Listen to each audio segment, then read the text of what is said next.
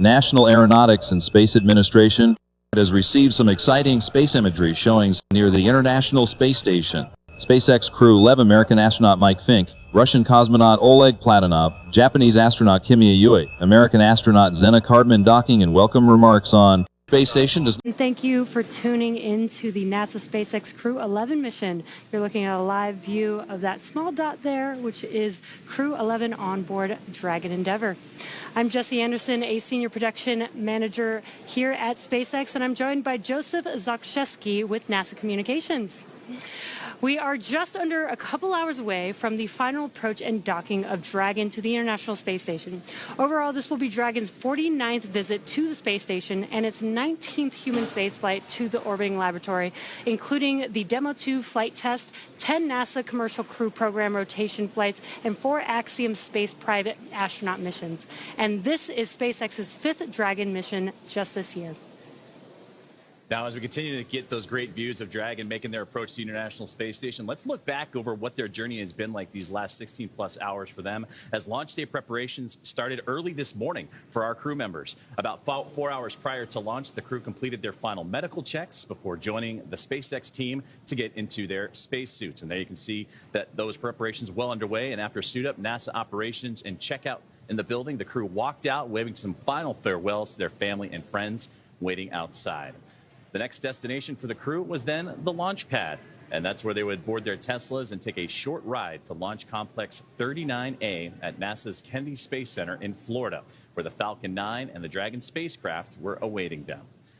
2.5 hours prior to launch, the crew ingressed or entered the Dragon spacecraft, walking over that crew access arm and enjoying some of those last views of the Space Coast, heading into the White Room and eventually into the spacecraft itself. And at 8:43 a.m. Pacific time or 11:43 a.m. Eastern, the 9 Merlin 1D engines ignited and Falcon 9 lifted off from Launch Complex 40, beginning Crew 11's journey to the International Space Station. Following stage separation, the first stage booster supporting the mission performed a boost back burn to bring itself back to the launch site where it landed at Cape Canaveral Space Force Station on Landing Zone 1. Then a couple minutes after that, we had a good orbital insertion of Dragon, followed by a few minutes later by spacecraft separation. We are currently waiting for the approach initiation burn coming up as our next milestone, but there have been a few burns already that have brought Crew 11 to where they are currently at in their journey. And with that, too, catching up to where they are, the Dragon spacecraft, a little under 12 kilometers away, closing in at a rate closure about 4.4 meters per second. And that brings us to the journey they had to take to get there. And as we approach the approach initiation burn, and that first burn would occur about 30 minutes after liftoff earlier this morning, in which Dragon would execute the first major burn known as the phase burn, which is performed at the first apogee, or the highest point of the initial orbit. And that raises Dragon's perigee, or the lowest point, to a higher altitude. This was the first of 5 major burns using its Draco thrusters required to raise Dragon's orbit and position it for approach to the International Space Station. Then earlier today, that sequence of rendezvous and phasing burns continued as Dragon executed the boost burn, and that was at 12:27 p.m. Pacific time or 3:27 p.m. Eastern. The boost burn put the crew in an orbit where Dragon's apogee, or the highest point of the orbit, was 10 kilometers lower than the station. But raising only the apogee of Dragon's orbit isn't enough for a rendezvous where we want to dock. Before we can approach the station, we need Dragon's entire orbit, not just the highest point, to be effectively shadowing the space station. Now, to do this, Dragon executed the close burn at 1:11 p.m. Pacific time, 4:11 p.m. Eastern time, which was just about a half orbit after its boost burn. And then the close burn would place Dragon on an orbit roughly co-elliptic with the International Space Station, meaning it was maintaining an orbit roughly 10 kilometers lower than the station the entire way around the Earth. And again, that's in contrast to only being 10 kilometers lower than the station during Dragon's apogee, or the highest point of its orbit, which is achieved by the boost burn beforehand. After that, Dragon performed a mid-course out-of-plane burn to continue to fine-tune its trajectory and align its orbital track to match that of the International Space Station. And that boost burn would take place, or out-of-plane burn, at 2:03 p.m. Pacific, 5:03 p.m. Eastern Time. And then less than an hour later at 6:13 p.m. Pacific, a lot happening in a short amount of time, the fourth major burn would occur, known as the transfer burn. And this is where Dragon raised its apogee, or highest point of its orbit, to just 2.5 kilometers lower than the International Space Station. Yeah, and I love this graphic following along with each one of those burns so you can understand what's happening with Dragon. Dragon then finally rounded out everything with a final co-elliptic burn at 6:59 p.m. Pacific, 9:59 p.m. Eastern Time to once again maintain a constant orbit lower than the station, this time just 2.5 kilometers below the station. Now, this was a shorter burn lasting just over 30 seconds. Now, as we approach the approach phase and the approach initiation burn, which is about a little bit more than 10 minutes away at this point, we enter the approach phase where SpaceX flight controllers will work with tandem with the team in NASA and in Houston to maneuver Dragon to the proper attitude. They will initialize the navigation sensors used for the methodical approach to the station. They'll also activate and test out a number of systems on Dragon, including the bidirectional communications with the station using what's called the C2V2 system. Now, that stands for the Common Communications for Visiting Vehicles. You can see where the acronym comes from right there. It sets up a data stream from Dragon to the station, giving another path for Dragon's telemetry to come to the ground and giving an additional command capability to astronauts aboard the orbiting laboratory. Now, that's what Crew 11 has been experiencing so far on their journey to the International Space Station. But looking ahead, at approximately 9:49 p.m. Pacific Time, Dragon's Draco thrusters will fire for the approach initiation burn. This will take place when Dragon is about 2.5 kilometers below station and about 7 kilometers behind it. The approach initiation burn will bring Dragon about 400 meters, or a quarter of a mile, directly below the station. Now, a small approach initiation mid-course burn is planned for about 25 minutes later. These maneuvers will also move Dragon inside one of 2 checkpoints around the station that requires a set of go-no-go polls with the different control teams. Now, the first checkpoint is called the approach ellipsoid, or as you may hear us call, the AE. The approach ellipsoid is an imaginary shape measuring 4 by 2 by 2 kilometers, and it's essentially a large 3-dimensional oval. Now, before controllers give Dragon permission to move inside the approach ellipsoid, the spacecraft will be on what is known as a 24-hour safe trajectory. This means that if Dragon lost all control to its thrusters... SpaceX, Dragon on Dragon to ground. Comm check from seat 3. Mike, I have you loud and clear on Dragon to ground. How me? We have you loud and clear, and seats 3 and 4 are suited. The other 2 are momentarily. Copy all. Comms from the core to Crew 11 as they're donning their suits. Now, before the controllers give Dragon permission to move inside that approach ellipsoid, the spacecraft will be on what is known as a 24-hour safe trajectory. This means that if Dragon were to lose all control to its thrusters, it would be at least 24 hours before its trajectory would move inside of that approach ellipsoid. And once Dragon arrives at the 400-meter mark below the station, it will be known as what is Waypoint 0, and that will be the first checkpoint during their approach to the International Space Station. The vehicle can hold here at the 400-meter mark, but if all of its systems check out, and we'll hear calls about it a little bit later on, Dragon can continue its approach to Waypoint 1. Dragon's move from Waypoint 0 to Waypoint 1 will swing it up and over top of the station, as they'll be docking to the zenith port of the Harmony module today of the International Space Station, and it'll be arriving at a distance of approximately 220 meters. At this point, it will be on what we call the docking axis, which is essentially meaning it's directly in front of the space-facing docking port, and again, on the International Space Station's Harmony module. Just before arriving at Waypoint 0, the NASA and SpaceX teams will conduct a go, no-go poll for Dragon to move inside the now keep-out sphere, another checkpoint that consists of an imaginary sphere around the station with a radius of 200 meters. Flight controllers use this to monitor all arriving and departing vehicles, and this is another chance to confirm all of the guidance, navigation, and control systems are working correctly on Dragon before moving even closer to the station. It carries a similar requirement on this orbital trajectory that if Dragon were to somehow lose control of its thrusters, and the space station would be safe for 4 orbits or about 6 hours rather than the 24 hours required to enter the approach ellipsoid. Then once Dragon has approval to move inside the keep-out sphere, it will move from waypoint 1 in toward waypoint 2, which is just 20 meters away from the station. Once Dragon is only 20 meters away at waypoint 2, the spacecraft focuses on aligning its docking system with the International Docking Adapter, or the IDA. We may also hear the call-out CHOP, which stands for Crew Hands Off Point. Now, this happens a little less than 30 seconds before docking when Dragon is just a few meters from the docking port. And then at that point, any aborts will have to be done automatically by Dragon. And the grand arrival, when our crew arrives at the space station, Dragon will fly in and make contact with the IDA, giving us what we call a soft capture. The soft capture ring then retracts until sensors indicate it's time for 12 hooks to drive in place to give us a hard capture and then firmly secure Dragon to its new home on the space station. Now, once the hard capture is confirmed, the station crew aboard the International Space Station, namely NASA astronaut Nicole Ayers, will manually start to begin the docking procedures and manually pressurize the vestibule, or the area between the Dragon hatch and the International Space Station hatch.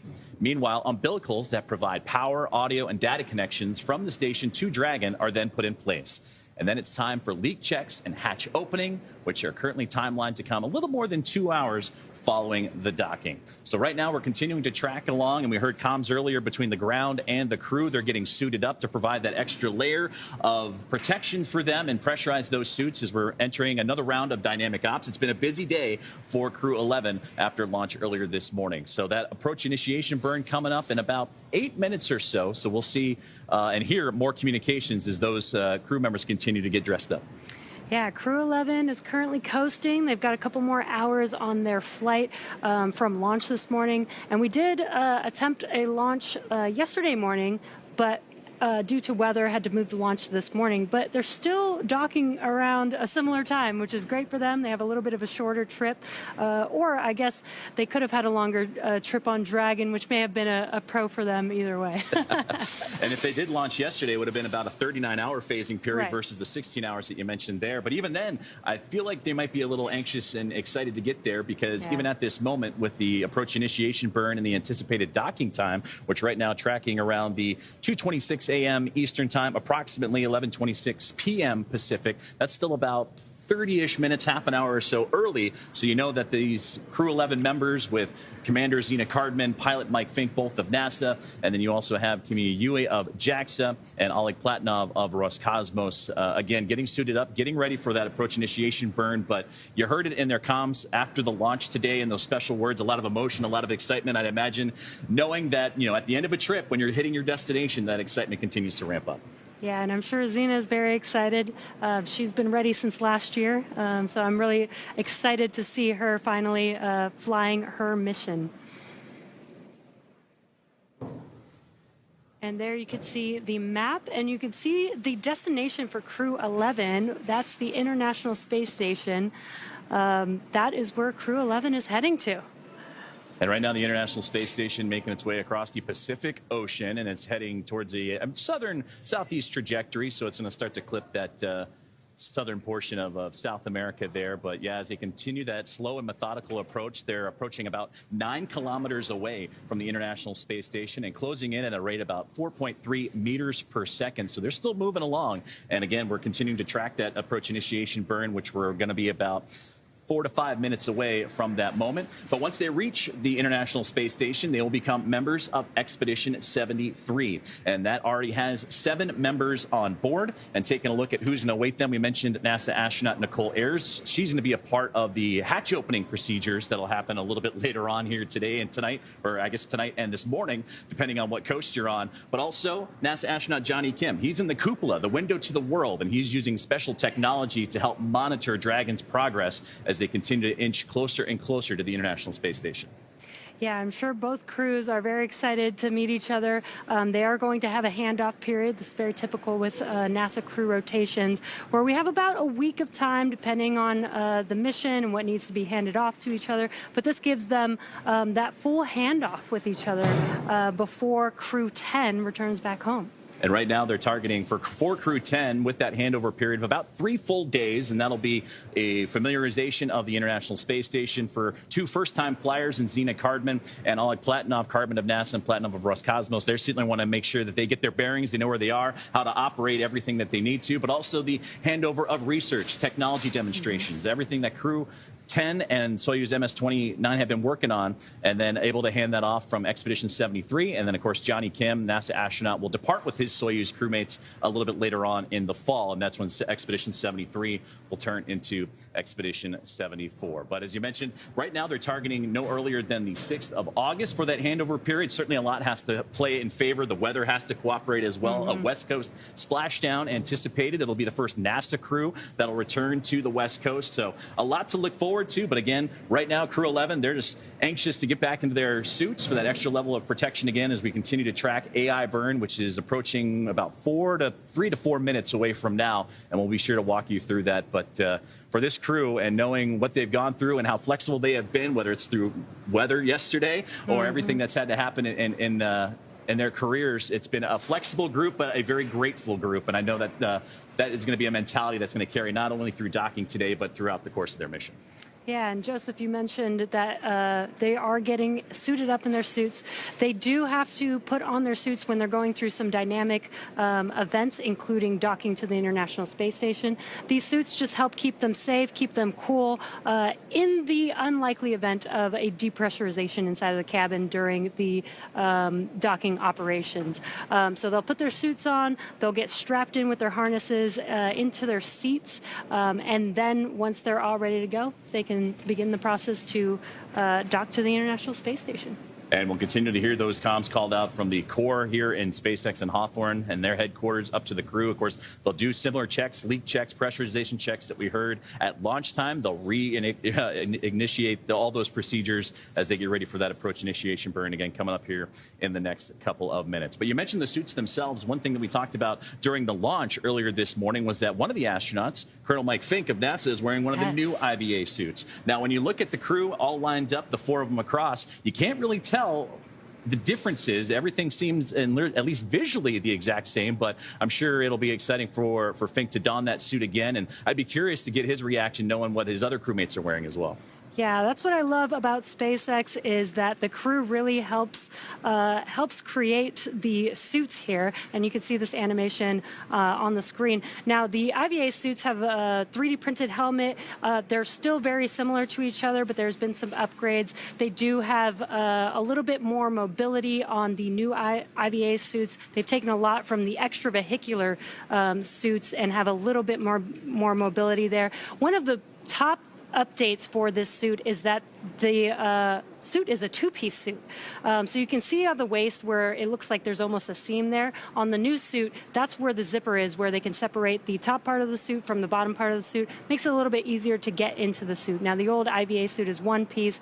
They do have one zipper where they're going through and putting on the whole suit. So the new updates, again, feedback from the astronauts, the crew that has been flying with SpaceX, has been able to give this feedback and allow us to make these updates that make it a lot easier and make a lot of improvements that are coming from the people that are using the suits.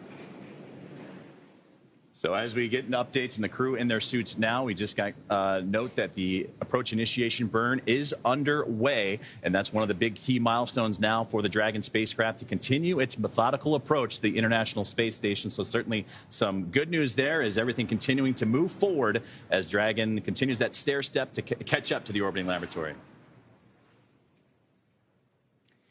As we continue in towards docking, let's take a closer look at the Dragon spacecraft that is bringing Crew 11 to the International Space Station today. The Dragon spacecraft and its trunk stands over 27 feet tall. There are 2 windows on the spacecraft. The nose cone opens shortly after launch to expose the forward bulkhead thrusters and docking mechanism that will connect with the International Space Station to the IDA. Dragon's trunk holds solar cells, which power Dragon while it's in free flight, and the trunk can also carry carry unpressurized cargo. So there's a lot of space on the spacecraft. And Dragon has 16 Draco thrusters that can be used in space to help navigate the spacecraft to its destination, each providing 90 pounds of force. Now, that doesn't include the 8 Super Draco thrusters used for an abort, which are no longer active once the crew is in orbit. Yeah, Dragon has played a significant role in advancing our future in space by safely transporting crew to and from the space station. And there are currently 5 Dragon spacecraft supporting human spaceflight missions that have docked to the International Space Station already. Endeavor, Resilience, Endurance, Freedom, and Grace, which you could see there on your screen. Today's crew is flying aboard Dragon Endeavor. This is the first operational Dragon to carry crew on board during SpaceX and NASA's Demo 2 mission in 2020. Endeavour has been very busy since then, having also flown NASA's Crew 2, Crew 6, and Crew 8 missions, as well as the Axiom 1 mission. And in fact, this is the first Dragon spacecraft to fly for a 6th time. And with that, it's the 6th time they have completed the approach initiation burn, which just got wrapped up just a few moments ago. And now Dragon tracking to be a little bit more than 7 kilometers away from the International Space Station and moving about 4.8 meters per second. So it was a good burn and everything moving quite along and swimmingly for the NASA SpaceX Crew 11 team. Now, overall, this is Dragon's 49th visit to the space station and its 19th human spaceflight mission to the orbiting laboratory. Including Crew 11 on board right now, SpaceX has now flown 74 crew members to the space station since the Demo 2 mission in May of 2020. And actually hearing from the SpaceX team earlier today that this is actually the anniversary of the splashdown of Demo 2 and the return of astronauts from American soil. So Endeavour, which was that spacecraft for Bob and Doug, now docking the International Space Station on that 5-year anniversary. And for nearly 25 years, crew aboard the space station have completed thousands of scientific and educational experiments, and Crew 11 is prepared to add to that growing number. Crew 11 will conduct hundreds of science and experience and technology demonstrations during their mission, in which they will spend multiple months working aboard the orbital laboratory. Having more crew members on board significantly expands the amount of research that can be conducted, and this crew will conduct their new scientific research to prepare for human exploration beyond low Earth orbit and benefit humanity on Earth. And some of those will be directly intertwined with the Artemis campaign that'll send astronauts back to the moon and beyond, so it'll be fun to see what they're able to participate in during their long-duration stay. Yeah, always very exciting to see what these crews can do. Some of the more than 200 research and tech demonstrations Crew 11 will participate in include a set to study plant cell division and microgravity's effects on bacteria-killing viruses, as well as perform experiments to produce a higher volume of human stem cells and generate on-demand nutrients. Overall, the hundreds of research and tech demonstrations the crew will work with throughout their mission span a wide range of disciplines, from life and physical sciences to advanced materials, technology development, in-space production applications, and even some student-led research.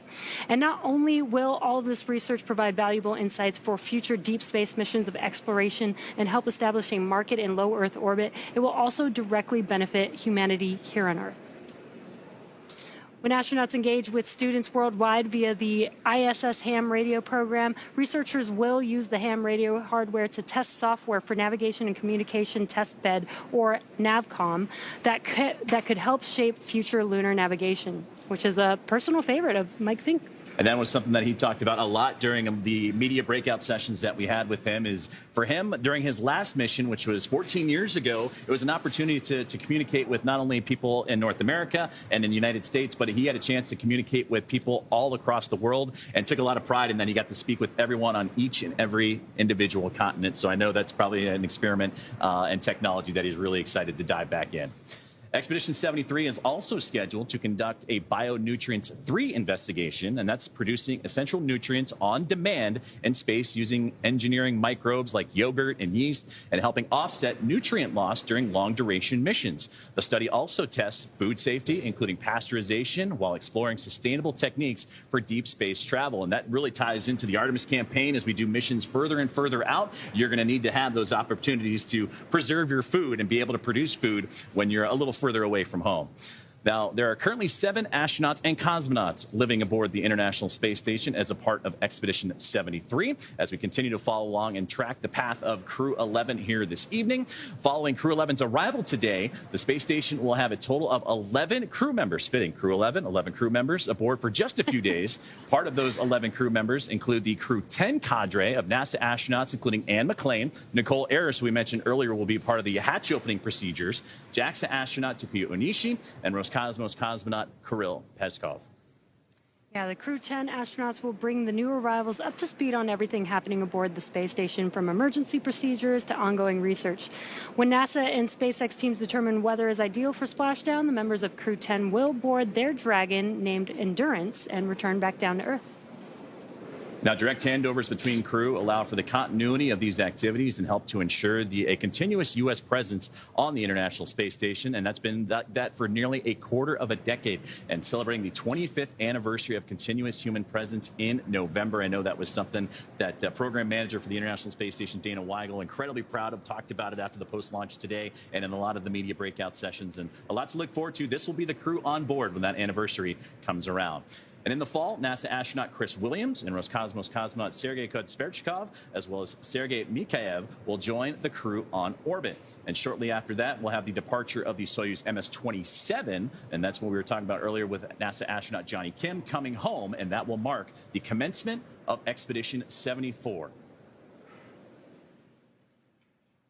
Now, as we continue to follow along with Dragon's procedures to the International Space Station, now 5.6 kilometers away and closing in at a rate about 4.6 meters per second. While we wait for our next milestone, let's take a moment to meet our crew.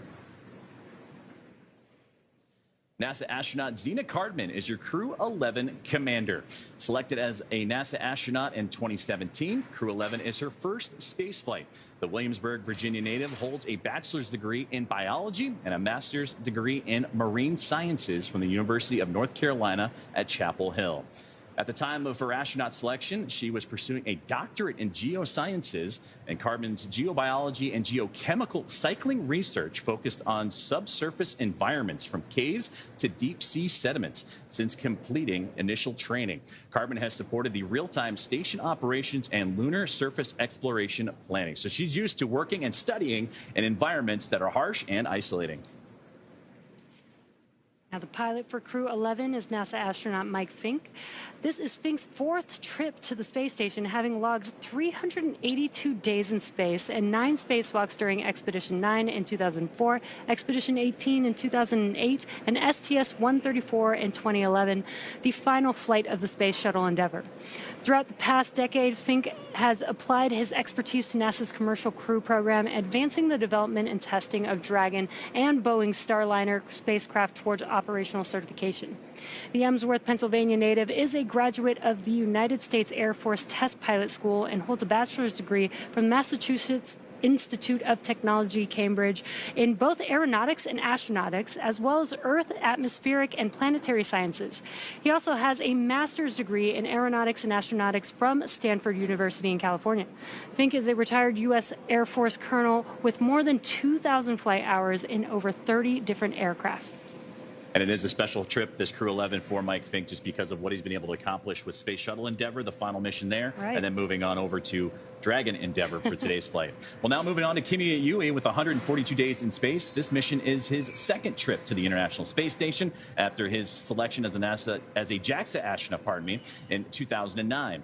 Yui flew as a flight engineer for Expedition 44 and then Expedition 45 and became the first Japanese astronaut to capture JAXA's H-2 transfer vehicle using the station's robotic arm.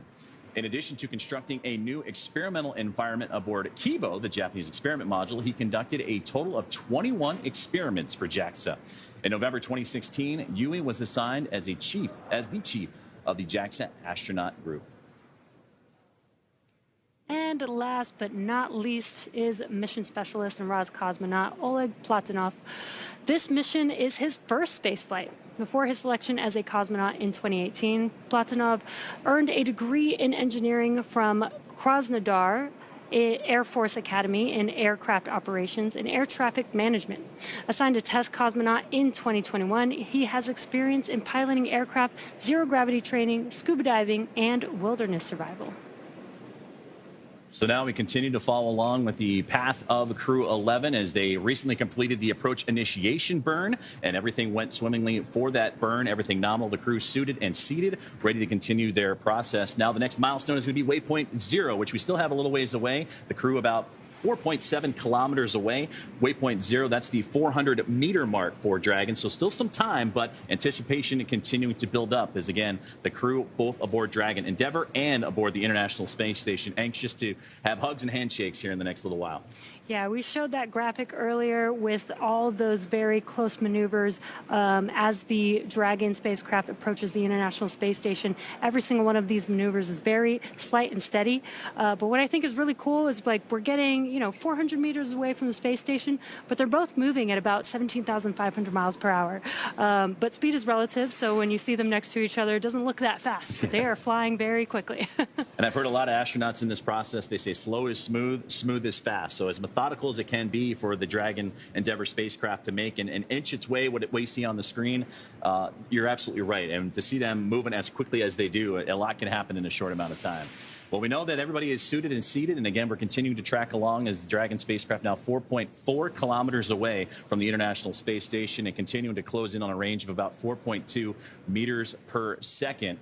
Well, they're continuing to track each other. Last time we checked in with where the International Space Station was, it was crossing over the Pacific Ocean, heading towards the east coast of the more southern region of South America. So as they continue that cat and mouse game of trying to find each other along the way, let's take a look at that crew that you have here on the ground supporting today's mission. Now, that's a great live shot of where we are here in Hawthorne, California, and that's where all the positions actively monitoring all the systems on the Dragon Endeavour spacecraft. And we also have all the teams that are in NASA's Johnson Space Center doing likewise from the International Space Station perspective. And Jesse, that's where we're going to pretty soon hear a lot of communications on what they call the big loop, where we're going to get both vehicles, International Space Station and the Dragon spacecraft, along with the teams here in Hawthorne and the teams here in Houston, all synced up on a single line of communication so that everyone has open dialogue and open communication as we get further and further in the docking process. Yeah, that's exactly right. There's multiple teams that are going to be monitoring the crew throughout their journey. We have the launch team this morning. We have this crew in mission control right now, Hawthorne, monitoring the crew all the way as it gets to the International Space Station. And then we'll transfer over to Houston, monitoring the crew while they're on the station. So there is that overlap period where both teams need to be working in tandem with each other. And we're about to experience that very shortly. And we're continuing to track for an approximately a contact of about 11:26 p.m. Pacific time. And that's what we're tracking right now. And that would be about 2:26 a.m. Eastern for that initial soft capture between the Dragon Endeavour spacecraft and the International. 4.010.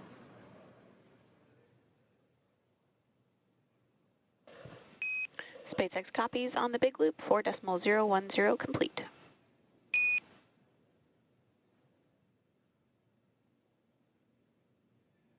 And that's great communication there between, again, the teams here on the ground and the crew up aboard. It's been a little bit quiet, but we know it's going to pick up as they get closer and closer. And again, we talked about the big loop that we're going to be here and monitoring. And again, the teams in Houston keeping a close eye on that as well. But again, we were tracking right now at approximately 11:26 p.m. Pacific time at 2:26 a.m. Eastern time for that soft capture and initial contact between Dragon Endeavour and the International Space Station. Approach initiation burn came and went well. Now we're looking to approach waypoint 0, that 400-meter mark.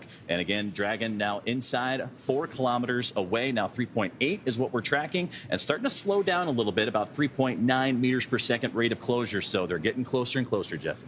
Yeah, it's going to be a slow and steady approach, as always, but there's going to be a lot of events happening. We're going to hear a lot of comms, as Joseph mentioned. We're going to hear the call-outs as they get from waypoint 0 to waypoint 1, waypoint 2, and then all the activity as the spacecraft approaches the International Space Station. So as we mentioned, that there's a lot of teams involved, including NASA's Johnson Space Center and the International Space Station Flight Control Room. And that's where I'd like to welcome another member of our broadcast team here today, and a good colleague of mine, Sandra Jones. Sandra, how are things looking in Houston? Hey, good morning, and welcome to the International Space Station Flight Control Room at the Johnson Space Center in Houston, Texas. We are gearing up for this morning's docking and looking Dragon forward SpaceX on the big loop. You are go to begin suit leak check procedure 4.011 when ready. Activating 4.011. We are go. And those communications just now between the ground and up to the commander of Dragon, that is Zena Cardman. They are going to begin working through some suit leak checks at this point, as they are now suited up in their spacesuits. But again, we are looking forward to welcoming Crew 11 on board the space station soon. Dragon's approach will be monitored both on the ground and from the space station's cupola, using special software to track Dragon's approach and make sure it stays in the expected zones. Once Dragon is docked, NASA astronaut Nicole Ayers will be primed to start hatch opening operations, and they will start by opening the large hatch on Node 2 Zenith, or the space-facing port, which will give them access into the pressurized mating adapter. The crew will then pressurize the vestibule, which is a small space between the hatches on the Dragon and space station. This area was previously exposed to vacuum prior to docking, so the crew will need to fill it with air and make sure its pressure is nearly equal with the atmospheric pressure on Dragon and the space station. Ayers will then use a small valve on the station's hatch to slowly introduce air into the space station's vestibule. Flight controllers here in Houston will monitor and verify the pressure readings to make sure that everything is leak-free before we get ready to open up the hatches. NASA Flight Director Ronak Davey is the mission control director for today's approach and docking, and to their right is their CAPCOM, or capsule communicator, who will be communicating with the crew aboard the space station. There are currently 7 astronauts aboard the International Space Station, and as we've discussed, that number will jump up to 11 once Crew 11 astronauts arrive on board.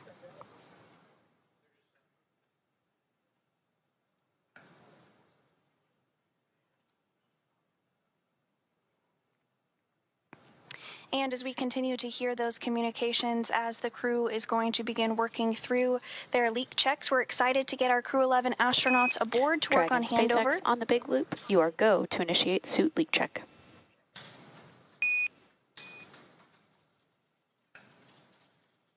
Go. So with that, the International Space Station team is ready for docking this morning. That's the latest from here in Mission Control Houston. I'm going to toss it back over to Hawthorne to continue to walk you through the next steps this morning ahead of docking.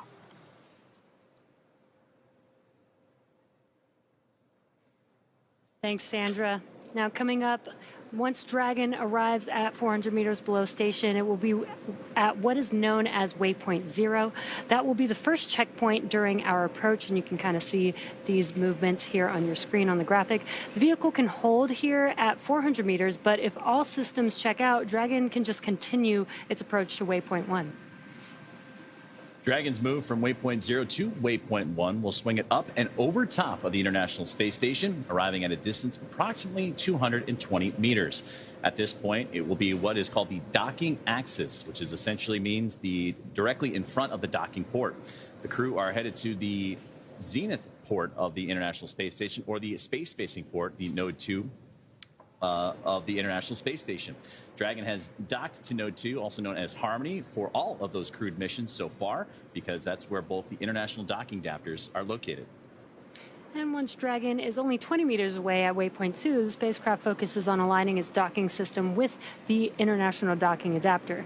And again, we may hear a call out called CHOP, which stands for Crew Hands Off Point. This is a little less than 30 seconds before docking, and this means that at this point, any aborts will have to be done automatically by Dragon, hence the hands off. And the grand arrival, when our crew arrives at the International Space Station, Dragon will fly in and make contact with the IDA, or the International Docking Adapter, giving us what we call a soft capture. That soft capture ring then retracts until the sensors indicate it's time for the 12 hooks to drive in place to give us a hard capture and firmly secure Dragon into its new home on the International Space Station. The crew, namely NASA astronaut Nicole Ayers, who you heard from Sandra just a moment ago, will begin to manually pressurize the vestibule and the area between the Dragon hatch and the station hatch. Meanwhile, umbilicals that provide the power, audio, and data connections from the station to Dragon are put in place. Then it's time for leak checks and the hatch opening, which is currently timelined to come more than 2 hours or so following the docking. Yes, but I'm sure Crew 11 is getting excited as they know that they're actually hovering around the International Space Station. We just have some maneuvers that we need to do still to make sure that they can align with the docking adapter and dock safely today. And right now, Dragon currently 2.5 kilometers away from the International. Dragon, SpaceX on the big loop. We see 4 good suit leak checks.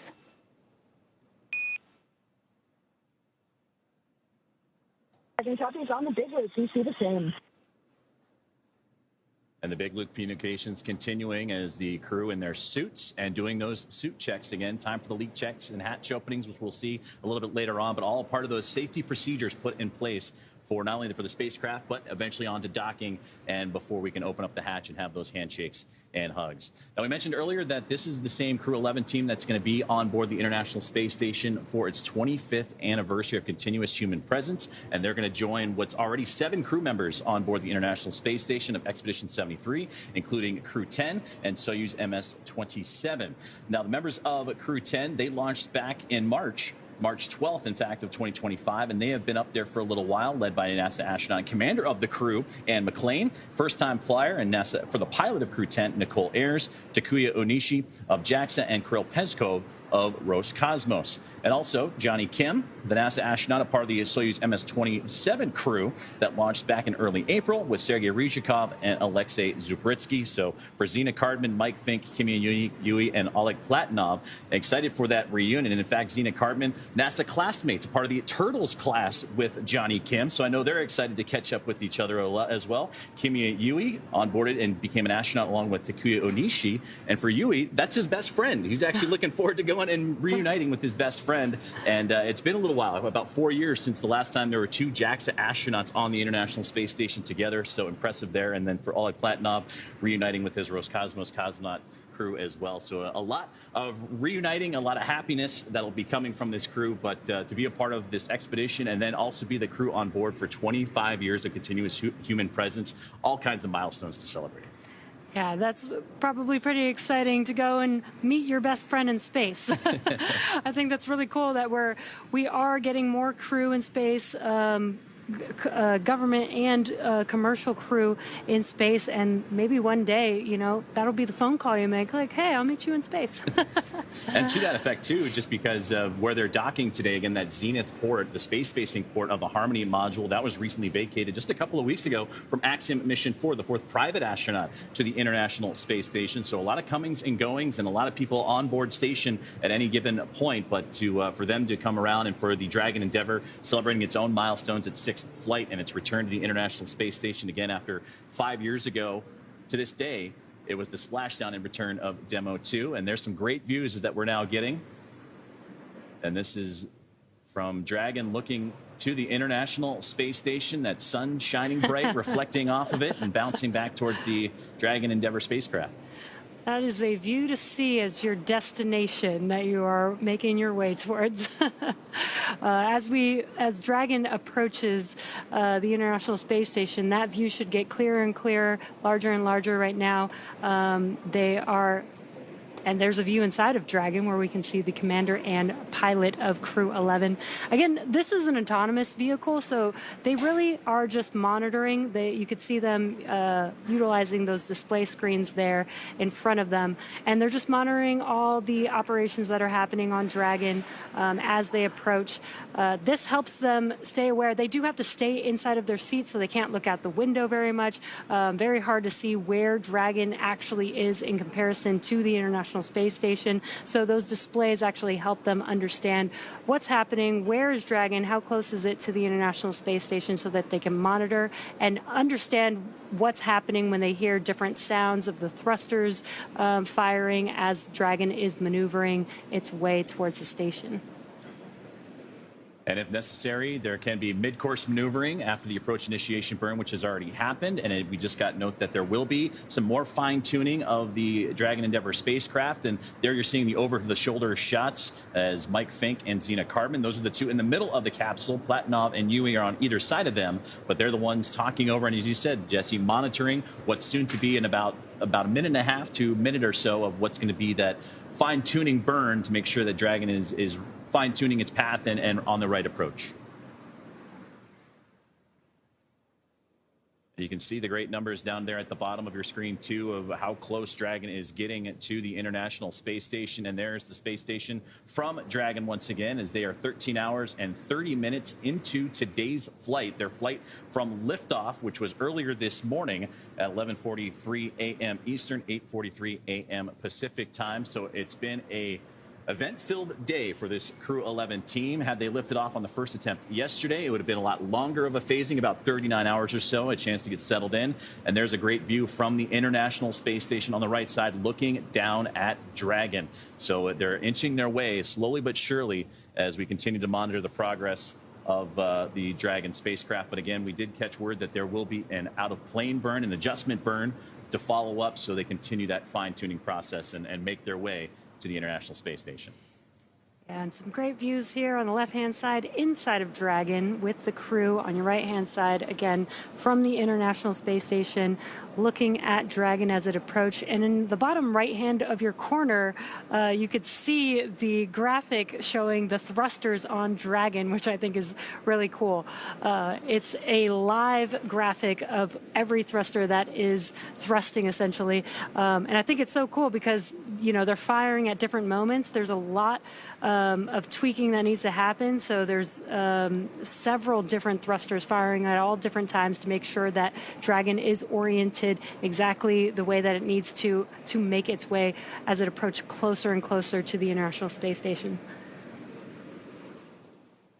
And Jesse, just to the right of that graphic you're seeing is those thrusters continuing to fire. And again, this is the maneuver, that mid-course burn that they're attempting and pushing Dragon to continue to properly align itself on the right trajectory to the International Space Station. But that's the International Docking Adapter that'll come into play a little bit later on. We've talked about the hooks needing to drive and hook to, after the soft capture, create the hard mate and bring Dragon even closer to the International Space Station before the leak checks can occur, the hatch opening, the pressurization, and so forth. So some great views on that screen. And again, as the spacecraft continuing to make its way closer and closer to the International Space Station, now about 1.5 kilometers away and closing in at a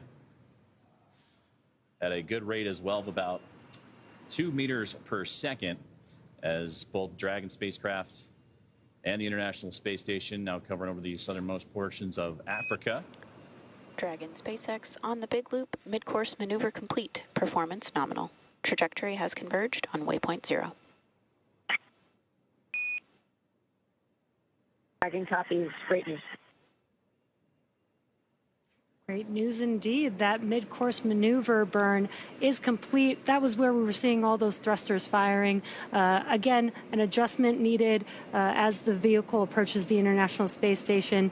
There are very particular planned burns, and sometimes we add in additional potential burns that are only used if needed, and we did use this mid-course burn for this coasting phase for the Crew 11 crew. And you could see on your left-hand screen, well, there was a map of where Dragon and the International Space Station were located around the globe, but this is a great view of from the International Space Station, looking at Dragon. As you can see with Earth in the background, Dragon is still below the International Space Station. It'll soon move its way to waypoint 1, which will swing it up and above the International Space Station. And those views, really again, cool coming views. from the orbiting laboratory, but and absolutely stellar. And that's the Cronus position inside of NASA's Johnson Space Center and Mission Control, providing these great views that allow us to follow along with Dragon's trajectory and procedures. But going back to a successful mid-course maneuver and helping out with that AI burn too, Jesse, that's just one of several opportunities where you can fine-tune and have those gates, those checkpoints, because now we're tracking what will be soon the next big milestone, reaching waypoint 0, that 400-meter mark, before Dragon will continue its approach, and they can hold at that waypoint 0. But if everything is aligned properly, sometimes we've seen the Dragon spacecraft continue to move forward. The crews on the ground both agree that everything looks great and we can continue to push forward, but just that's why we have those gates, to make sure that everything is properly aligned before we get any closer. And also on the bottom left-hand of your screen, you could see a couple dials there. We have the range and the rate. The range is the distance from the International Space Station, and the rate is how quickly it's moving towards the International Space Station. So again, live range and rate there that you can follow along as Dragon makes its way to the International Space Station. So 1.2 kilometers away is all that separates the two vehicles right now. And on the left-hand side, again, those over-the-shoulder shots of Mike Fink and Zena Cardman looking over those trajectory. And there's Dragon looking up at the International Space Station. And there's the space station looking down at Dragon Endeavour. Now, again, they're going to be performing all these different gates that we've been talking about. Waypoint 0 is the next one, where they're going to reach the 400-meter mark from there. Waypoint 1 and Waypoint 2. Now, part of that will also have them go up and over top of the International Space Station, because again, they're going to catch up to the space station from below, swing out in front, and then over to the zenith port, or the space-facing side of the International Space Station, to docking. So still quite a bit of movement left for the spacecraft to accomplish.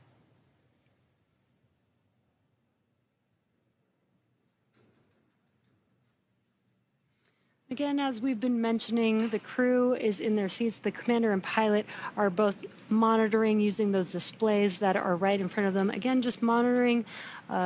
Dragon is an autonomous vehicle, so essentially on autopilot as they make their way to station.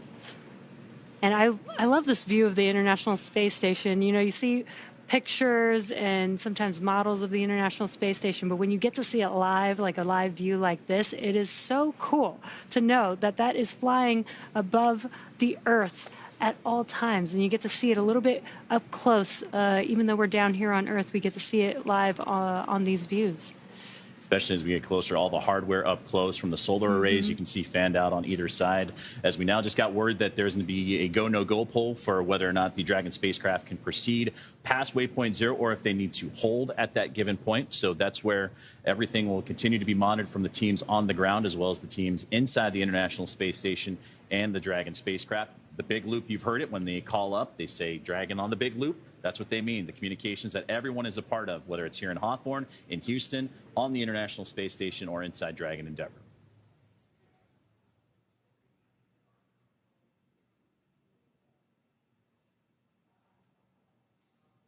And they've also just crossed the 1,000-kilometer mark, or 1,000-meter mark, 1 kilometer, if you will, and that brings them into the approach ellipsoid. So that's how close we are, and those milestones we're starting to reach for the spacecraft. So now approaching about 920 meters away, and there's that rate of closure, that 4.9 meters per second for Dragon Endeavour, is Zena Cardman and Mike Fink continuing to look over their screens and see the trajectory. And you can see it a little bit on that middle screen there, where the orb kind of on that top portion, that's where the International Space Station is. And you can see some of those lines, those pathways being drawn. That's where the Dragon spacecraft is looking to maneuver. You can see it even swing up and over to the left and kind of curve up and over top. So it's fun to see what the astronauts are seeing as they continue their procedure and stair-stepping to the orbiting laboratory.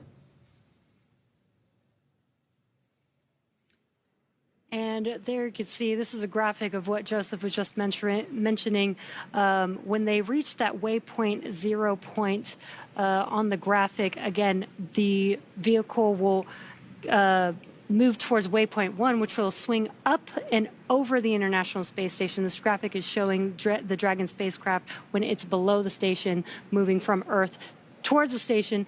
It's going to swing up and around, and again, on the space-facing side of the International Space Station, there's a better view of that. So it's going to take that path up to waypoint 1 and then begin to approach, first align itself with the docking adapter that arrow is pointing to at waypoint 2, and then that where it says contact is where that IDA, or International Docking Adapter, is, and that's where Dragon is going to dock and have its home for the next few months for Crew 11.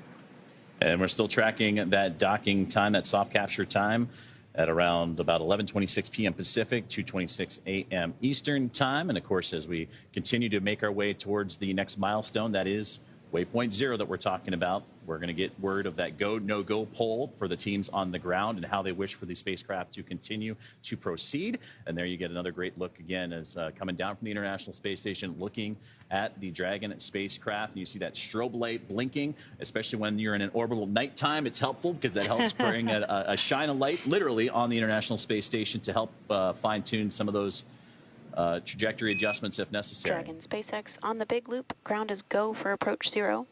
Burn is enabled. Maneuver start time, 5:35 Zulu. As a reminder, Dragon will nominally continue approach through waypoint 1 toward waypoint 2 without stopping at waypoint 1.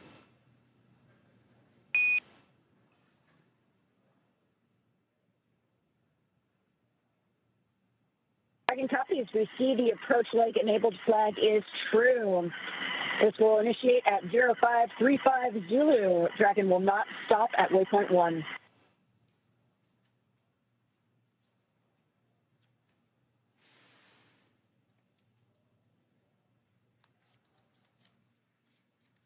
Communications there between the ground and the crew aboard Dragon Endeavour and NASA SpaceX Crew 11, and the confirmation from Commander Zena Cardman on that go, no-go poll for waypoint 0. As they continue to close in, that waypoint will be reached at the 400-meter mark, so still a little ways to go. Bottom left-hand side, you can see how close they are, 700 and now 8 meters away from the International Space Station.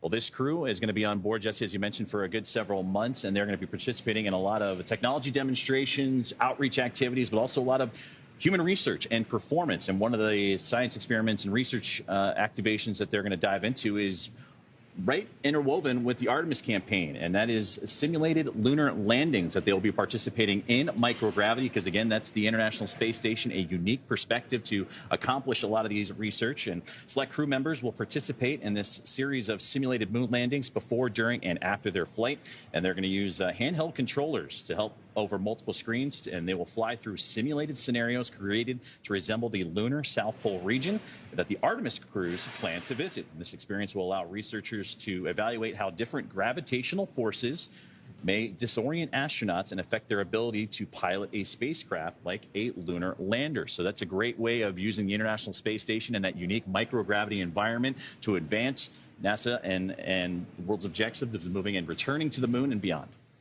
Yeah, that is such an exciting mission to look forward to. It's been so long since we've been to the moon, and it's so exciting to know that even though we haven't been to the moon in years, we have been working towards going back to the moon and staying longer on the moon, which I think is going to be great. And this is why we do a lot of this research that's happening, like Joseph said, on the International Space Station. So now 630 meters away. Now inside of that is the Dragon Endeavour spacecraft continues its climb to catch up to the International Space Station. And that's just one of many research items, Jesse, that the crew will be participating in. Another one is learning more about the spaceflight-associated neuroocular syndrome, or we call it SANS for short. And that study will investigate fluid pressure on the brain while they examine how the body processes B vitamins and whether supplements can help astronauts respond to bodily fluid shifts. Because in microgravity, like here on Earth, you have the gravity kind of keeping your body fluids in check and everything able to cycle appropriately. But in microgravity, that can shift, and participating crew members will test whether a daily B vitamin supplement can eliminate or ease symptoms of that SANS. And specific crew members will also wear thigh cuffs to help keep bodily fluids from traveling to the head. So it'll be interesting to see what results come of that, because again, all this being able to accomplish in that unique microgravity environment of the International Space Station to benefit future long-duration missions. Yeah, and you know, some of these research experiments that are happening in space sometimes end up coming up with new ideas and new information that actually help us here on Earth. There's a lot of things that have come out of the research that NASA's done on the International Space Station that helps us with our daily lives here. Now inside 570 meters away for NASA SpaceX Crew 11, as we have a transfer in communications there, and that's what was providing the live views from the International Space Station as they switch from different signals, different satellites to provide that data and the video feeds, again, coming from the Cronus team down in NASA's Johnson Space Center in Houston, Texas. But there's the team here in Hawthorne that continues to monitor the pathways for the Dragon spacecraft and Endeavour, and everything continuing to move along path as we get closer and closer to waypoint 0. Again, still tracking that docking time. That'll be coming up a little bit later on here this evening on the West Coast, early morning on the East Coast, as Crew 11 anxious to get to the International Space Station. Yeah, we're just under an hour away from that docking time. Still have a few maneuvers to do before they dock with the International Space Station. But it's a nice, smooth journey for them so far. Again, launching this morning, and just about 15 hours on their coasting to the International Space Station so far. Just about 1 hour left.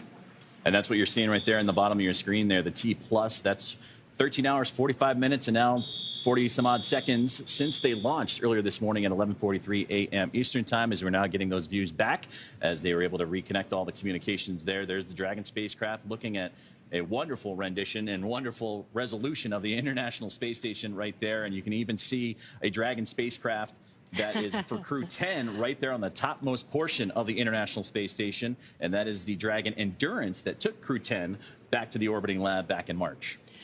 Yeah, again, I love this view.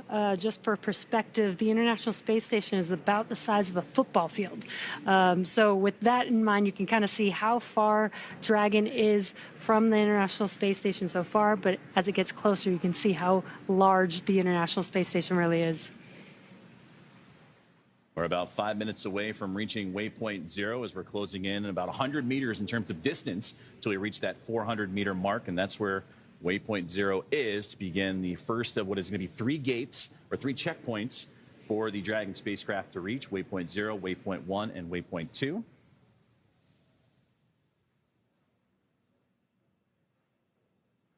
Again, this view is Dragon looking up at the International Space Station, still below the space station, but again, as it swings to waypoint 1, it's going to swing up and over the International Space Station. It will basically be between the International Space Station and the rest of space. We're still a few minutes away from reaching that waypoint 0 part, but it's good to see that gap continuing to close as, again, over-the-shoulder looks of NASA astronauts and Commander Zena Cardman on the left-hand side there, and that's Colonel Mike Fink, the pilot of the Dragon Endeavour spacecraft, on the right. And you can see similar views of what we were just looking at from the viewpoint of Dragon up to the International Space Station for Mike Fink and Zena Cardman. The screens on the far left and right-hand side. You can see the that viewpoint that they're looking at as well, and then all the telemetry data right there in the middle. You can see Dragon slowly but surely, a small dot making its way up at the bottom portion to that circle up towards the top of the screen. That is the International Space Station. And you can also see, Jesse, it's starting to slow down a little bit, that rate of closure. They were humming along for a little while there with all the key burns that they had to go through, especially those shortly after liftoff, but they're going to start making that slow and methodical approach towards that space-facing port of the International Space Station, but right now still below the orbiting lab and looking to swing up and over top of it here in the next little while.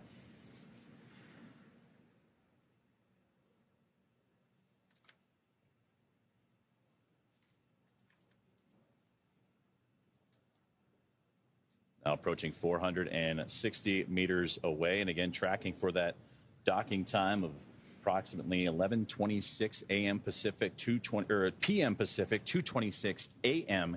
Eastern time on what's been a full day of activities for Crew 11 after launching earlier this morning at 11:43 a.m. Eastern. About a 16-hour and some change phasing, but they're arriving a little bit ahead of schedule at the moment, so anxious to get there. Yeah, and waypoint 0 again is about 400 meters away from the space station. So if you look at the bottom left-hand corner of your screen, that range dial there, that is showing how close the vehicle, or the distance the vehicle is from the International Space Station. About 50 more meters to go to get to waypoint 0. 2.5 minutes is what they're estimating right now to get to that waypoint 0 mark, and we'll continue to hear communications from the big loop. That's the Dragon International Space Station, teams here in SpaceX in Hawthorne, and the International Space Station Flight Control Room in Houston, all communicating together as they continue to advance to that waypoint 0 milestone.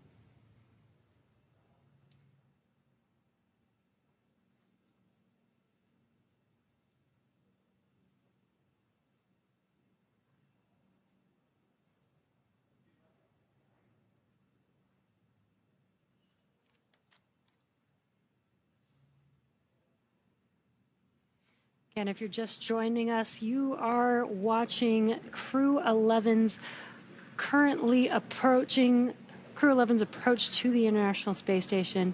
Looks like we did lose those live views, but what you're seeing on your screen is a view of Mission Control here in Hawthorne, California.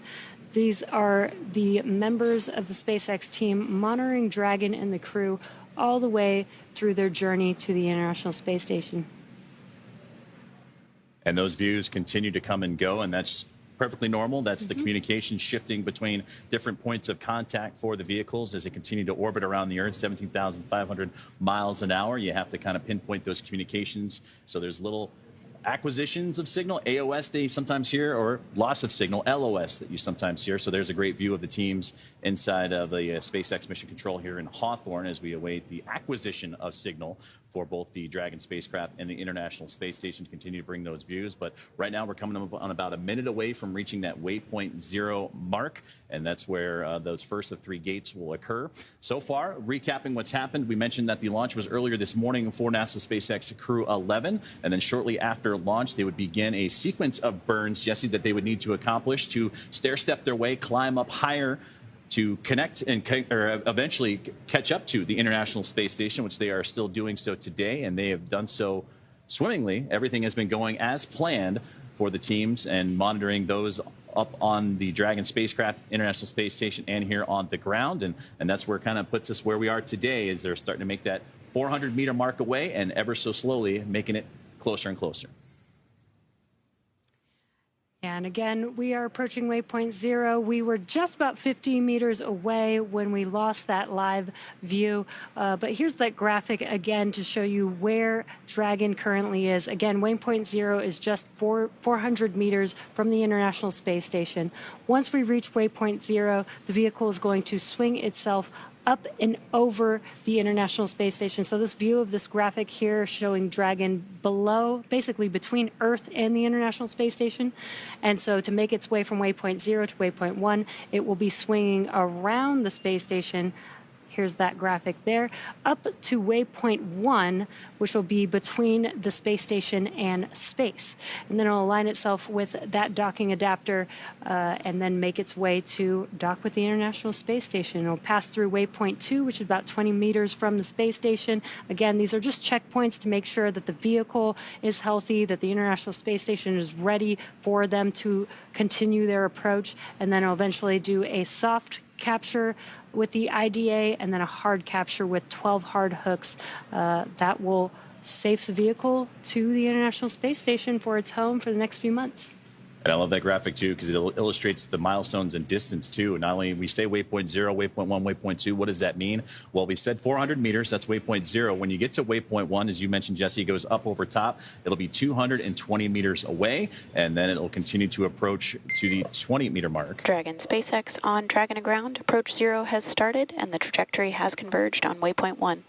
Expect arrival at waypoint 1 at 6:10 Zulu.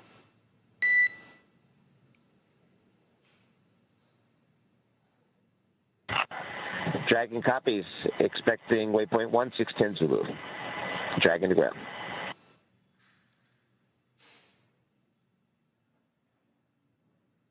So with those communications, you just heard that the Dragon spacecraft has reached waypoint 0, which means it is 400 meters directly below the station. And that's what we've been following along. And we can see it in the views coming here shortly once we receive those communications and connections back from the spacecraft and the International Space Station. Now coming up, Dragon's move from waypoint 0 to waypoint 1. As we've talked about, we'll swing it up over top of the International Space Station, and it'll then pause for a few moments and align itself at the 220-meter mark. And at this point, it'll be on what we call the docking axis, which is essentially, it means it's directly in front of the docking port, which today it's going to the zenith port, the space-facing port of the International Space Station, one of the two on that front side. There's the forward-facing, but we saw in great images earlier, that is where the Crew 10 Dragon currently resides. So that's where and why the Dragon spacecraft is going up to the space-facing port. So we're already hearing teams on the ground continuing to talk, and we'll hear more polls for going or go no-goes as everything continues to remain on track for Crew 11 and their approach to the International Space Station. Yeah, we're just around about 30 minutes or so away from Dragon making its way to that waypoint 1 location. Again, these are slow and steady moves. As we saw when we did have live views, it looked really slow as it was approaching. But again, just a reminder, both spacecraft are flying at 17,500 miles per hour, which is pretty fast.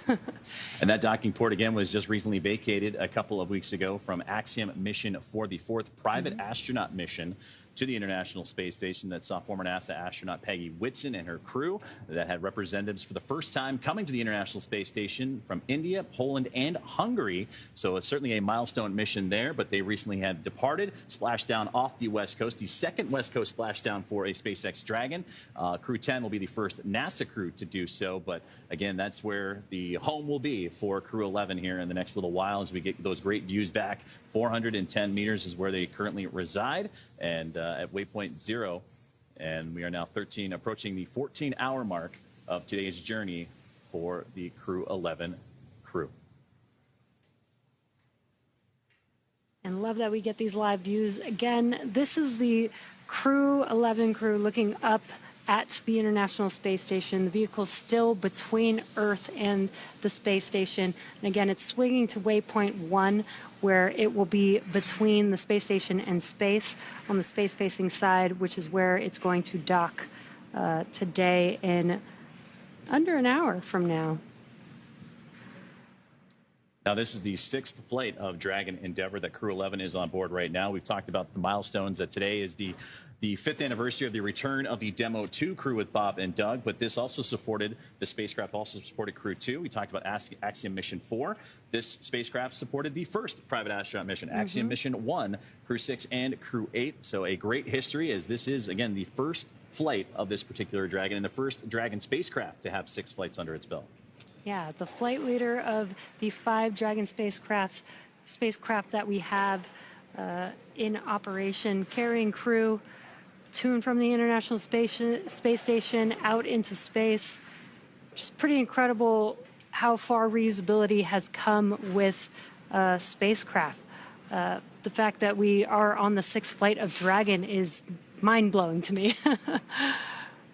And we heard from the management teams of all the different programs, Commercial Crew Program, the NASA management, the International Space Station. But SpaceX had their management team on the post-launch press conference today, and they mentioned that this Dragon Endeavour holds the longest duration for a single mission. That was Crew 8, 235 days. And now, when they launched, they were at 700 days, right on the button, cumulative time for Dragon Endeavour. They anticipate that to possibly hit 4 digits at the time of mission completion. So again, an impressive run for this particular spacecraft, carrying NASA astronaut and commander of Crew 11, Zena Cardman, along with pilot and NASA astronaut Mike Fink. And then you have JAXA astronaut Kimiya Yui and Oleg Platonov of Roscosmos, the crew of 4, again, making its way slowly but surely to the International Space Station. Yeah, Joseph, you hit a lot of milestones that Endeavour has been accomplishing. And again, reusability for SpaceX is key. It's basically our whole mission. This is how you bring the cost of space down, and being able to fly over and over again using the same vehicle is just incredible. And to be a part of these missions and watch this happen in real life is so cool. And we mentioned earlier in the broadcast that there are crew aboard the International Space Station that are helping, currently activating and helping out with the docking procedures for today, and that's namely NASA astronaut Johnny Kim and NASA astronaut Nicole Ayers. For Kim, he is located in the cupola, the window to the world. You've seen a lot of phenomenal imagery coming from now nearly 25 years of the International Space Station and continuous human presence from those great views. Well, he's using special equipment to monitor Dragon's approach to the International Space Station. And then Nicole Ayers will be on tap to help out with the hatch opening procedure. She did likewise for the Axiom Mission 4 team, so she has that experience to go, as ready to welcome in 2 of her own from NASA, and again, JAXA and Roscosmos astronaut and cosmonaut in tow as well. So again, it'll be a full day. I know this crew on board the Dragon, as well as the crew on the station, will be happy to see each other. They'll wind things down, but then they'll also begin handover procedures, which are going to get underway. About 3 days worth of full handover procedures, starting what I imagine be right tomorrow. They'll get familiarized with the station, go over safety protocols, and ultimately get themselves settled in and situated, because on the horizon will be the return of Crew 10.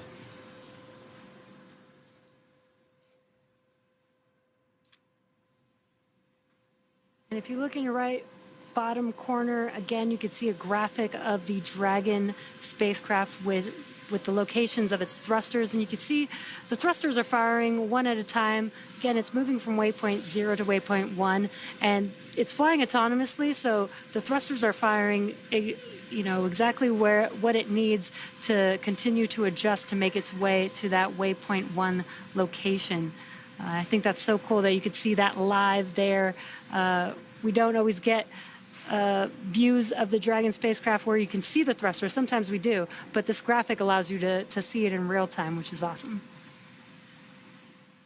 And we're about 26 minutes away from reaching that waypoint 1 mark, and about 15 minutes away from the next go, no-go poll. Again, these are all part of the systems and safety checkouts to make sure that Dragon is performing as it should. The International Space Station is ready to receive the spacecraft as well, as you continue to see those great views and those solar arrays reflecting the sunlight perfectly as the spacecraft continuing to move. And you see some slight adjustments in thruster firings happening in that bottom right-hand side when they illuminate from the black to white. That's helping illustrate, again, some of those fine tunings that need to happen for a spacecraft to properly align itself up with its ultimate destination.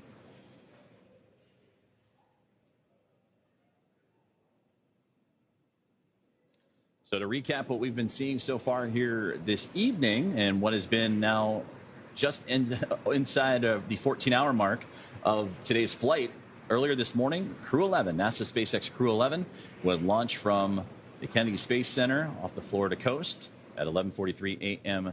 Eastern time and begin what was about a 16-hour journey, and still counting down to about 2 more hours or so to if they might match up. Now, they did get a little bit ahead of schedule, but ultimately a shorter time period than their first launch attempt, which would have had them on about a 39-hour phasing, but ultimately a busy day from launch to the anticipated docking time, which we're still tracking to be around 11:26 p.m. Pacific, 2:26 a.m.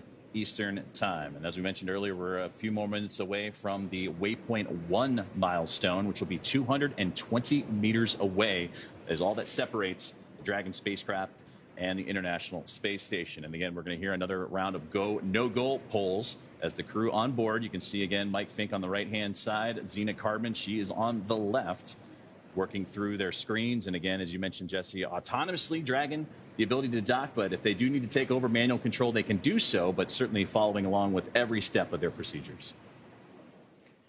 This is also a cool view. And of course, we lost the view right when I wanted to point out the spacesuits and the difference between Commander Zena's spacesuit and Mike Fink's spacesuit. When the view comes back, I'll try and point it out. But you could see the differences in the suits and the gloves and the cuffs on the arms.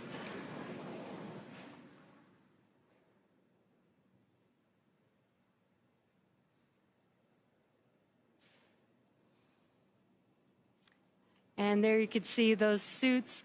You could see the difference right there just visually from Commander Zena's suit versus Mike Fink on the right. Mike SpaceX Fink. Dragon to ground. Quick temperature request. Go ahead, Dragon. With you on Dragon to ground. Yes, sorry to ask at such a fun moment, but could we have it a little bit cooler in our cabin, please? We copy the request, and we'll take action on that right now. Many thanks. Some comms from the core here in Mission Control, speaking with the crew. They did a temperature check, and the crew might be getting a little warm. They are in their suits as they patiently wait docking with the International Space Station, and those suits actually help keep them cool. So they actually can control the temperature inside of Dragon as well as through the suits from Mission Control in Hawthorne, California. And so it sounds like they're going to flow some cooler air to keep the temperature down for the crew.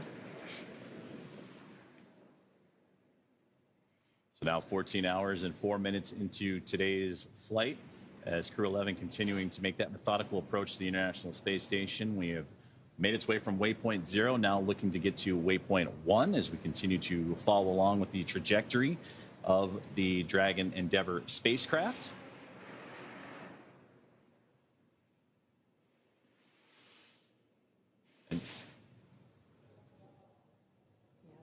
This is a slow approach to the International Space Station, but again, we have multiple checkpoints to make sure that the vehicle is safe, the crew is safe, as well as the International Space Station. These checkpoints allow us to just take a moment, check the telemetry, check the health of the vehicles, health of the crew, as they make their approach to dock with the space station. And again, we've already passed through waypoint 0, making our way to waypoint 1. And again, this team, after a busy launch, we mentioned that the launch was earlier this morning at 11:43 a.m. Eastern time, had to accomplish a sequence of burns that Dragon needs to perform in order to climb higher up to catch up to the International Space Station. Phase burn, the boost burn, close burn, transfer, and then the final elliptic burn, and that's what helps set when Dragon is going to dock to the International Space Station. From there, we did the approach initiation burn, which was right as pretty much the broadcast started here this evening.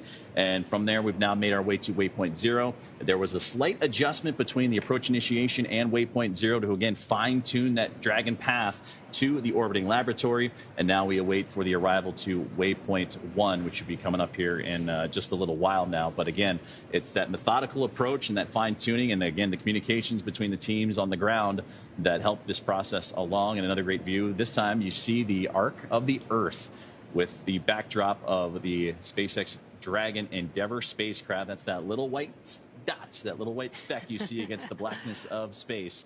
But again, another impressive view of planet Earth as Dragon continues its approach. Yeah, and this is a great view to show the difference of where Dragon is relative to Earth and the space station.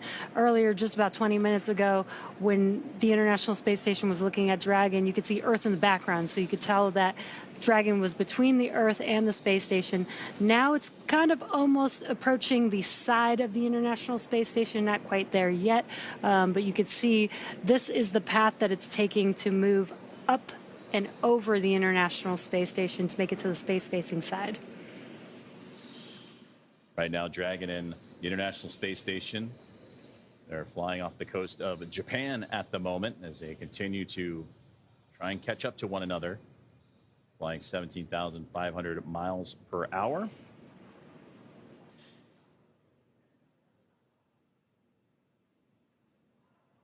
And the anticipated docking time for Crew 11 and their arrival to the orbiting laboratory around 11:26 p.m. Pacific time at 2:26 a.m. Eastern time.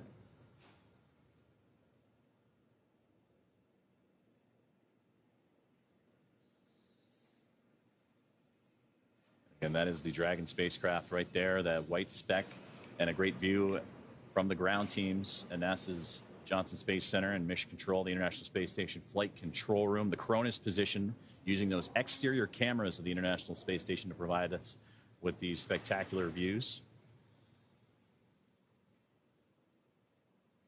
And actually, when we get a chance, when we get to it, hopefully, we'll take a look at the Crew 11 patch, which has a nice nod to a view like this in the Voyager pale blue dot taken from the Voyager craft.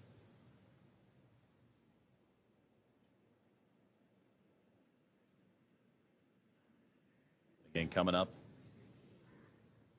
shortly on another go, no-go poll that'll have the Dragon Endeavour continue its journey towards the International Space Station, and from there, waypoint 1, which will be 220 meters away.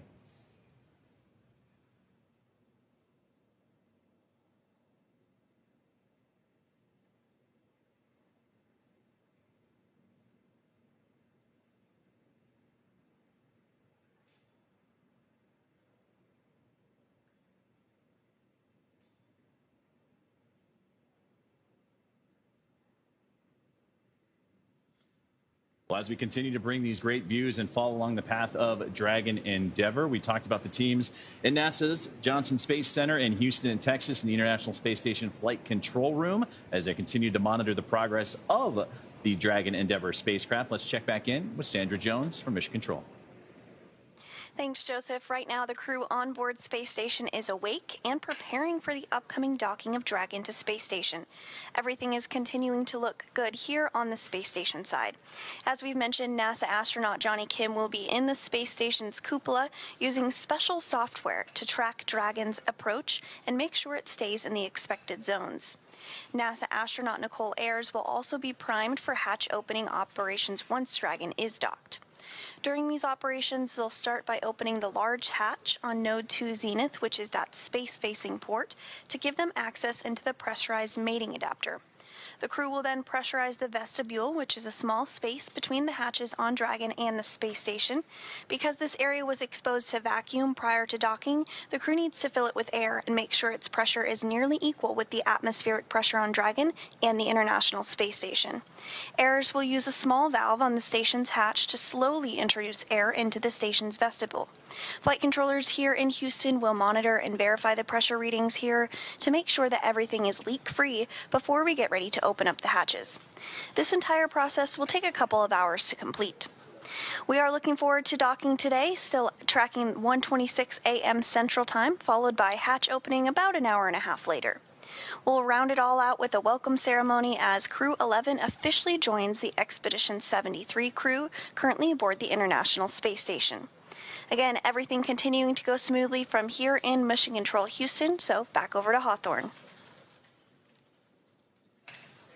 Thank you very much, Sandra. And yes, still a lot to come for the Dragon Endeavour spacecraft as they continue that methodical approach. You mentioned Johnny Kim continuing to monitor from the cupola, and Nicole Ayers, who will be on tap for the hatch opening procedures and pressurization checks, those leak checks once soft capture and then hard capture are completed. And then it usually takes about from soft capture and that initial contact to about 2 hours or so between hatch opening and welcoming the crew formally on board. And again, we'll hear all the communications and comms coming from all the teams involved, both here in Hawthorne and in Johnson Space Center and Mission Control. So again, that's a great view of the view from the International Space Station to the Dragon Endeavour spacecraft.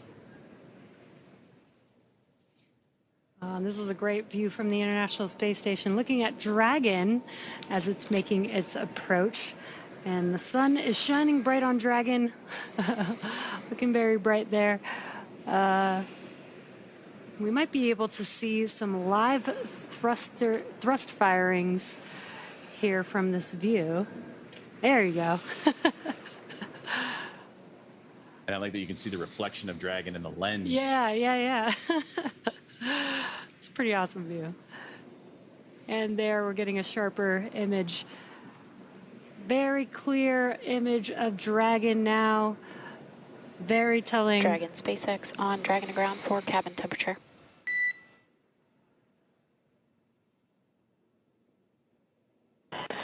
SpaceX Dragon to ground. Go ahead. The ground team just took action to drop our thermal control system loop from the warm configuration to the medium configuration. That should help cool down the cabin temperature a bit for you guys. We're going to continue to keep an eye on it. All right, Dragon copies. We can feel it's already cooling down a little bit, so we'll be chilling. Thank you.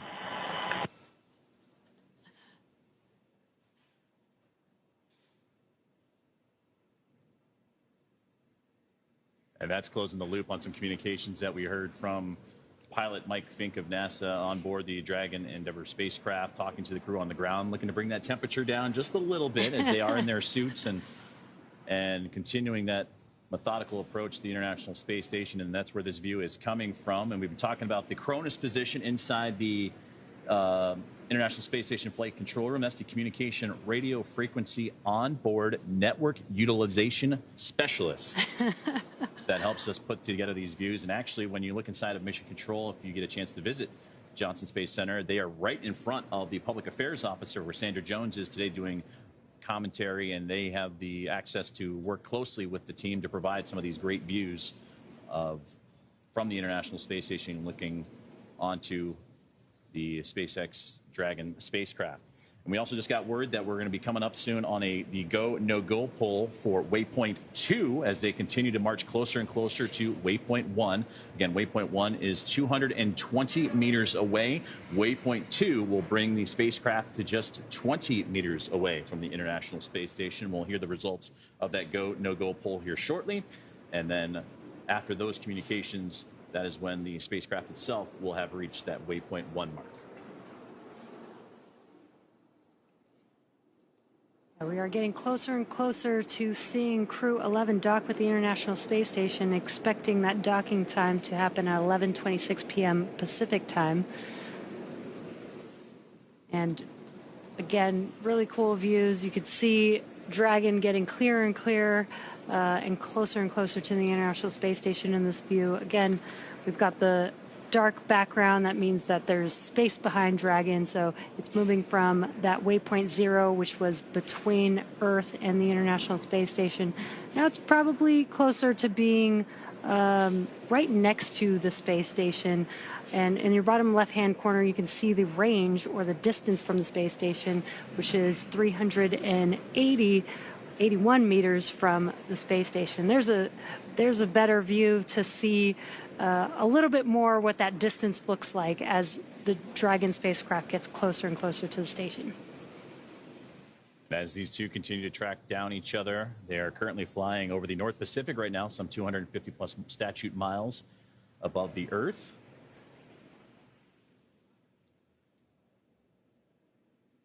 And in the bottom left there, you can see the distance of Dragon from the International Space Station, now 372 meters away, and have slowed down to now a 1 meter per second rate closure as the thrusters firing in that bottom right-hand side of your screen. Again, that fine-tuning necessary to properly align Dragon to be in the exact right space at the right time as we close in on waypoint 1. Yeah, and with this view, you can tell that Dragon is basically next to the International Space Station, which means that it's about halfway to that waypoint 1 point. And again, these two vehicles are flying incredibly fast, 17,500 miles an hour. So when you see it in this perspective relative to each other, it looks like it's that slow and steady pace. Looks like they're not moving. But again, they're moving so quickly that an orbital daytime and orbital nighttime comes and goes very quickly, so much so about 90 minutes for each. So that's impressive to know how fast they have to move, but also how quickly they have to move to close in on each other to ultimately bring Crew 11 to its destination, the International Space Station, for the next several months. Yeah, if you really like sunrises and sunsets, being an astronaut is a great job to have because you get about 15, 16 of those every single day. And that's something that I know Zena Cardman has talked a lot about, is getting spectacular views of photos, and that's a wonderful view from Dragon to the International Space Station. And there you can see that backside of Space Station in shadow as the sun just off to that left-hand side of Earth. That is such a cool view. As the Dragon spacecraft now making its way up over top of the International Space Station. That gives you great perspective of where they're heading, that space-facing port, that zenith port of the Harmony module. So you had them when we originally started, they were just underneath the International Space Station. Then they swung up to be right about in line to where the Crew 10 Dragon is, that forward port. Well, now they have a little bit more ways to go. And there's a great illustration in the middle of that screen there, that Dragon where the line kind of swooshes around the circle. That's the Dragon spacecraft, and it needs to get to the top of that circle representing the International Space Station before it can properly align itself to the docking access and get ready to close in for those final few moments before docking itself. But this grid gives a great illustration of that flying up and over top maneuver that Endeavour is currently experiencing. Yeah, I literally love this view. This is so awesome to see the International Space Station with Earth in the background.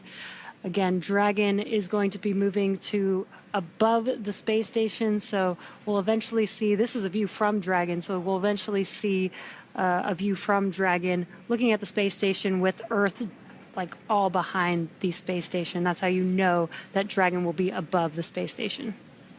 And they again are currently flying over the Pacific Ocean. They're just about to pass over Hawaii at the moment, as Crew 11 continuing that methodical approach, now 314 meters away from the International Space Station, closing in at about 1.1 meters per second.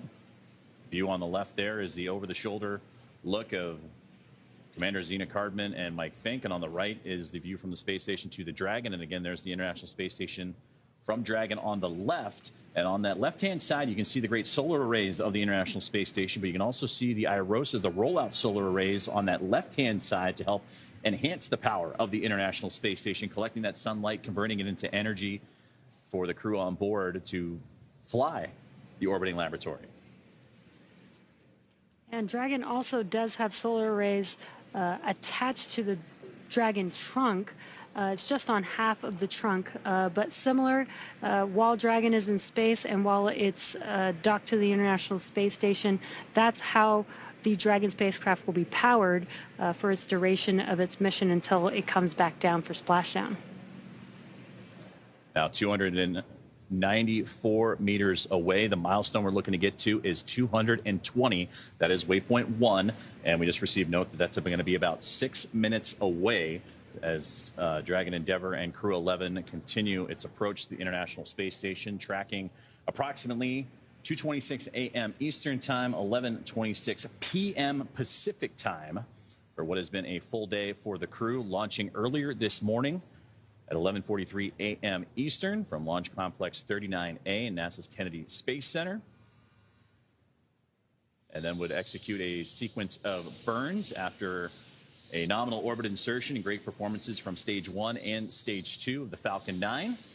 And then would begin that stair step with those burns, the phase burn, boost burn, close burn, transfer burn, and then the final co-elliptic burn to get them into the position they're in now. And then the approach initiation burn is what started our broadcast today to begin that journey towards the space station. And now hitting those milestones, waypoint 0 has come and gone. And now we're approaching waypoint 1, which again will be 220 meters that separates Dragon from the space station.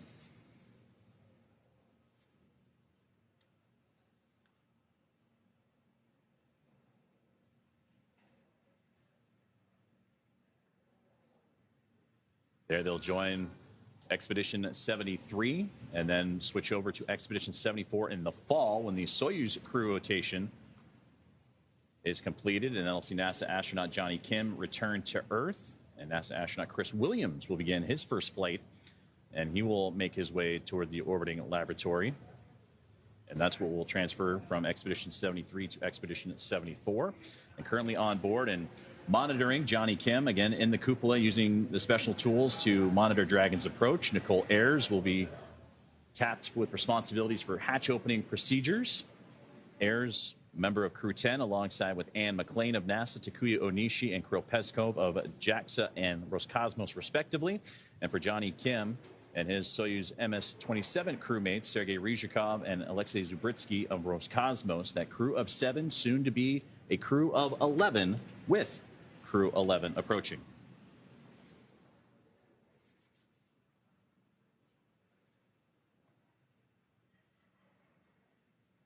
Now closing in on 3 minutes until Crew 11 reaches waypoint 1, and you can start to see the sun setting a little bit. And we talked about the orbital daytime, orbital nighttime, and that's where we're going to lean on that strobe in the middle of the Dragon spacecraft to help identify where the craft is in relationship to the International Space Station. And of course, you see the port side and starboard side red and green lights to help illustrate their direction as well.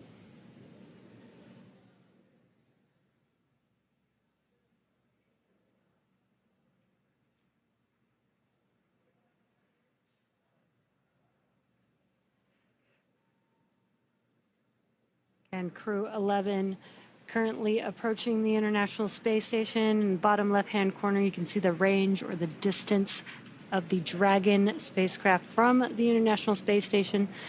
We're at about 238 meters from the station. Waypoint 1 is about 220 meters away from the station. So we are getting pretty close to that waypoint 1. Dragon SpaceX on the big loop, approach 1 and soft capture ring extension will begin shortly. Dragon will continue approach to waypoint 2.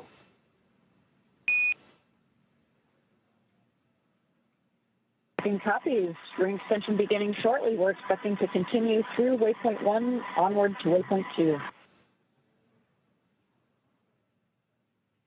And as you heard those comms, we do have these checkpoints, waypoint 0, waypoint 1, waypoint 2.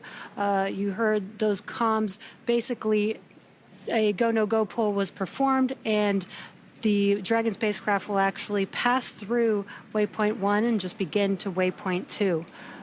So great news, smooth ride, no need to stop and hold. As they mentioned, they'll just move forward to that once they pass through waypoint 1, they'll just move forward to waypoint 2, which is at about 20 meters away from the International Space Station. And during that movement, they also will be aligning the Dragon spacecraft with the docking adapter during that movement as well. And that's what I was just looking at my notes real quickly, is that is going to align itself with the docking access, and it's great to hear that they can move past waypoint 1 and move to 20 meters away, waypoint 2, as we have now reached an orbital nighttime, and that's where we'll lean on those strobe lights, the strobe light and the starboard and port side lights of the Dragon Endeavour spacecraft to help us identify where it is in space in relationship to the International Space Station. Now, a little more than 14 hours and 26 minutes into the journey of Crew 11. Yeah, again, the spacecraft is now above the International Space Station on the space side, so it's looking from the International Space Station to Dragon. You just see space in the background. And the team's on the ground continuing to monitor the trajectory. We should be crossing waypoint 1 here in just a matter of moments. Again, having them 220 meters away. You notice before we lost the data there at the bottom left-hand side, that rate of closure slowing down to now less than a meter per second.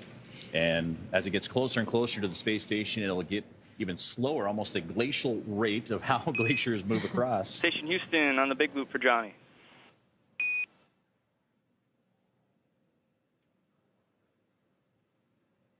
Station on the big loop here. Monitor approach per step 3 of 1.102, Dragon approach and retreat monitoring. Let us know when your review is complete and you are ready for docking. Station monitoring per step 3, the procedure review is complete and station crew are ready for docking.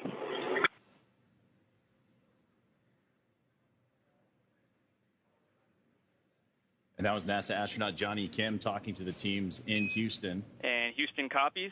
At waypoint 2, Dragon will briefly pause to align for docking, then automatically resume approach.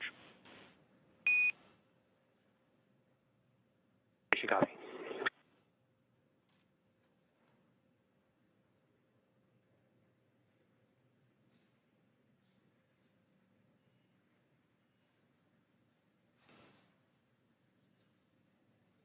So NASA astronaut Johnny Kim communicating with the teams on the ground of the docking procedures. The soft capture ring has also been activated from the International Space Station side, ready to receive Dragon Endeavour and Crew 11.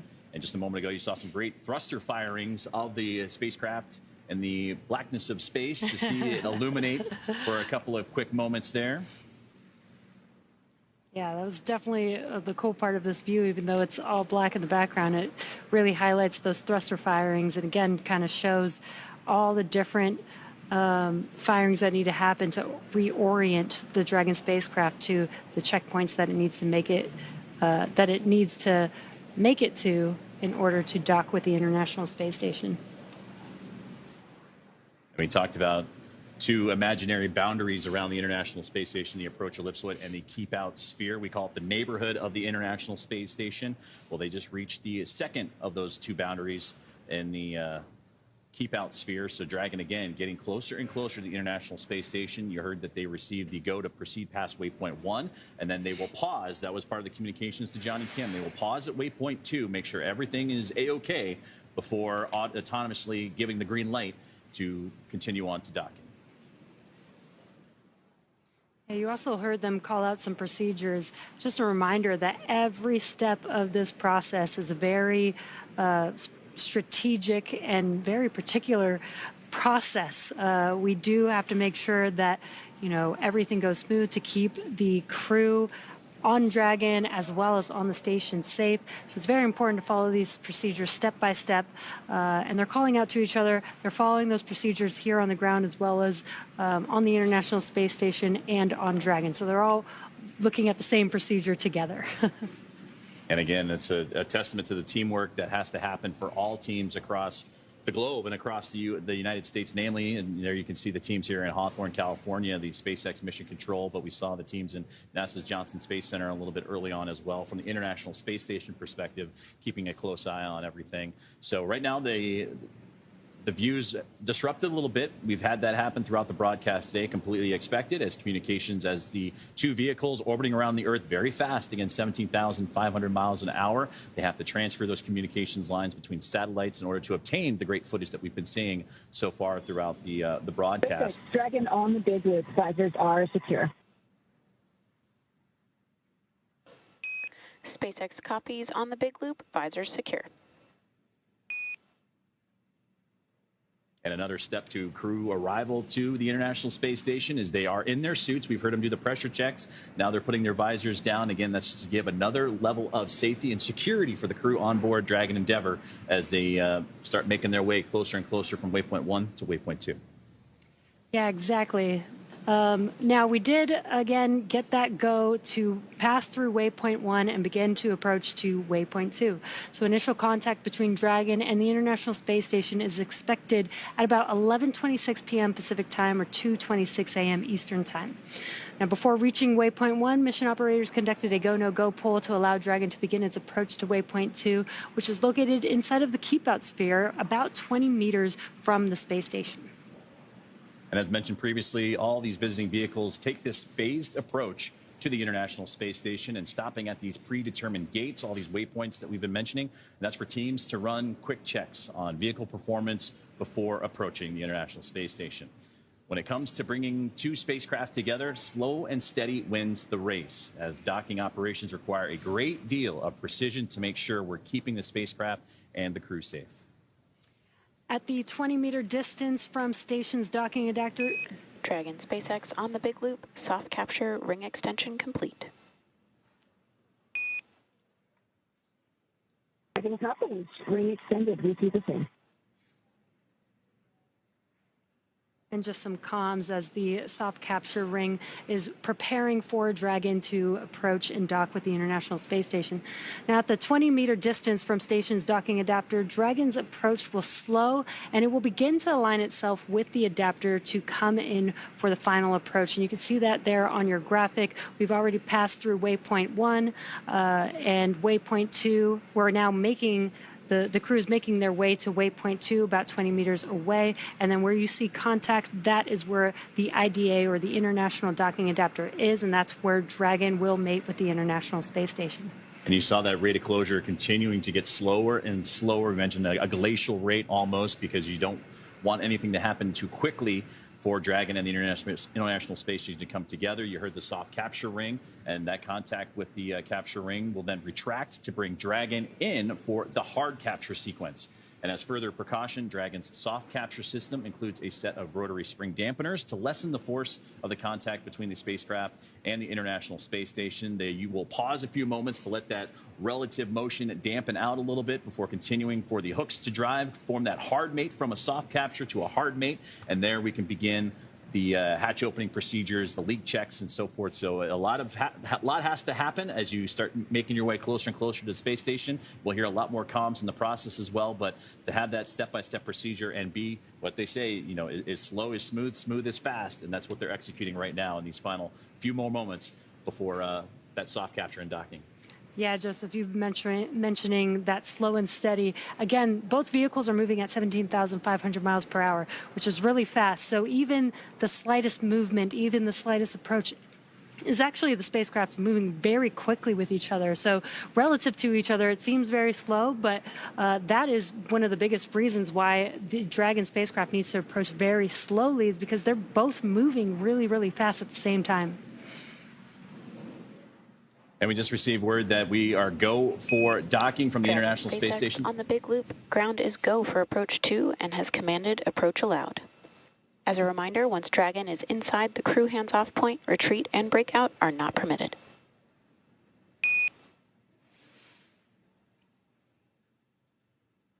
Dragon copies. Once we are inside the crew hands-off, we will go hands off. No retreat or breakout at that time. And we are go for approach 2. We see the flag enabled.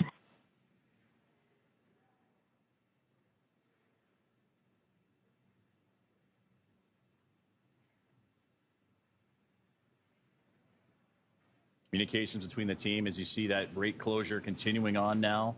It's less than 68 meters away are all that separate Dragon, Endeavour, and Crew 11 from the International Space Station. A little more than a meter per second, and the great view there of Dragon from the International Space Station, that strobe light illuminating station to help out with the process. But you see those red and green lights as well, those navigation lights, similar to what you see on cruise ships or aircraft. Those red lights indicate the port, the left side of the spacecraft, while the green indicates the starboard or the right side.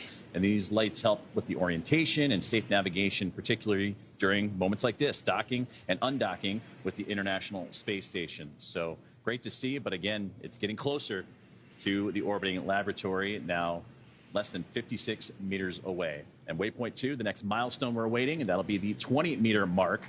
And we've heard communications from the teams here on the ground to the crew that they expect to have that waypoint 2 mark to be a hold. They'll analyze, make sure everything is where it needs to be in terms of the alignment and trajectory before proceeding to docking. But we also heard that the ground is go and the International Space Station is go for those procedures, and we'll continue to follow along as the crew makes that methodical approach to the orbiting laboratory.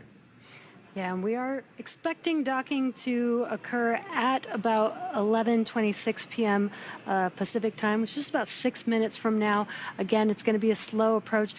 The Dragon spacecraft is an autonomous vehicle, so again, all of this alignment, we are using the guidance navigation system to basically detect where that IDA is, line itself up, orientation, and then begin approach to docking, which I think is very cool. It's basically, you know, flying itself. The crew doesn't need to do anything. They just need to monitor and wait till they dock with the station. As we get closer to that 20-meter mark, that waypoint 2, which is at 20 meters, so you're at less than 15 meters away from reaching that milestone. You heard the communications with the crew hands-off point, the chop, that happens right in those final few moments, right before the soft capture and initial contact between the International Space Station and the Dragon Endeavour spacecraft. So everything's starting to line itself up, and there you can see great thruster firings, and we'll get those views back to you here shortly. But again, that's that fine-tuning that has to occur as it lines itself up for waypoint 2, and then those final few moments and final few bits of distance from them and the International Space Station. Yeah, that's another thing to clarify. You mentioned CHOP. So the vehicle is flying autonomously, but the commander or pilot could take over the spacecraft manually at any moment if they needed to. So that is why we have that CHOP moment in time, that once it gets past that point, they can no longer manually override the vehicle. They will have to be hands-off, hence the crew hands-off point. And Dragon has slowed down that rate of closure, now at 0.4 meters per second. That is less than a mile an hour. So that is kind of helps illustrate how methodical this approach has to be. And there you can see some great thruster firings illuminating in the darkness of space. As we have reached the 20-meter mark, or right on the cusp of the 20-meter mark, and waypoint 2. And again, they will hold for just a moment. Again, this is just a checkpoint to make sure that the vehicles are healthy and are ready for docking with the space station.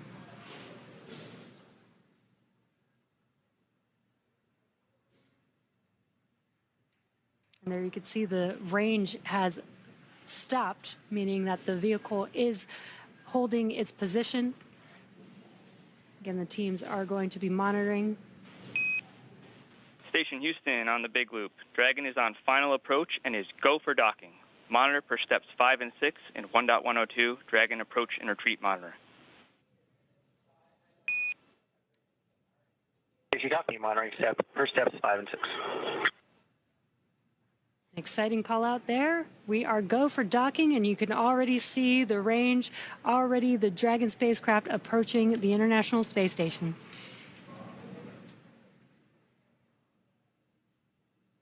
So it has reached waypoint 2, and that communications given the go for docking, and now it's just those final little bits of distance, and we'll continue to keep an eye on where the Dragon and the International Space Station are relative to each other, orbiting around the Earth at the time of docking. But so far, everything has been right on time, and so much so that they were even a little bit ahead of schedule going into today's preparations, following all the trajectory and data that we've been tracking since launch earlier this morning at 11:43 a.m. Eastern Time, and that's what began their journey. Now 14 hours and 40 minutes into their flight today, but that'll soon come to a close as they're just a little more than 14 meters away from reaching their ultimate destination.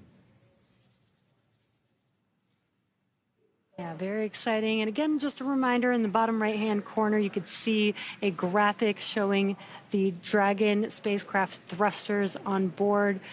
We've been able to get some glimpses of the thrusters live on Dragon. You can kind of see those light dots on your screen, but it is a little bit dark. We've got a dark view as we are looking at the Dragon spacecraft from the International Space Station. Dragon is up and above the space station, between the space station and outer space. And receive note that we're a little less than 3 minutes away from capture Dragon, and contact, pardon me. Loop, approaching 10 meters. Copy, 10 meters. And 10 meters to go. So again, continuing to close the gap between Dragon Endeavour and the International Space Station, currently flying over the South Pacific,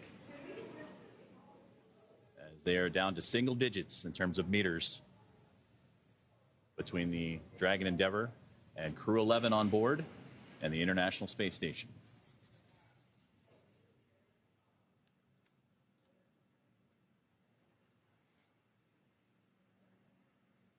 Should hear that call out for CHOP just about 30 seconds before the Dragon spacecraft is expected to soft capture with the International Space Station.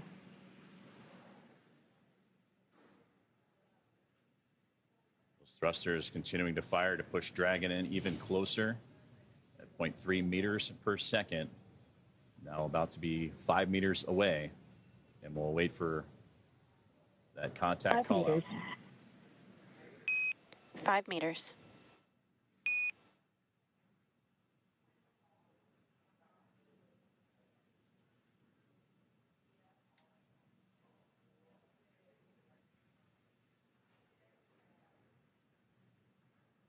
Now 4 meters away. Continuing to hear him, we'll hear that CHOP call out, and we'll wait for the call of the contact.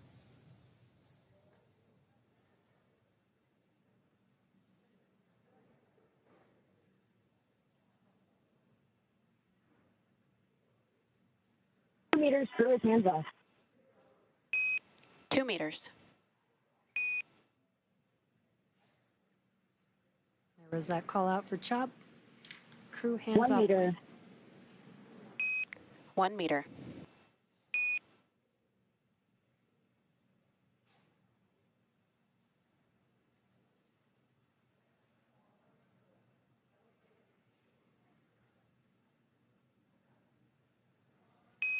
Dragon contact and soft capture complete.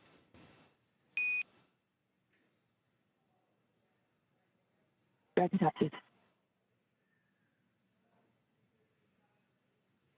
And there's the call. NASA SpaceX Crew 11 has arrived to the International Space Station with docking at 2:27 a.m. Eastern Time, 264 miles over the Southeast Pacific Ocean. You can also see in the bottom right-hand corner the graphic furthest to the right showing the docking adapter. Previously said ring retraction in progress. Copies.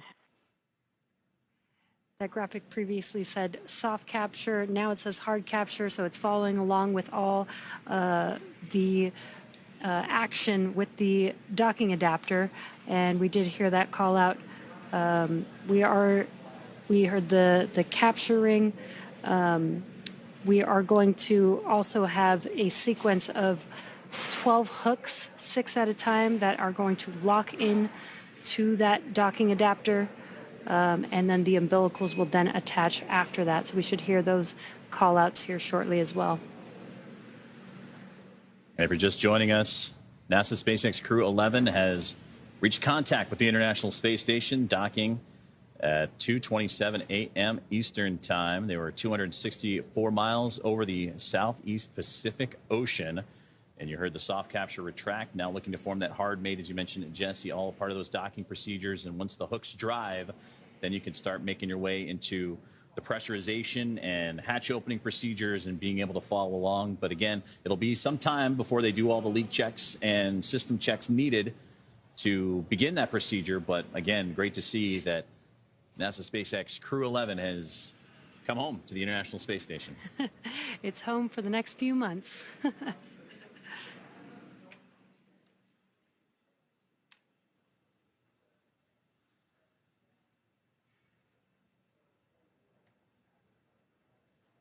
Crew 11 has made initial contact now and is situating itself in with those hooks driving to form the hard mate on the space-facing port of the International Space Station's Harmony module. And that soft capture system has retracted to bring the spacecraft even closer to form that hard capture. And you mentioned, Jesse, earlier that those 12 hooks, the 2 sets of 6, to firmly hold Dragon in place. That process will take about 15 minutes or so. So again, it just recently docked to the International Space Station about 2 minutes ago. So it'll take some time, and we also want to have that relative motion dampen out a little bit because, again, Dragon coming in very slowly, but still want that relative motion to dampen out. So the docking procedures well underway, and it'll take about 15 minutes or so. And after all of the docking events are successful, flight controllers will configure the Dragon spacecraft for docked operations and connect the power and data to the spacecraft. The Crew 11 crew will be able to get out of their spacesuits and set them up to dry and begin operations to get the hatches open and join the Expedition 73 crew on board the International Space Station. That includes pressurizing the vestibule and a round of leak checks, and we expect, again, to take it about 2 hours or so before the hatches open, and we'll continue to monitor along with that time frame. But again, they have docked at 2:27 a.m. Eastern Time as the space station and the Dragon Endeavour spacecraft orbiting over the Southeast Pacific Ocean. All of this will be followed by a welcoming ceremony before the crew goes into a safety briefing with the team already on board, Crew 10. Dragon SpaceX on the big loop, ring retraction complete. Docking sequence is holding for MCS reconfiguration. Dragon's happy to stay with you. And great to hear that communications to the ring retraction being completed. And again, the welcome ceremony and the crew will have that safety briefing with the Expedition 73 crew, and they'll get up to speed on all things International Space Station, and that'll more or less begin the handover period, the 3 full days of handover between the Crew 11 team and the Crew 10 crew as they anticipate departing in the next few days after that handover complete can occur. And of course, due to weather and splashdown opportunities available for Crew 10. So now that the soft capturing has been retracted, you're going to start hearing those call outs of the hooks driving and starting to create that hard mate to the International Space Station.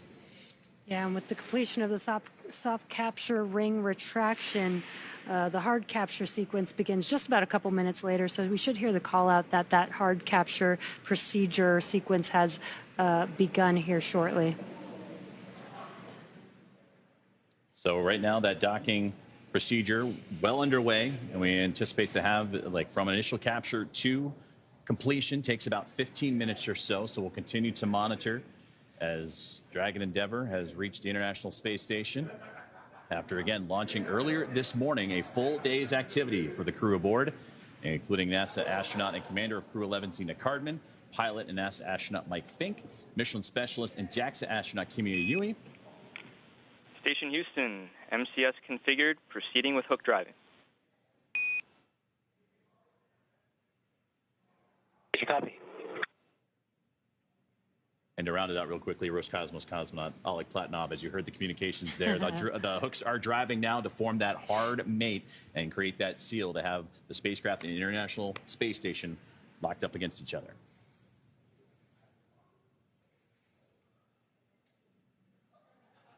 So we still have a few more moments to go before the docking can be completed. But it's not just the hooks as well. You need the umbilicals to be connected as well, Jesse. That's where the power, the communications comes from, to shift from using the solar panels on Dragon to provide that power for the spacecraft to then using the power provided by the International Space Station.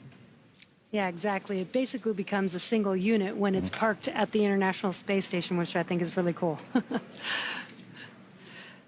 And again, the hard capture sequence has begun. Again, that's going to be 12 hooks driving in 6 at a time. We should hear a call out for the first 6 hooks completing and then the second 6 hooks completing. Once those 12 hooks have completed driving in, that is what completes the hard capture and completes the docking for the Dragon spacecraft to the International Space Station. And we're continuing to monitor along. Those first set of hooks are driving as we speak. And we'll hear those be completed, and then we'll hear that second set get underway. And again, the NASA SpaceX Crew 11 has arrived to the International Space Station, docking just a few moments ago at 2:27 a.m. Eastern Time. If you're wondering what you're looking at on your screen, we are looking at a live view from the International Space Station, looking at Dragon as it's docked to the space station, although it is a bit dark, so we do have that port side light there. That is the Dragon spacecraft on the right hand of your screen.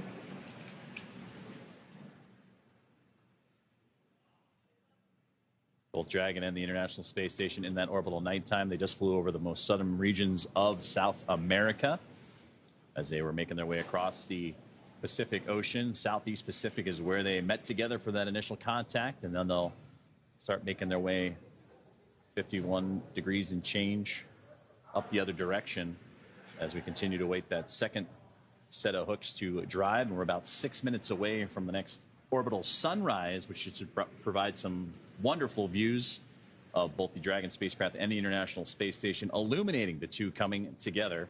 And there you can see that live map of where they are right now as they just passed again over that southern region of South America and off the east coast of the continent, making its way up into the Atlantic Ocean. So the first set of hooks have completed, and now the second set is getting underway and driving as we speak. If you look in your bottom right-hand corner, that graphic of the docking adapter, you could see the status. You can actually see that it's looks like it's loading, essentially in progress. That hard capture is in progress. Once that hard capture is complete, you'll see that graphic show that it's complete, which is pretty cool. Since we're not getting comms all the way through while everything's happening, this graphic helps provide a live view and status of what's going on.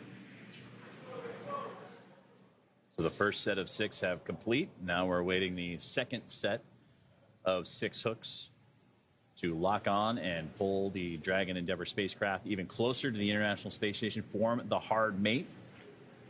And from there, the umbilicals, the power, the communications, everything will be transferred and connected over from Dragon running independently to being a part, as Jesse mentioned, as one unit and feeding off the power and communication system of the International Space Station.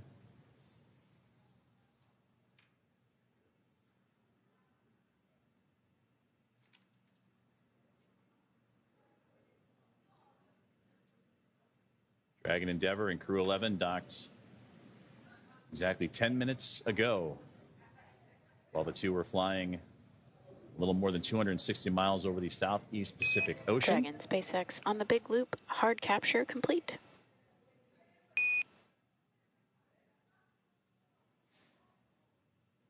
Tracking copies on the big loop, hard capture complete. All right, great news. Hard capture is now complete. Now that Dragon has completed the docking sequence, the spacecraft must undergo a handful of checks before we will be able to open the hatch.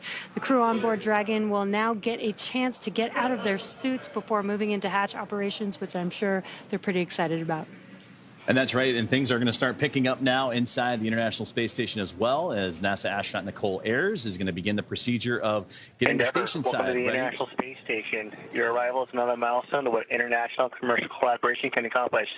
Zena, Mike, Kimi, and Oleg, we have cold drinks, hot food, and hugs waiting. See you soon.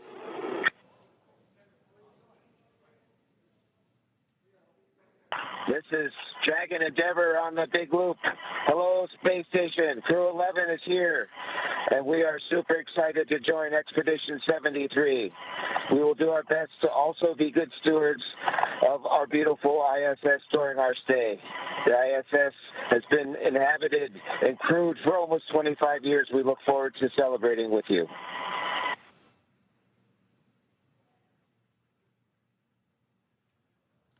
That was wonderful to hear. Space crew can't wait. And that was wonderful to hear the communications from the International Space Station to the crew aboard Dragon Endeavour, welcoming them formally to the International Space Station. And you heard Colonel Mike Fink talking, the pilot of Crew 11. Excited to share this moment, become a part of Expedition 73, but also be a part of history as the 25th anniversary of continuous human presence for the International Space Station coming up in November. Well, now the hatch opening and pressurization, the safety checks, everything getting underway, and that's where NASA's Nicole Ayers will kick things off and get the hatch on the station side ready to be opened and start pressurizing that area known as the vestibule, and that's between Dragon and the space station hatches. They've been at vacuum of space. They have to bring that up to a little more than 14 psi, which is about sea level for those here on Earth. And with Dragon docked, that's going to do it for us here in Hawthorne. But our coverage for Crew 11 will not stop. That's right. In a minute, we're going to toss it over back to Sandra in Mission Control Houston, take us through the vestibule depressurization and hatch opening, when we'll see NASA astronauts Zena Cardman and Mike Fink, along with JAXA astronaut Kimya Yui and Roscosmonaut Oleg Platon. Dragon SpaceX on the big loop, docking sequence complete. Ground will be enabling hardline power and comm connection shortly. You are go to doff suits per procedure 4.012 and begin post-docking cabin configuration per 4.400 in parallel. Tracking copies all. We are activating 4.012 and 4.400.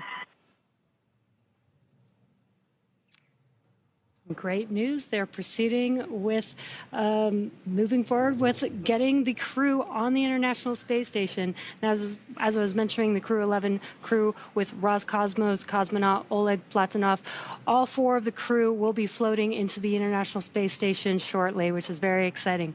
But just a little recap of how they got here.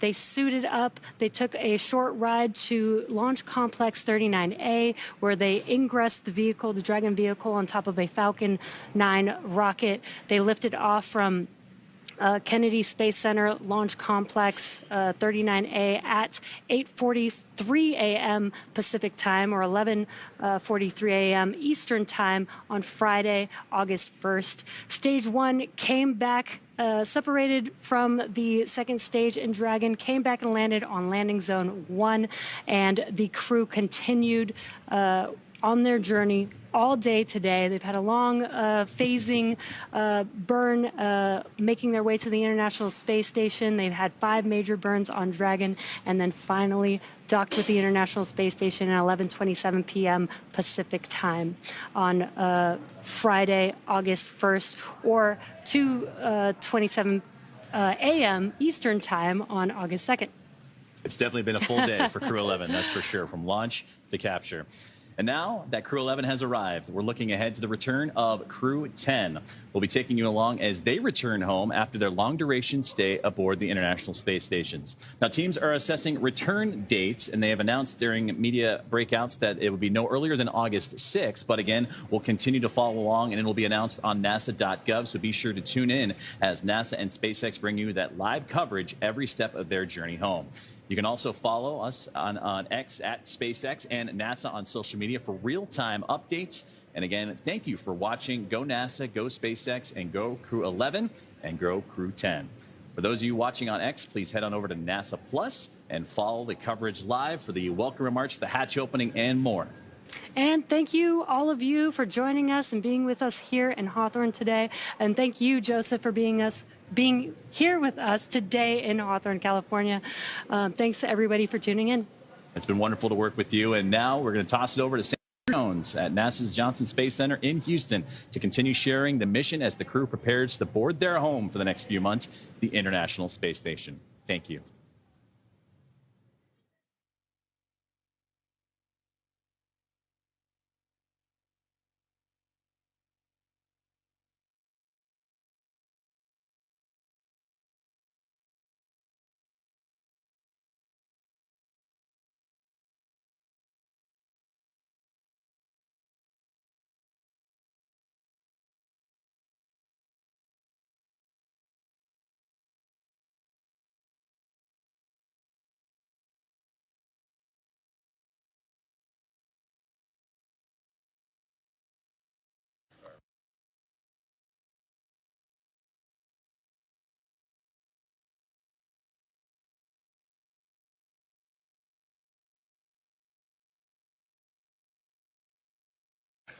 Good morning again from the Johnson Space Center in Houston, Texas. We just wrapped up our joint coverage with SpaceX of Crew 11's arrival to the International Space Station. Kimmy, I've got you loud and clear on the cabin mic on the big loop. You're also loud and clear. Thank you.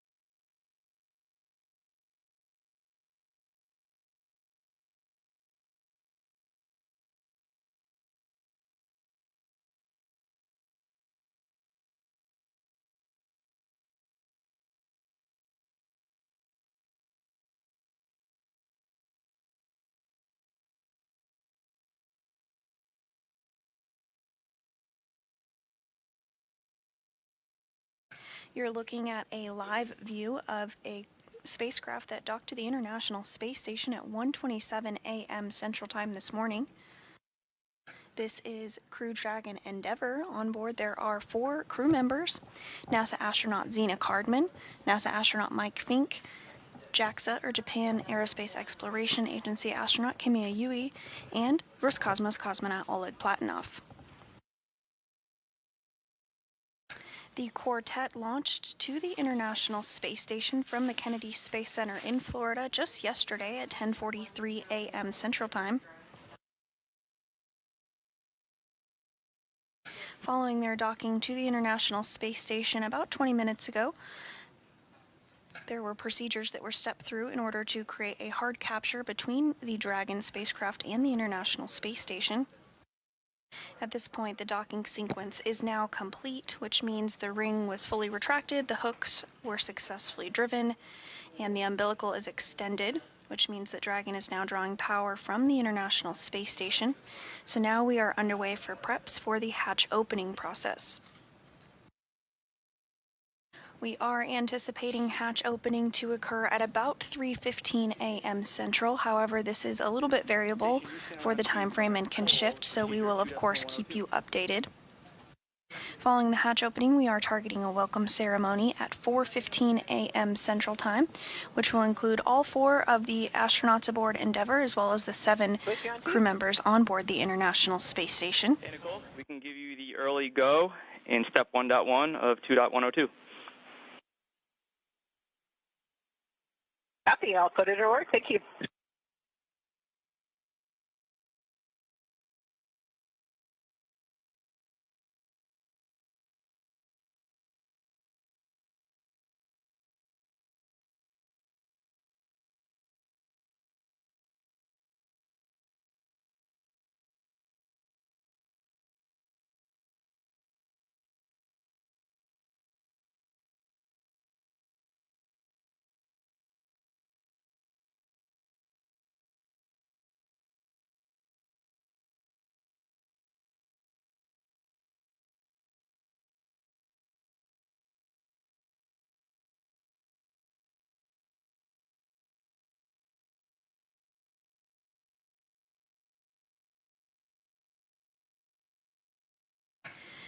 Now that Endeavour is docked, NASA astronaut Nicole Ayers is working to secure some hardware that will move into the hatch operation procedures. First, the large hatch at Node 2 Zenith will be opened, which will give her access inside the pressurized mating adapter. And then we'll have to pressurize the vestibule, which is the small space between the hatches on Dragon and the International Space Station. Because this area was exposed to vacuum prior to docking, we need to fill it with air and make sure its pressure is nearly equal with the atmospheric pressure on Dragon and the space station.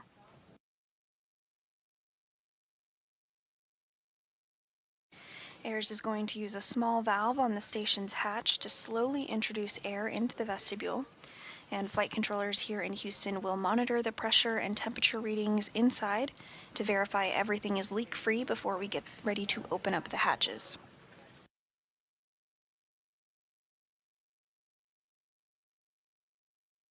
So again, we are targeting that hatch opening this morning around 3:15 a.m. Central Time. And about an hour after hatch opening, we are expecting a welcome ceremony to occur at 4:15 a.m. Central.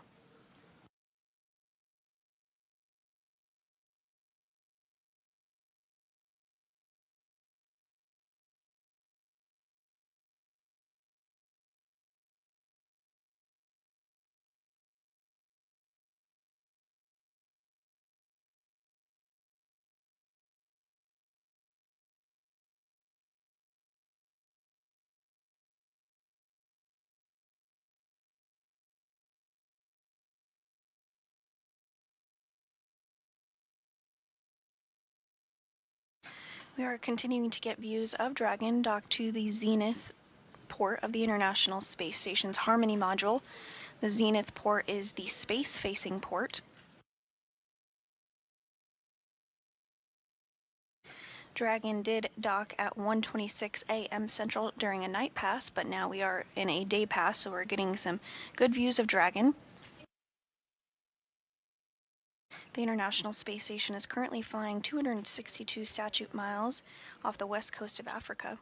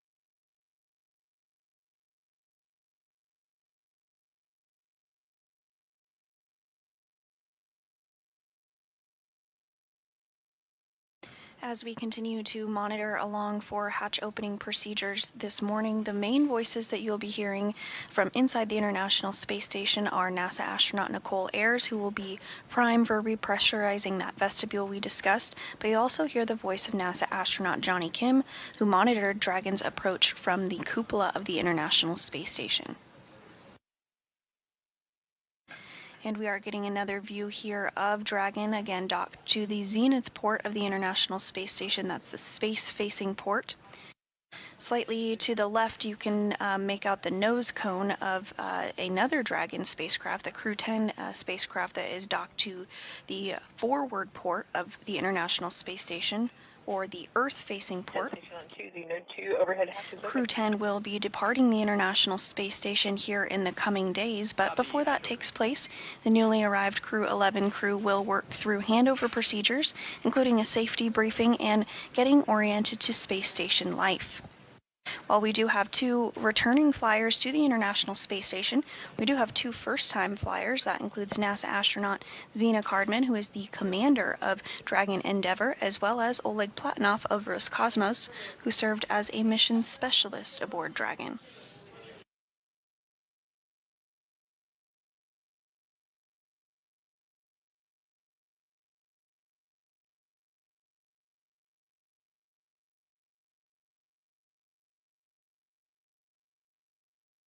Once Crew 10 undocks from the International Space Station, they will splash down off the coast of California. This will actually be the very first time that a crew, as part of NASA's Commercial Crew Program, does splash down off the coast of California. The Axiom Mission 4, one of the private astronaut missions for the agency, did recently splash down off the coast of California, but this will be the first for the CCP program.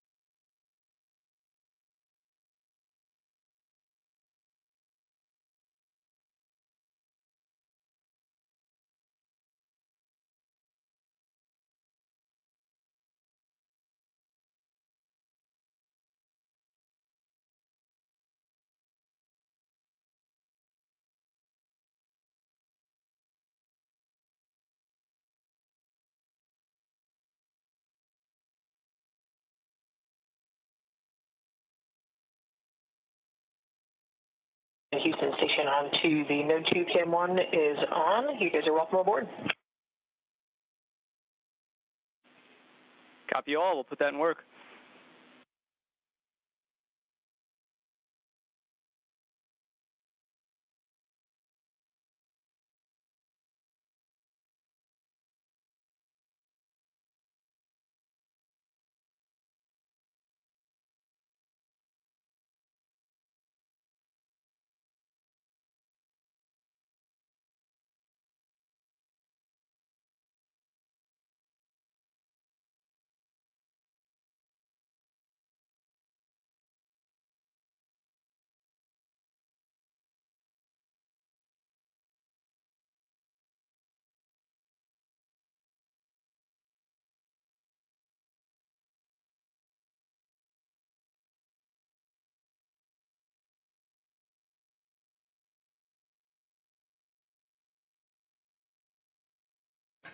Again, this is a view of the recently arrived Dragon Endeavour, which docked to the International Space Station at 1:26 a.m. Central Time this morning.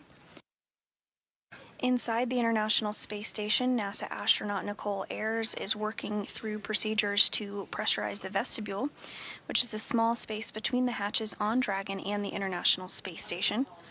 Because this area was exposed to vacuum prior to docking, they need to have it filled with air to make sure its pressure is nearly equal with the atmospheric pressures on Dragon and the space station before hatches are opened. Again, the timing for hatch opening this morning is targeted at 3:15 a.m. Central.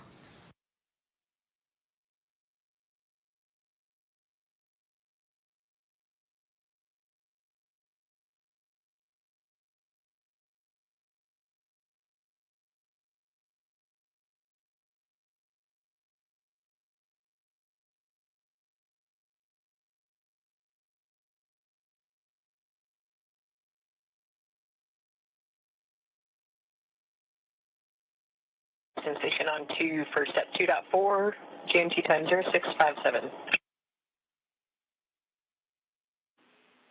Copy 657.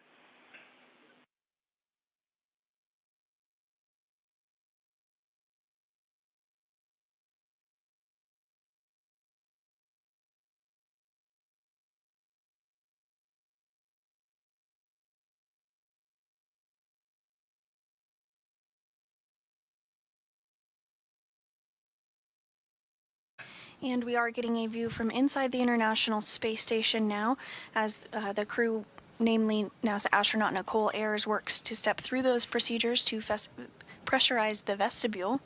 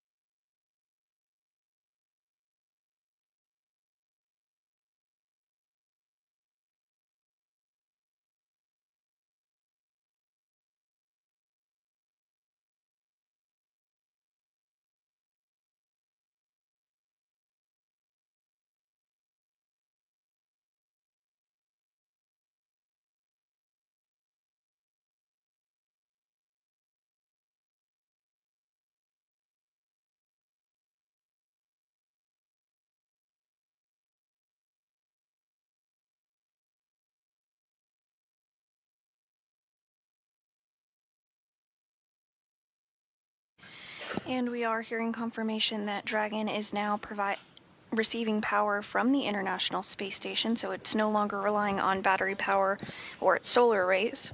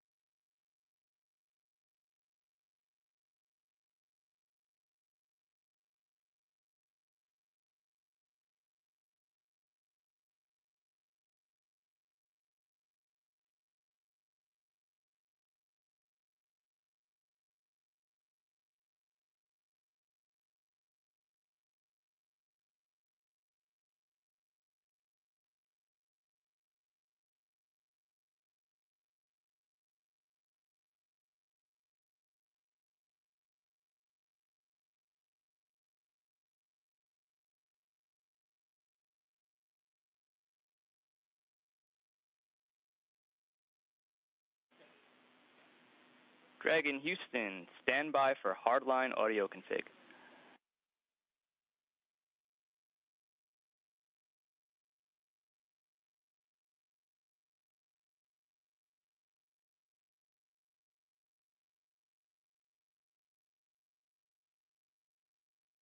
And Dragon copy, standing by.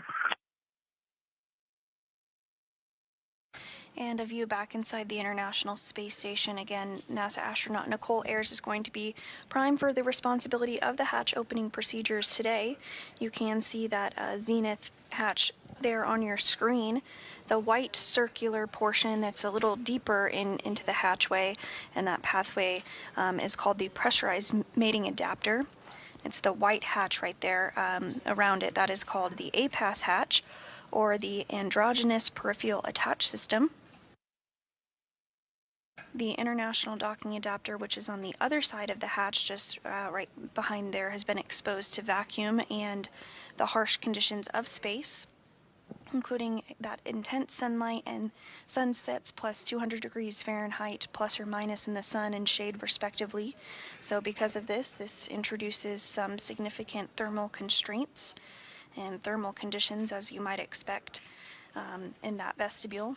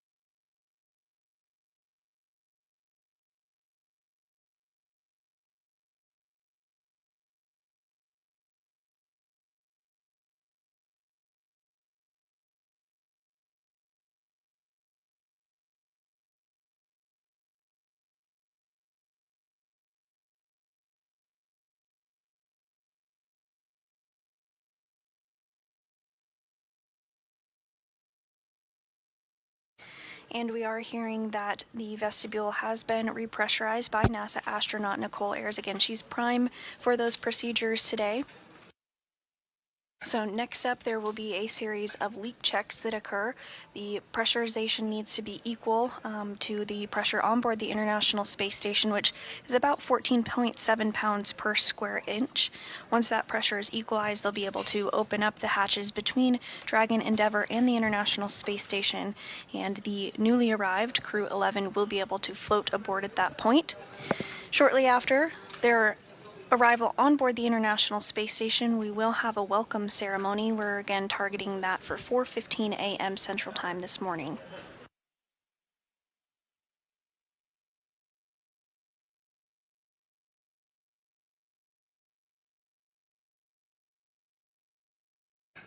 And we are in a brief handover period between our satellites. This is expected, and we will regain communication and views again here shortly, but you're looking at a live view inside Mission Control Houston, inside the International Space Station Flight Control Room, which is being led by Ronak Dave, the flight director there in the center of your screen standing up. He led the team during this morning's docking. That docking occurred at 1:26 a.m. Central Time. And sitting directly to his right is the Capcom, or capsule communicator, who is primed for communicating with the crew on board the International Space Station as they step through the procedures this morning for the docking and hatch opening.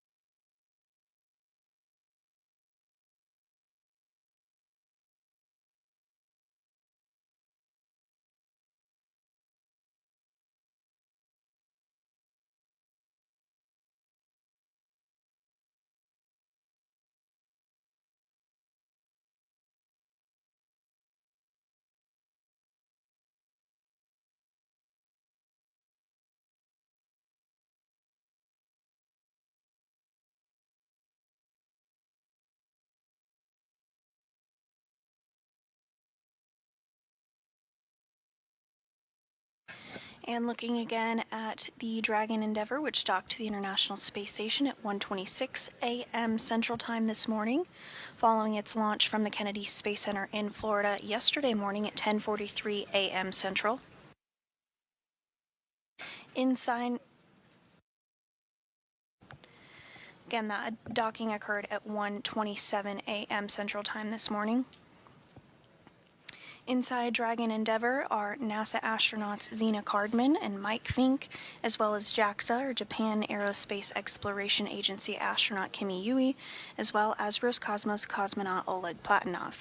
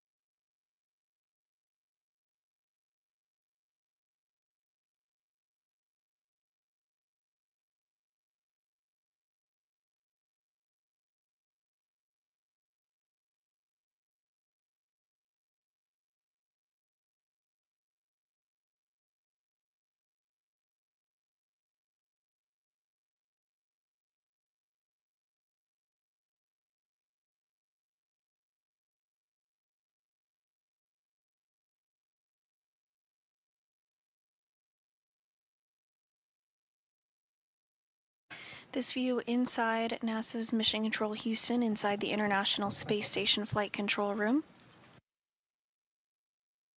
We'll get views of Dragon and inside the International Space Station here shortly.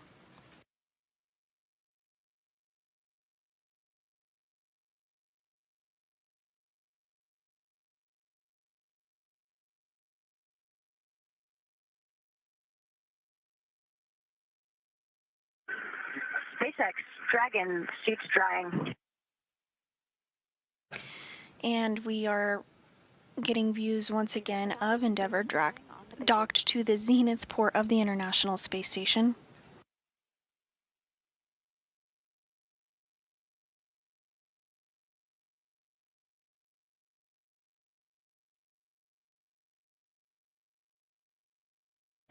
Dragon is now getting power from the International Space Station, so no longer is reliant upon its solar arrays, which you can see at the top of your screen. There's the black portion on the Dragon's trunk.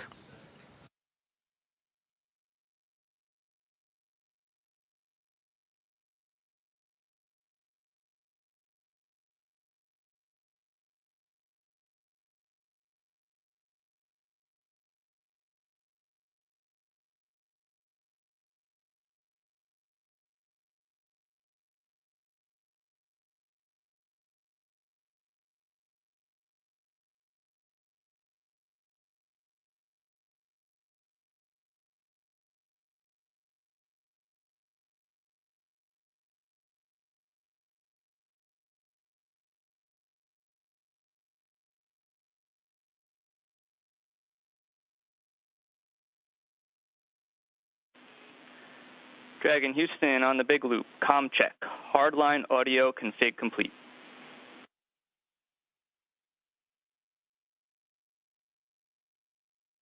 Houston, Dragon on the big loop, loud and clear. And we have you loud and clear as well.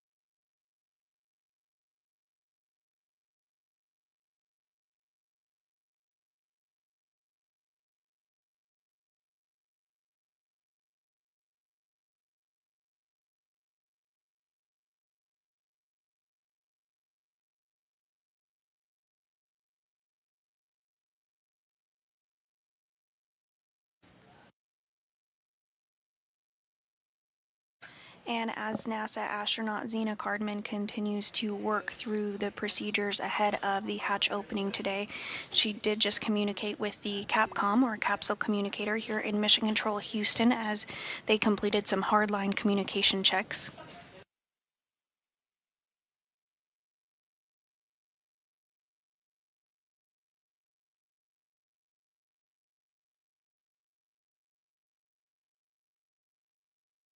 All of this ahead of a targeted hatch opening at 3:15 a.m. Central Time this morning, so just about an hour out from that milestone.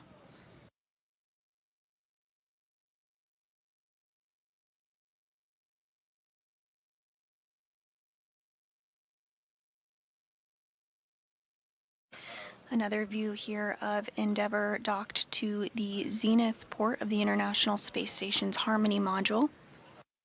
Can really see a good view of those black solar arrays there at the top of your screen, which helped provide power for Endeavour on its ride uphill following launch from the Kennedy Space Center at 10:43 a.m. Central Time just yesterday.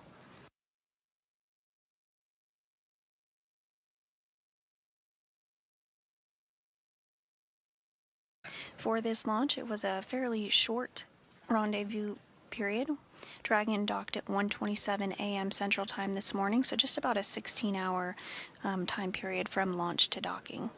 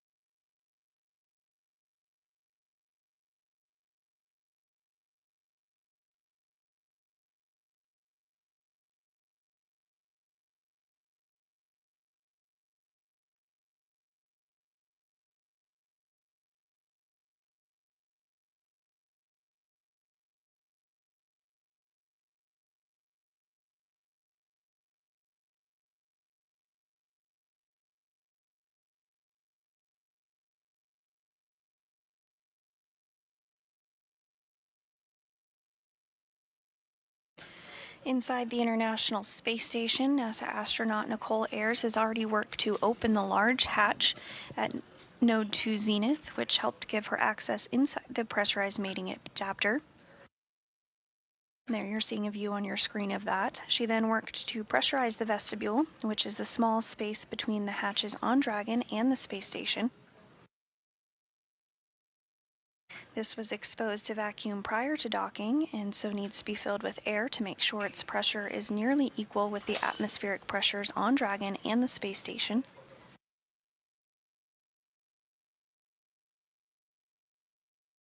So Ayers used a small valve on the station's hatch to slowly introduce air into the vestibule, and flight controllers here in Houston are now monitoring the pressure and temperature readings and completing a leak check to verify that everything is leak-free before we get ready to open up the hatches.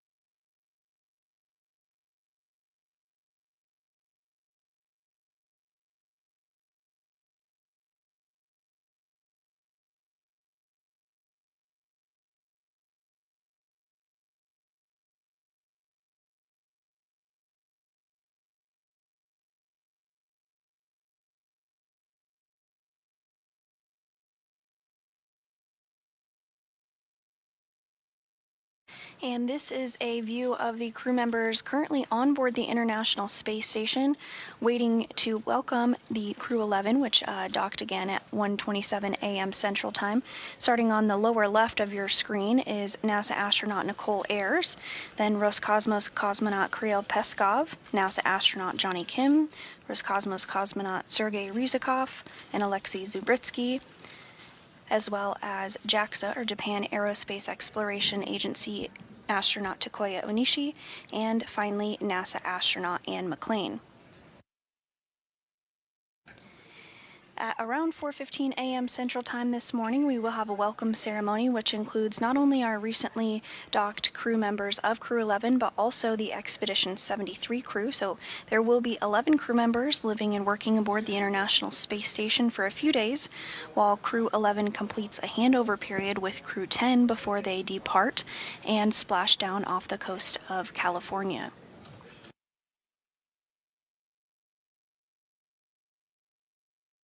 Along with the 11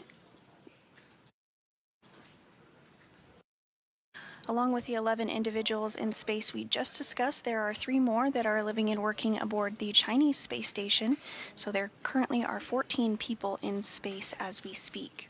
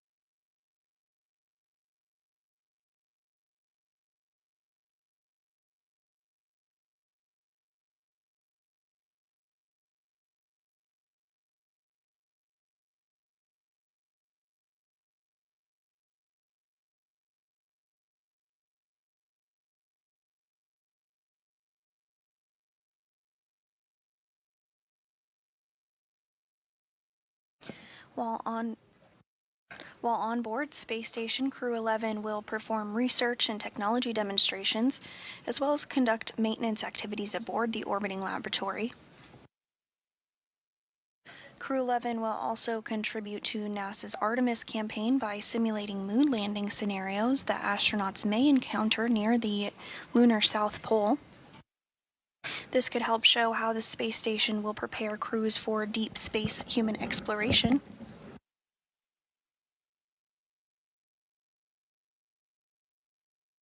The simulations will also be performed before, during, and after their mission using handheld controllers and multiple screens to identify how changes in gravity affect spatial awareness and an astronaut's ability to pilot spacecraft like a lunar lander.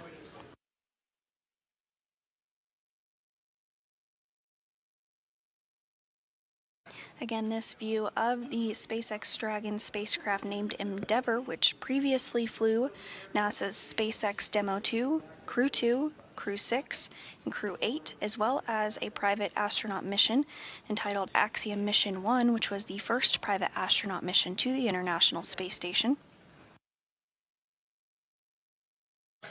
This flight is the 11th crew rotation mission with SpaceX to Space Station as part of NASA's Commercial Crew Program, and overall the Crew 11 mission is the 16th crewed Dragon flight to the Space Station, including Demo 2 in 2020 and 11 operational crew rotations for NASA, as well as 4 private astronaut missions.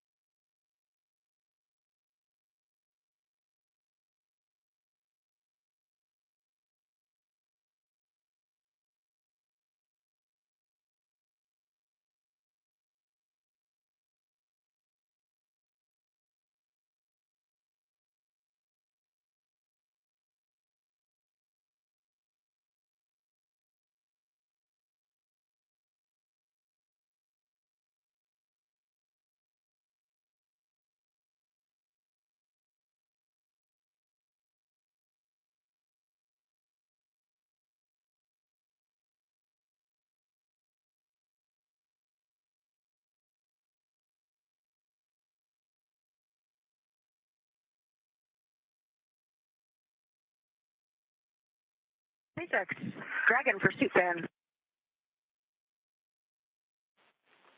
Dragon, we're with you on the big loop.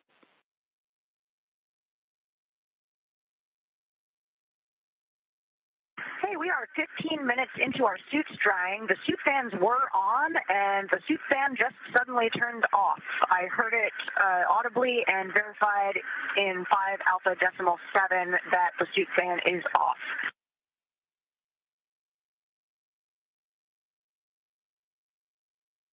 Okay, we copy. You just heard the suit fans turn off. We're going to take a closer look on the ground and get back to you.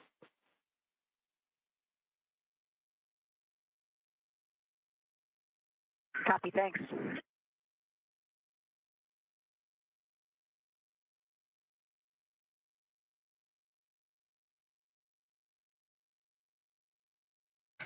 And that was NASA astronaut Nicole Ayers as they work through procedures inside of Endeavour, which includes removing their spacesuits following docking, sounding like the fan that is utilized to help dry those spacesuits did turn off, so the crew on the ground going to take a look at that. These spacesuits are worn during some of the more dynamic phases of flight, such as during launch and entry into orbit, as well as during the docking and undocking time period, as well as, of course, splashdown.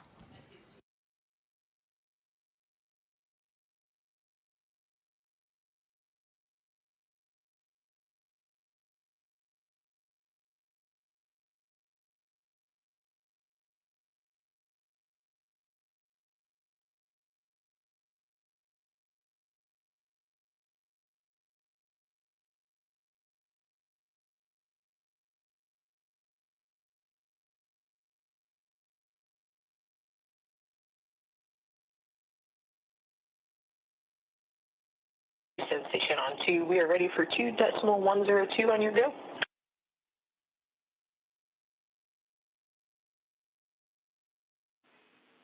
Hey, Nicole, you read our minds.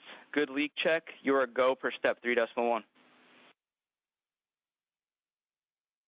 Awesome. Go in step 3.1. Thanks.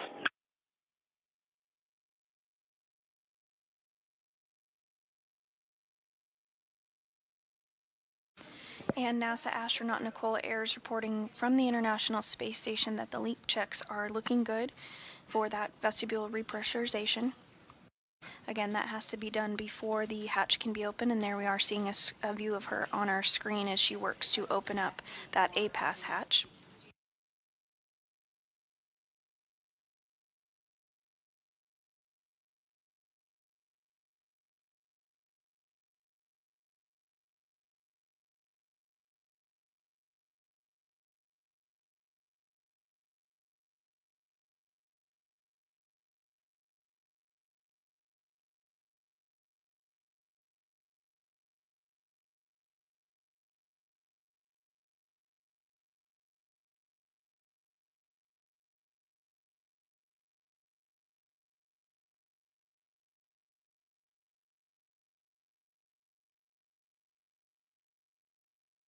This is the first space flight for NASA astronaut Nicole Ayers.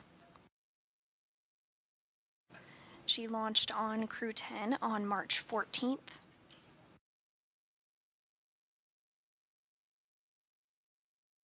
Prior to her time at NASA, she is a lieutenant colonel in the U.S. Air Force.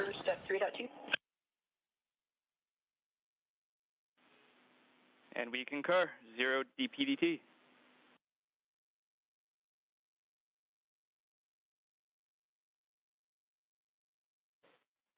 Dragon SpaceX on the big loop for suit fan follow-up.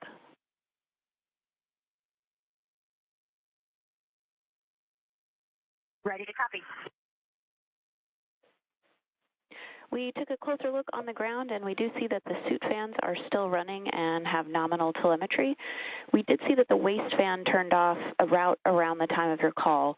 Could that have been what you heard?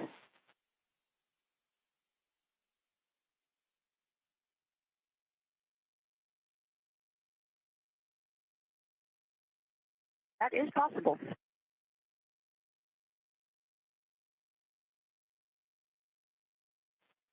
So we're tracking about 19 minutes into the suit drying period now.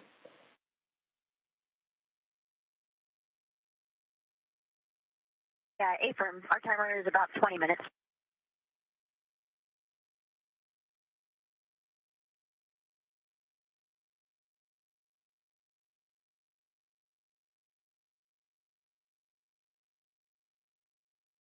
And this view of NASA astronaut Nicole Ayers as she works to open up the A-pass hatch following the vestibule repressurization and leak checks, everything looking good. On the big group, inventory report.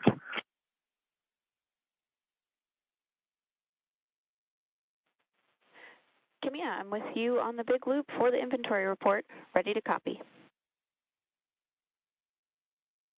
Okay, first, water. 203, 1 remaining. 204, 4 remaining. I copied 203, 1 remaining, 204, 4 remaining. That's a good copy, and that's including the flashing this room. And next for the food, 302, 2 remaining. 304, 3 remaining.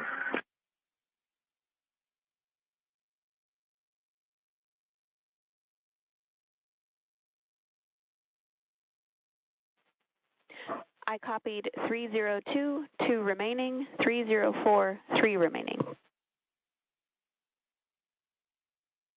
That's all good copies. Thank you.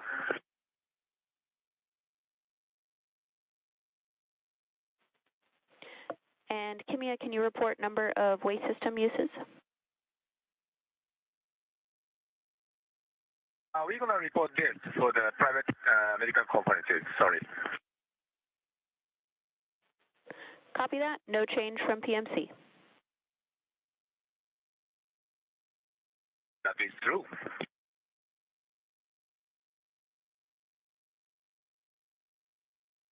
Sorry, not that's true. We used a little bit more, but we're gonna report during the PMC. Sorry.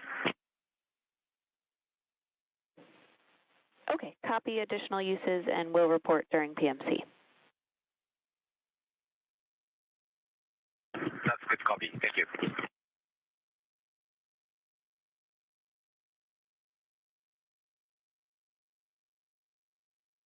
And those words from JAXA astronaut Kimmy Yu reporting some of the supplies the crew used on the flight uphill. Continuing to get a view inside of the International Space Station, though, as NASA astronaut Nicole Ayers has put on some gloves and has acquired a camera. She's going to inspect the hatch for any FOD or foreign object debris to make sure everything is nice and clean before they do go ahead and open up the hatches.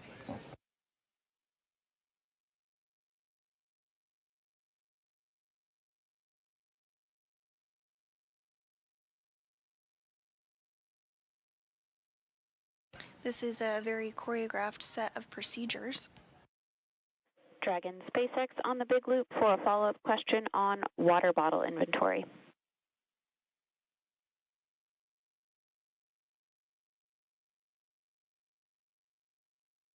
Go ahead. Could you confirm inventory in bags 201 and 202?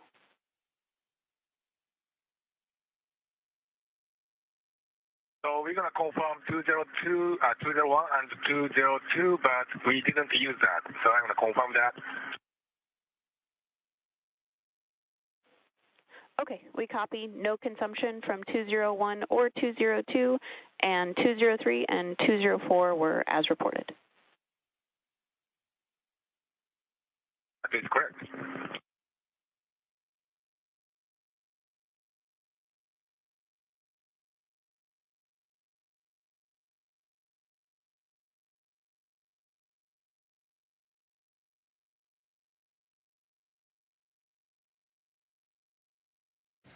And on your screen now appearing is JAXA astronaut Takuya Onishi, who is helping Ayers with a light that he passed along as she works to photograph and inspect that area.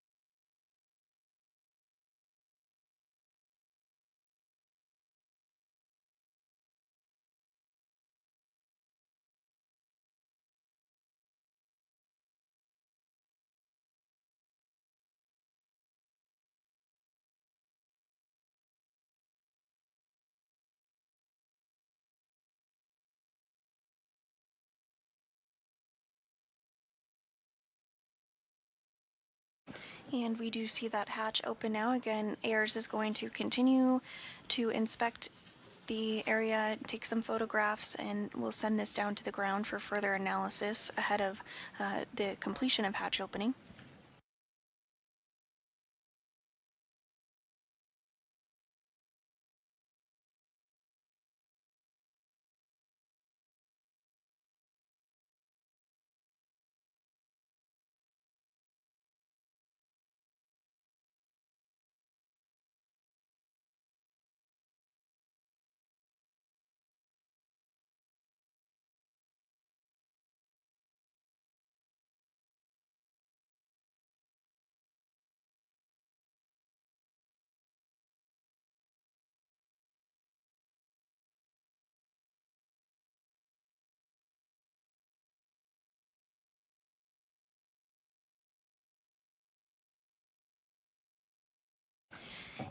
And if you're just joining us this morning, you are looking at a live view inside the International Space Station as Nicole Ayers of NASA works to step through hatch opening procedures following the docking of Crew 11 at 1:20. Station on 2, the AFAS hatch is open and there was no condensation.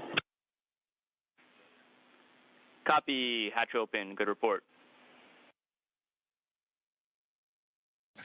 Following Crew 11's docking at 1:27 a.m. Central Time this morning. You did just hear her report out that following the A-Pass hatch opening, there was no reported condensation, so they'll continue to step through the rest of the carefully choreographed procedures ahead of hatch opening this morning. We are targeting 3:15 a.m. Central for that hatch opening, but that time frame can be a little bit flexible. Crew 11 launched from the Kennedy Space Center in Florida yesterday at 10:43 a.m. Central.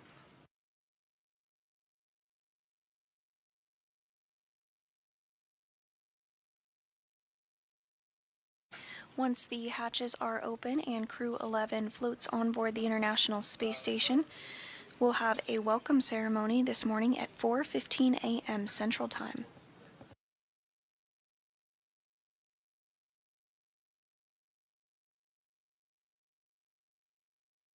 During this welcome ceremony, the 4 astronauts on board Crew 11, as well as the 7 astronauts currently on board Space Station, will have the opportunity to give some remarks. And following the welcome ceremony, the crew will jump right into a safety briefing as they work through handover procedures with Crew 10, which will soon be departing the International Space Station, where they will splash down off the coast of California. This will be the very first crewed spacecraft for NASA's Commercial Crew Program that splashes down off the coast of California. And now coming into view in the hatch area as well is NASA astronaut Johnny Kim. He monitored Crew 11's arrival to the International Space Station and their docking this morning from the space station's cupola.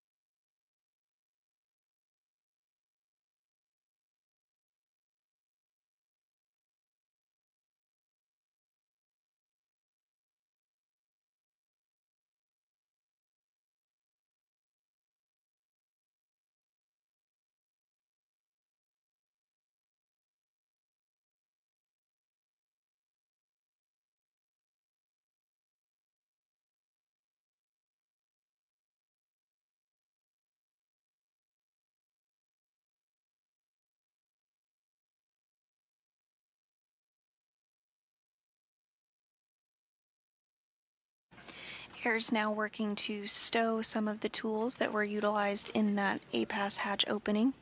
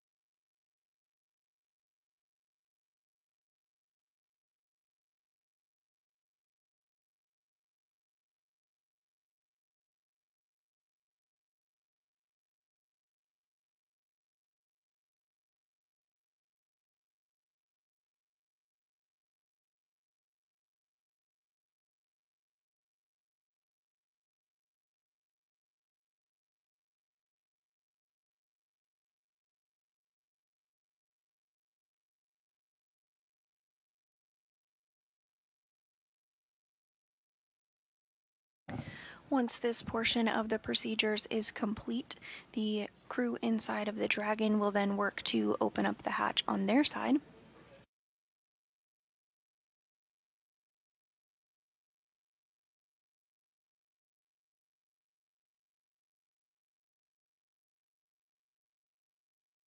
Following this, the IMV ducting that you saw, some of that orange and white hose-looking hardware will work to be further installed as well.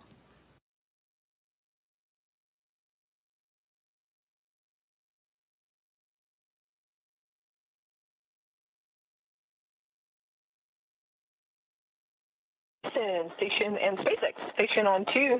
Station is ready for Dragon hatch equalization.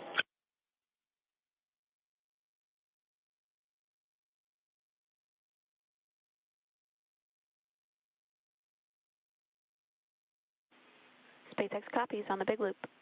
And Houston copies on the big loop.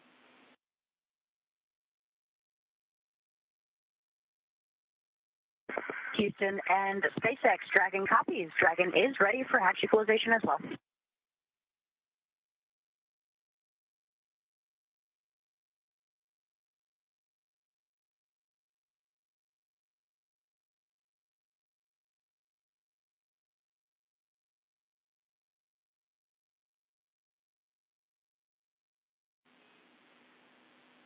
Station and Dragon, stand by for equalization. Expected to take 1 to 2 minutes.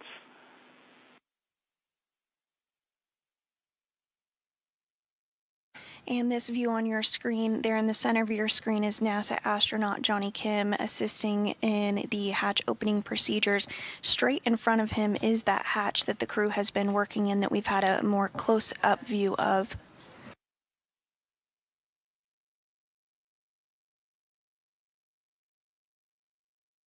And there is NASA astronaut Ann McClain.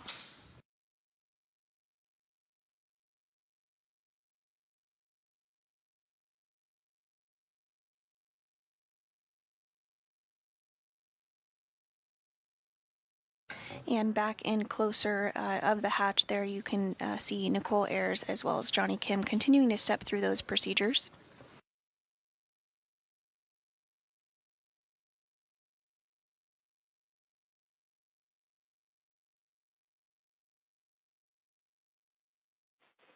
Dragon SpaceX on the big loop, looking for permission to bring cameras back on board before we open the hatch.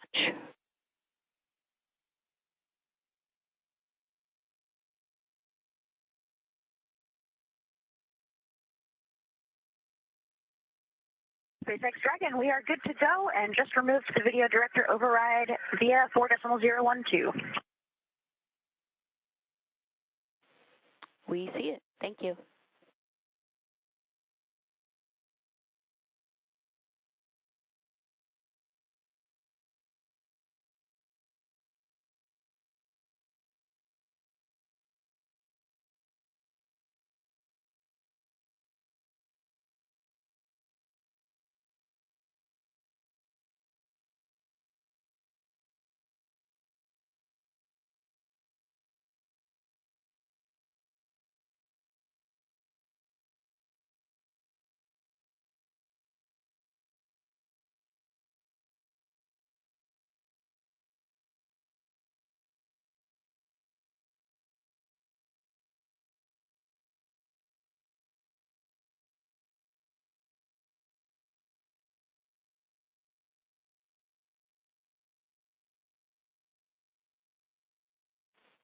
Dragon SpaceX on the big loop, you are go for hatch opening per the decal, followed by the remaining actions in 4.400. After 4.400 is complete, transition to NASA procedure 2.102, part Charlie.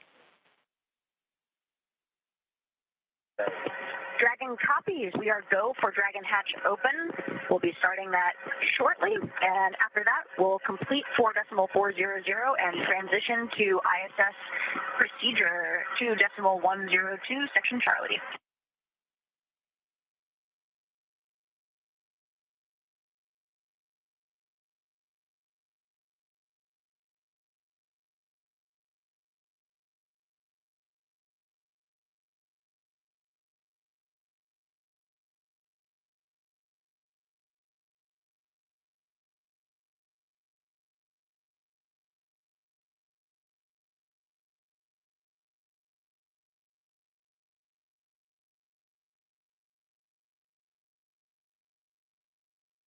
And you're looking at our first views inside of Dragon as the crew got out of their spacesuits and put them in a configuration to dry as per the procedures following docking.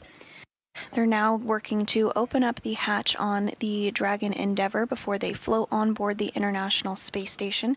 Again, two of them for the very first time. That will be NASA astronaut Zena Cardman and Roscosmos cosmonaut Oleg Platonov. This will be NASA astronaut Mike Fink's 4th time on board space station and the 2nd for Kimi Yui.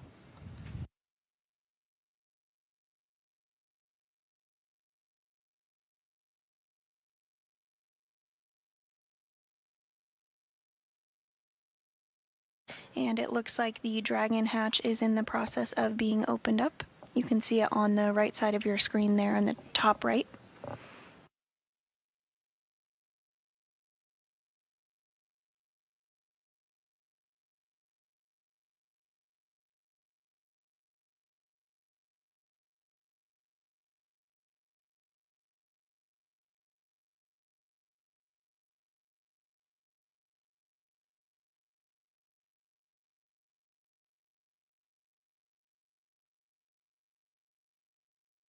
Houston, SpaceX, Dragon hatch is open. Houston copies, hatch open.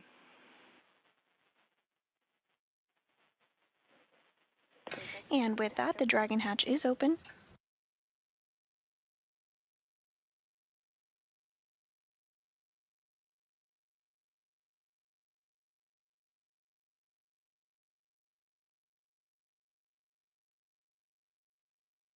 That hatch opening occurring at 2:46 a.m. Central Time, following a docking at 1:27 a.m. Central Time this morning.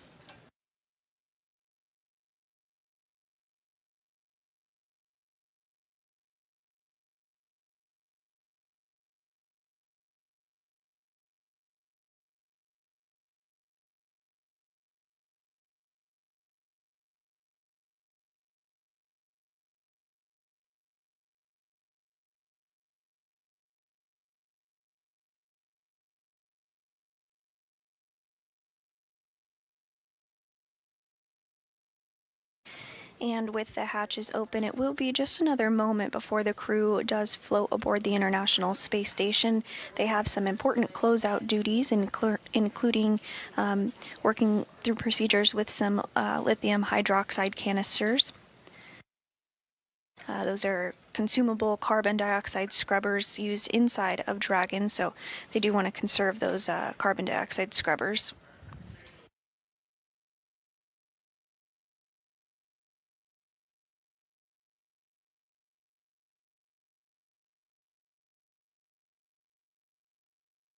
And back inside the International Space Station, on their hatch side, you see Johnny Kim there waiting to take some photographs of the crew as they float aboard.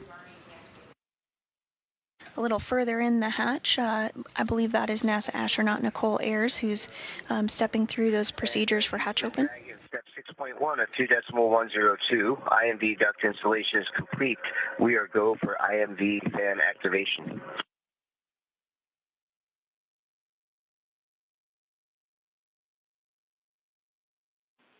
We copy, putting that in work.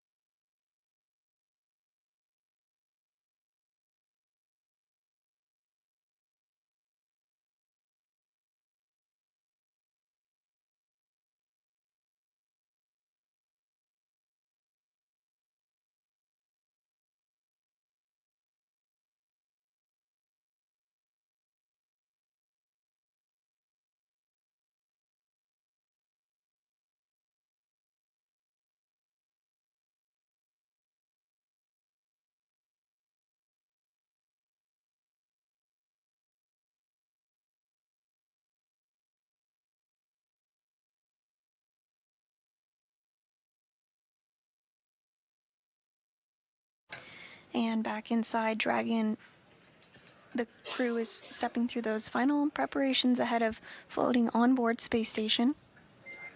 Dragon SpaceX on Dragon Aground. The S-band will be deactivated shortly, so Dragon Aground will no longer be available for comms. Please verify the push-to-talk destinations are set to ISS.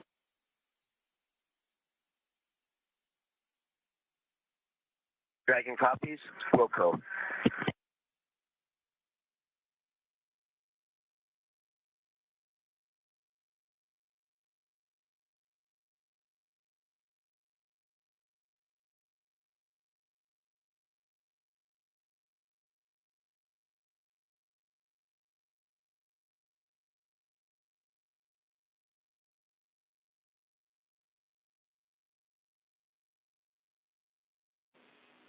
And Dragon Houston on the big loop, when you get to step 6.3, you are go.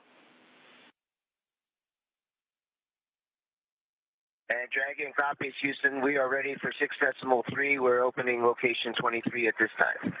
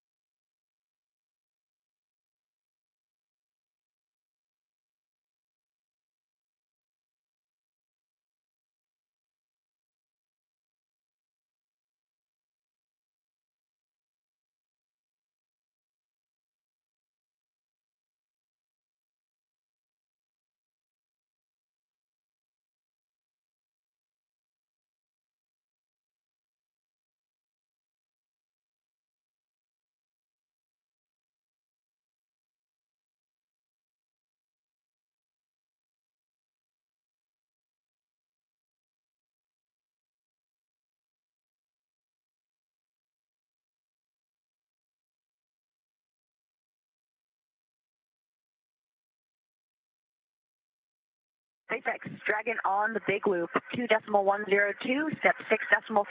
LiO cartridge 1 is sealed and installed. SpaceX copies on the big loop. LiO cartridge is sealed and installed.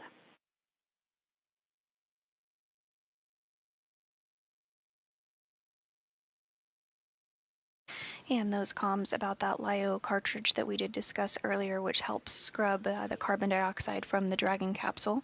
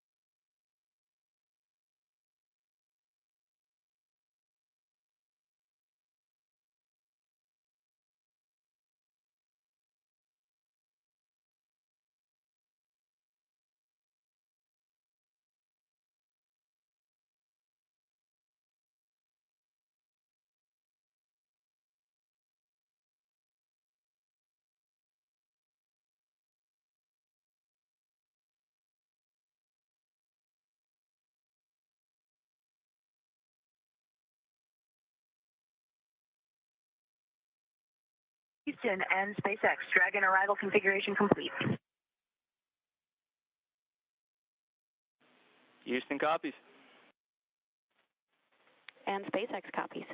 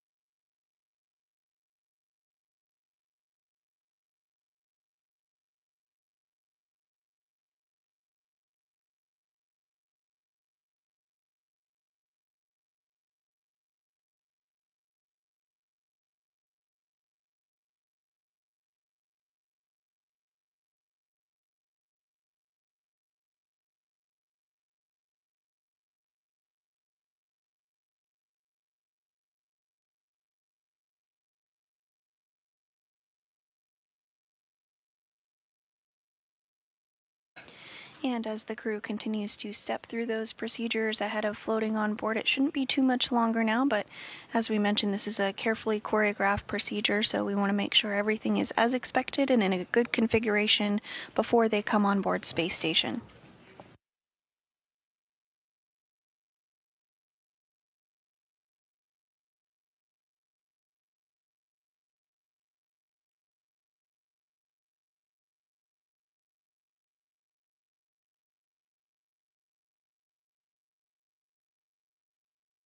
And this view inside of the International Space Station Flight Control Room, showcasing the team that has been working to step through the procedures with the crew for docking.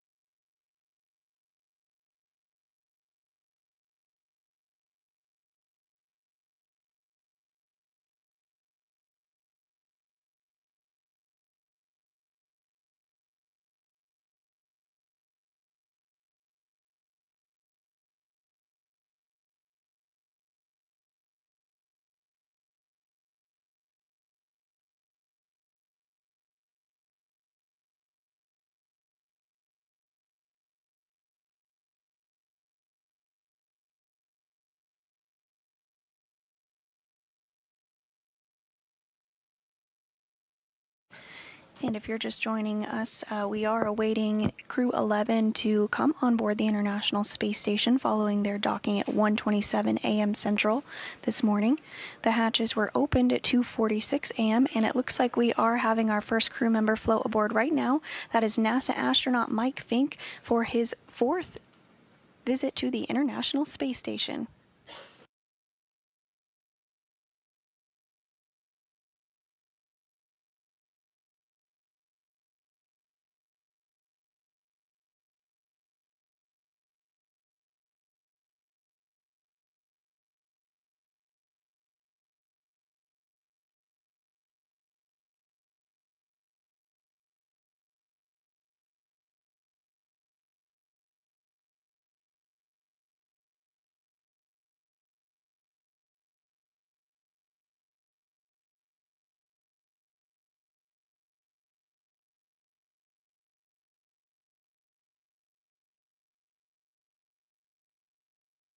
And it looks like his microgravity skills never left him.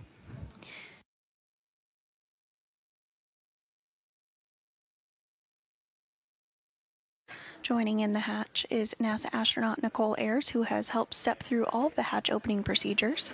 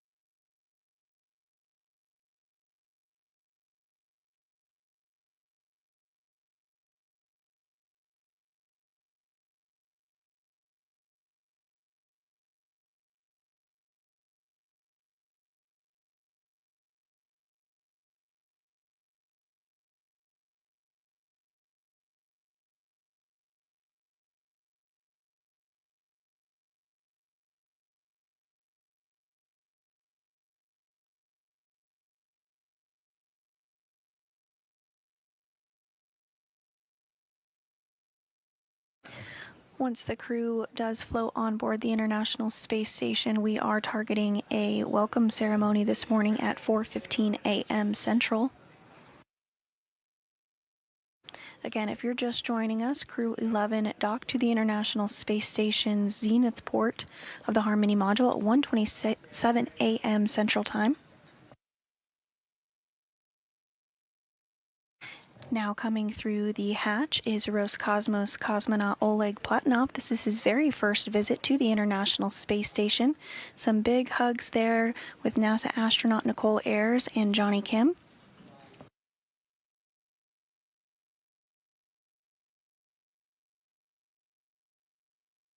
And continuing to get a warm welcome aboard the International Space Station for him, again, first-time flyer.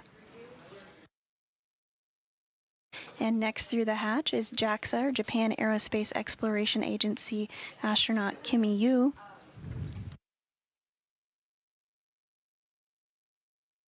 And now we have NASA astronaut Mike Fink for his 4th time to the International Space Station.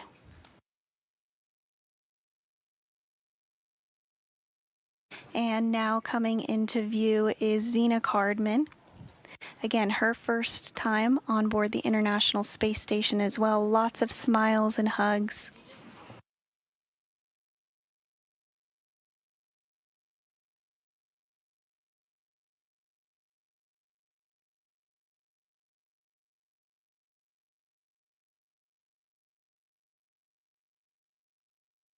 11 humans on board the International Space Station now.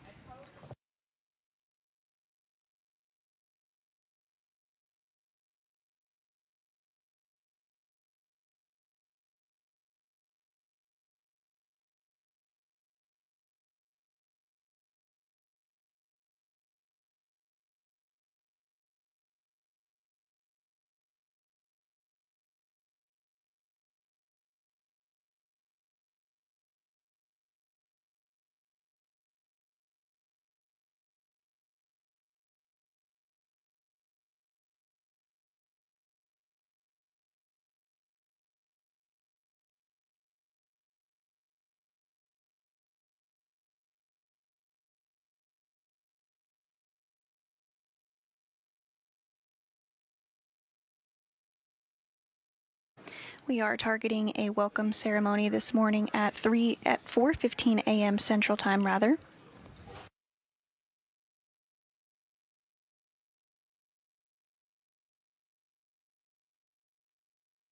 If you're just joining us, Crew 11 has just floated through the hatch of their Dragon spacecraft onto the International Space Station following their docking at 1:27 a.m. Central Time this morning. They did launch yesterday at 10:43 a.m. Central from the Kennedy Space Center in Florida.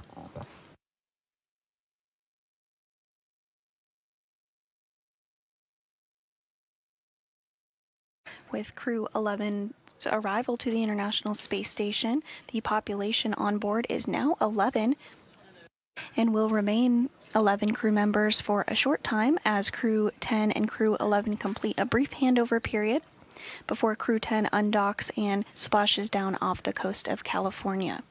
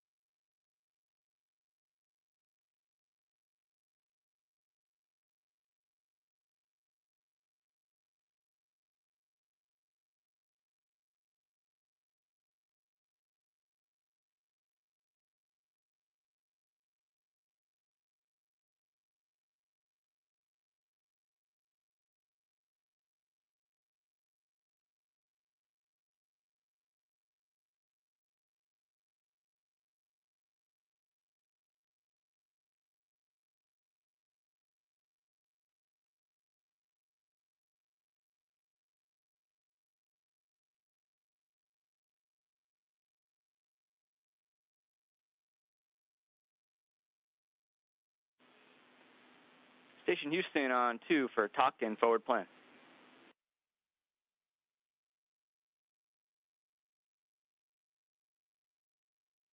Go ahead on 2, Matt. Hey, Doc, it was great seeing the crew arrive on board. Congratulations to everybody. And just wanted to circle back with you on the PAO event. We were, of course, thinking of it starting at 9:15, but we can also pull it earlier to start around 9:02. That's when KU locks up on that GDRS pass. And then we could do the PAO prep event, scene, mic check, all that on the previous pass or whenever, just before that, if the crew wants to get that done early. So totally up to the crew. Let's keep it at 9:15 because I already told cosmonauts that way, so let's keep it.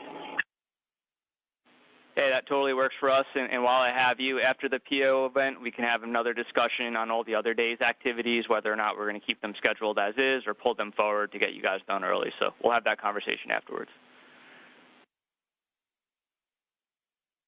With that, basically we want to move everything earlier. Thank you. That makes sense. Appreciate it.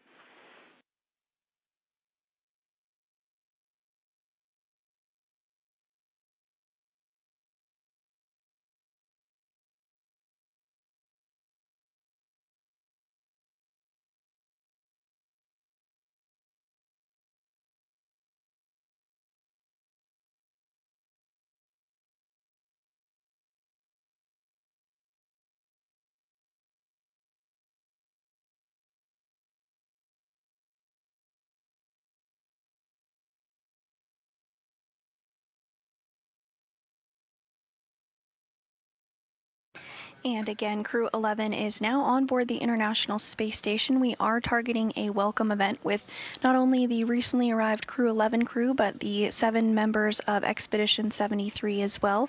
Now there are 11 people on board the International Space Station. We are targeting that welcome ceremony to begin at 4:15 a.m. Central, so just a little less than an hour from now.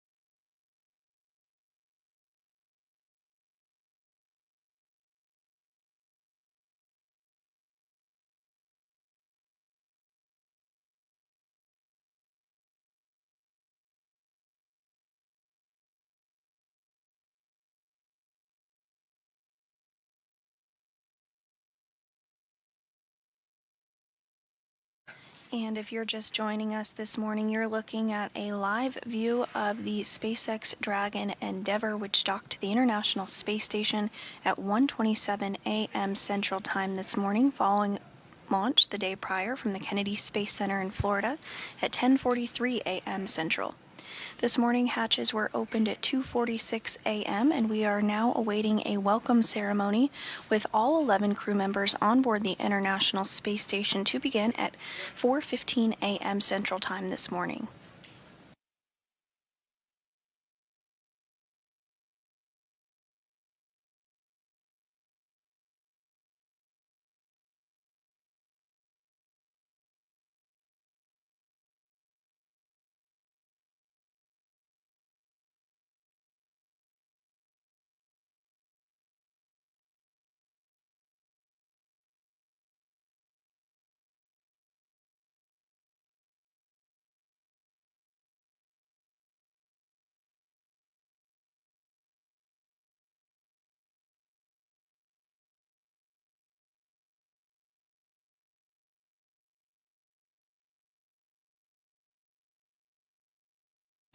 And this view here on your screen, you do see Endeavour dock to the zenith port of the International Space Station. That's the space-facing port.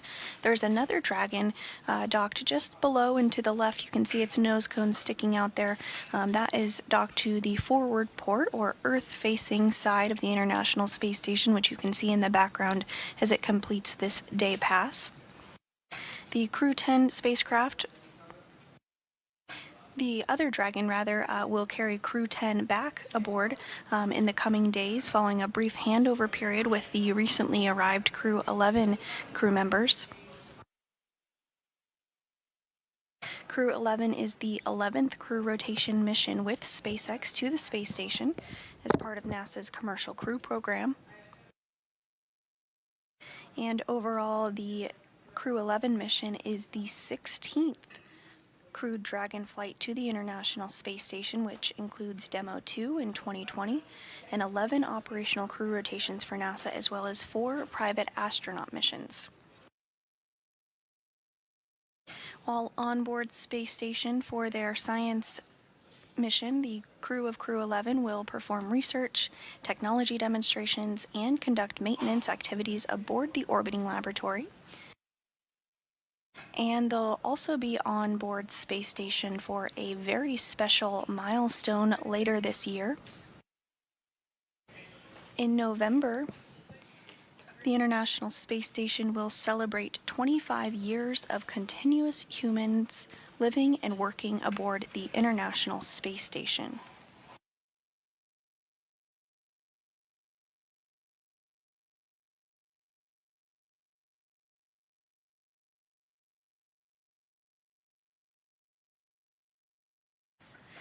During the last 25 years, over 280 individuals representing 26 countries and 5 international partners have visited the space station.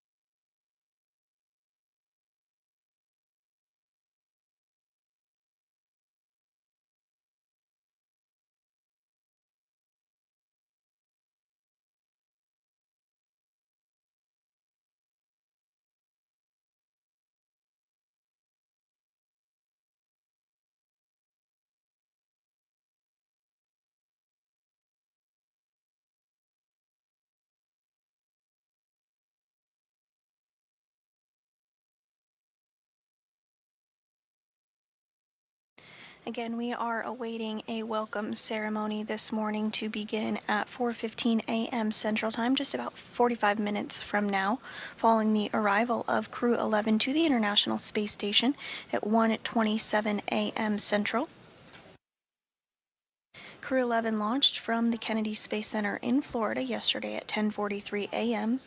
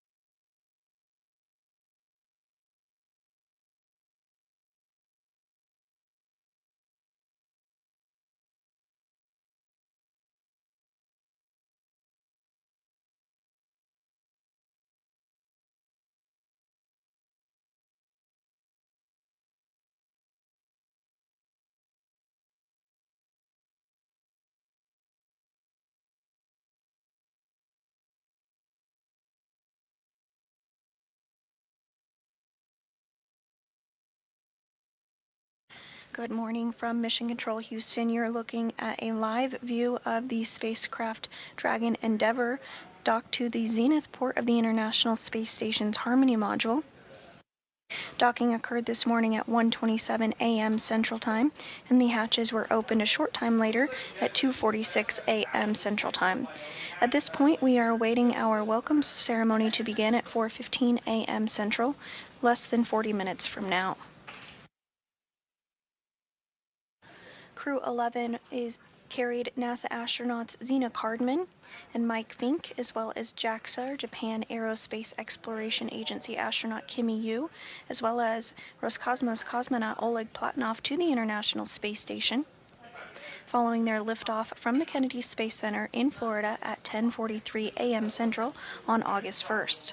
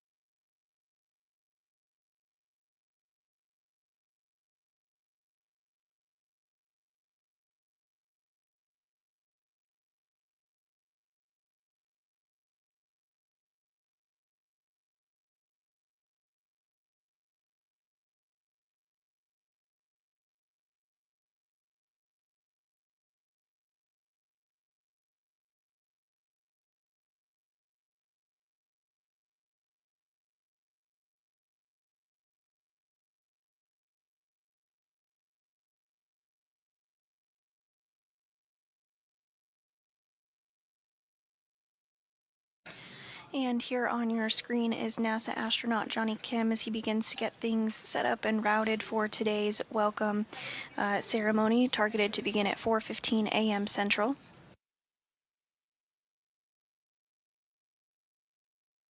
Johnny is completing his very first mission aboard the International Space Station after launching on board the Soyuz MS-27 spacecraft on April 8th.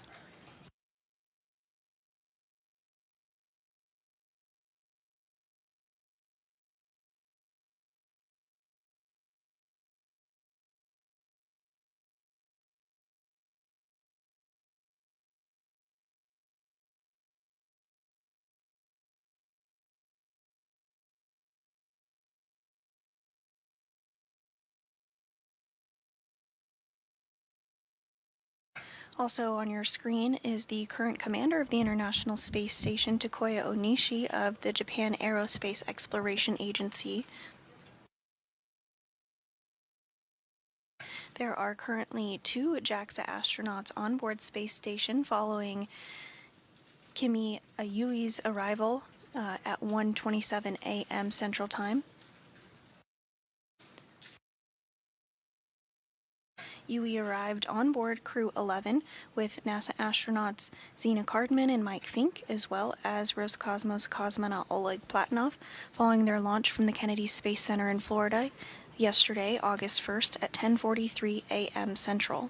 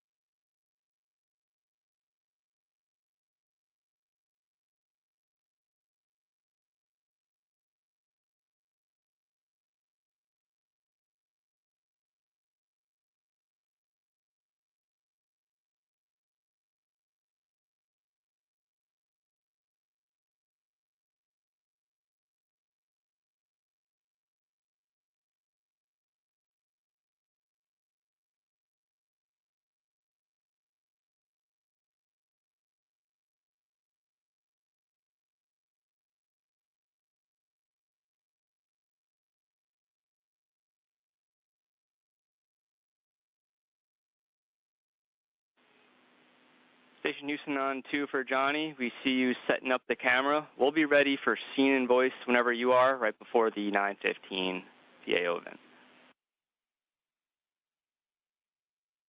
Hey, copy. I'll catch you on the other side of this handover. Sounds like a plan.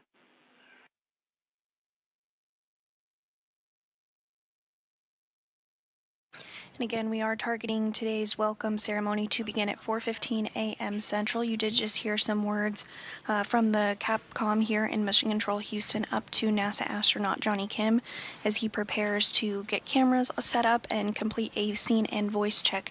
Again, now just a little over 30 minutes away from today's event at 4:15 a.m. Central, where all 11 crew members on board the International Space Station will have the opportunity to provide some opening remarks and be welcomed aboard the International Space Station.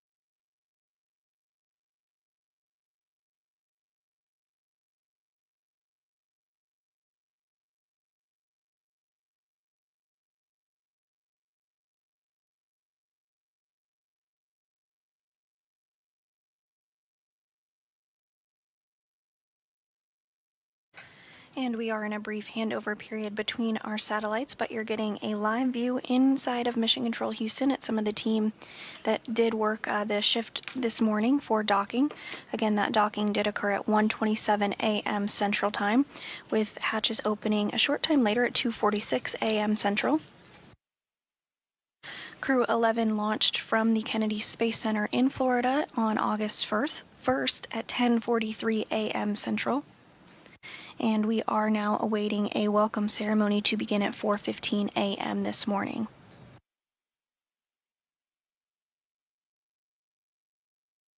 The team inside Mission Control Houston this morning has been led by Ronak Dave, the flight director on console, and sitting directly to his right is today's capsule communicator, who has been prime for communicating with the crew on board the International Space Station as they stepped through all of the hatch opening procedures.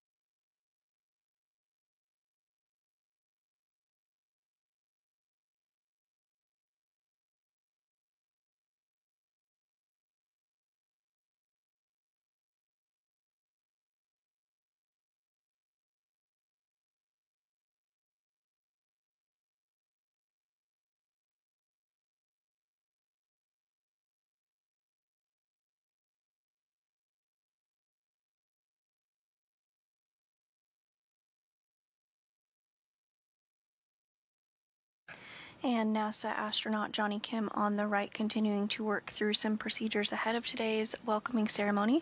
Joining him is the current commander of the International Space Station, Takuya Onishi, from the Japan Aerospace Exploration Agency.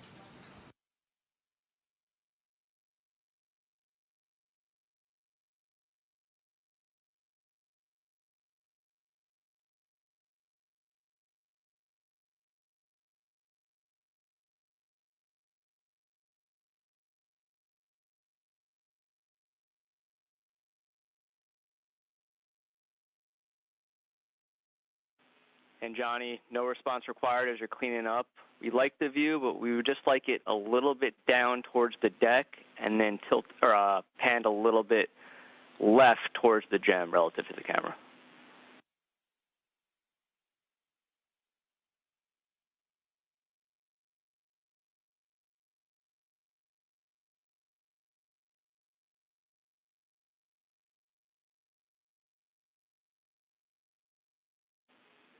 We like the scene. Thanks, Johnny.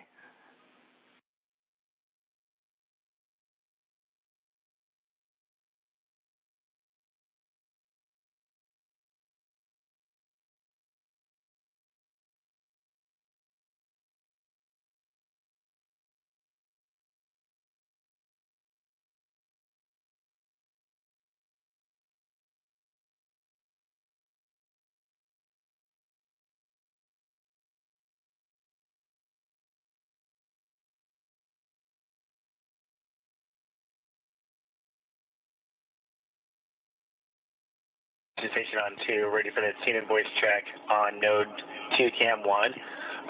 We also have node 2 cam 2 set up as a backup option in case cam 1 goes down. Hey, we see both. Sounds like a plan.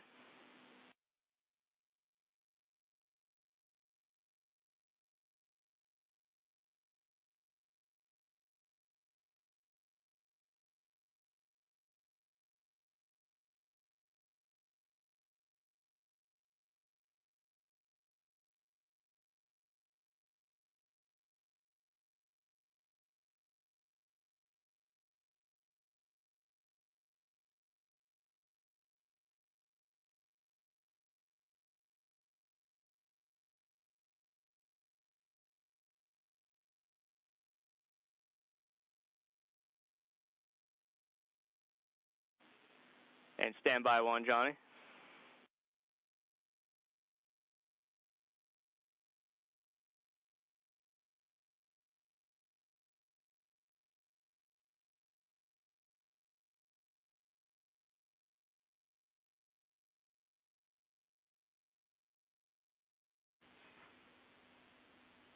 And Johnny, that was a good voice check. We'll sync up with you guys for the event at 9:15.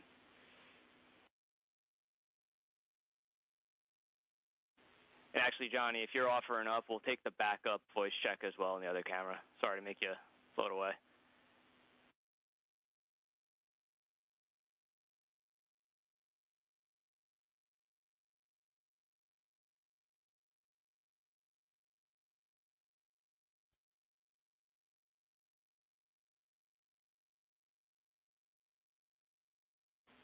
Yeah, and Johnny, we're not hearing you come down on that one. And Johnny, we don't need the troubleshoot. We like the primary, so no worries there. Copy, thumbs up.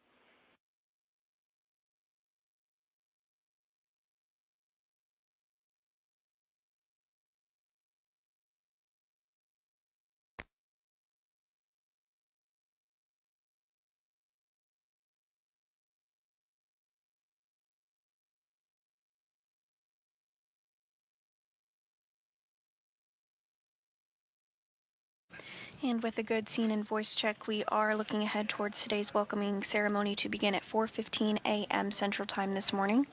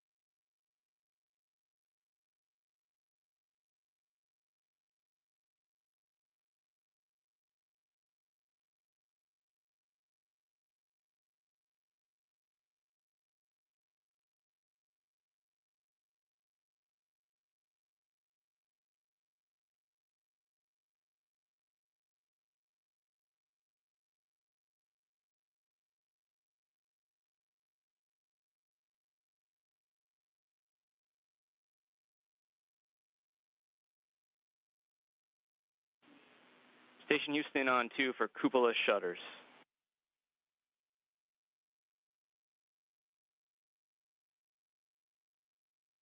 1-2. Hey, so we're getting close to a cupola temp constraint, which will require us to close the shutters. The last thing you'd want to do is interrupt you guys during the PAO event to do so. So we're going to ask you to go ahead and close those shutters. And we definitely apologize to our new crewmates who are probably looking out at the views right now, but we'll make it up to you guys in the back end.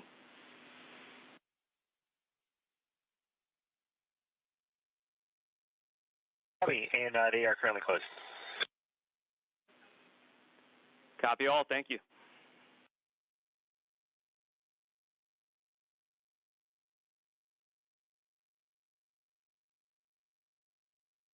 And we did just hear some communications there about the cupola shutters. The cupola is the portion of the International Space Station that is lovingly known as the window to the world. Essentially, it's an area that crew members are able to look outside the window and take amazing photography of our home planet. They do have a set of protective shutters outside of the windows of the cupola that can be open and closed for protective reasons, and so that call up to the crew to go ahead and preemptively close those cupola shutters was what that communications was about.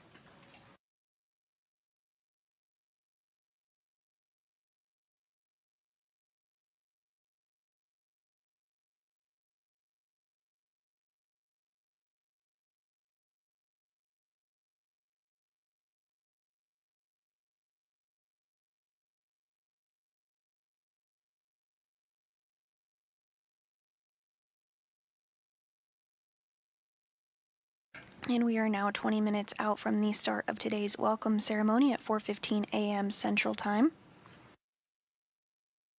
If you are just joining us, you are looking at a live view inside the International Space Station ahead of that welcoming ceremony. We did have Crew 11 that docked to the International Space Station Zenith port of the International Space Station's Harmony module at 1:27 a.m. Central Time this morning. Following that, hatches were opened at 2:46 a.m. Central Time. All of this following their launch from the Kennedy Space Center in Florida the day prior at 10:43 a.m. Central. So soon we will have that welcome ceremony where all 11 crew members on board the International Space Station will get to participate in this event, officially welcoming Crew 11 of NASA astronauts Zena Cardman and Mike Fink, as well as JAXA, or Japan Aerospace Exploration Agency, Kimi Yui, as well as Roscosmos cosmonaut Oleg Platonov on board the International Space Station. For some statistics for you, this is Cardman's very first space flight, as well as Platonov's. It's the 4th space flight for NASA astronaut Mike Fink, and the 2nd for Kimi Yui.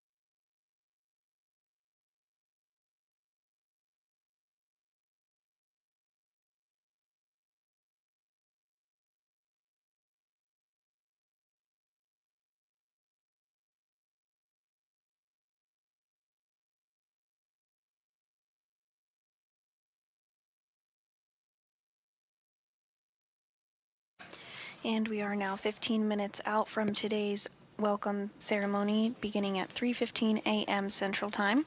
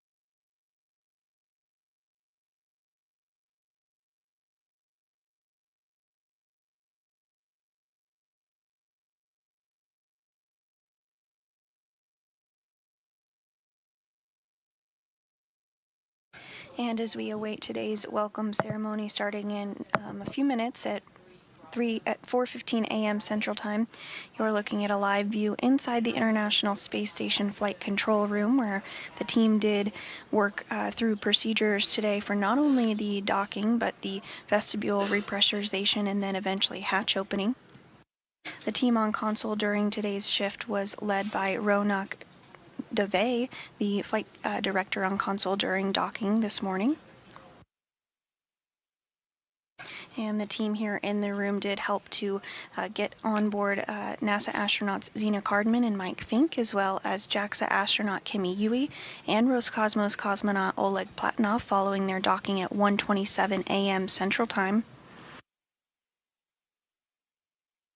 The quartet of Crew 11 did launch from the Kennedy Space Center in Florida yesterday, August 1st at 10:43 a.m. Central.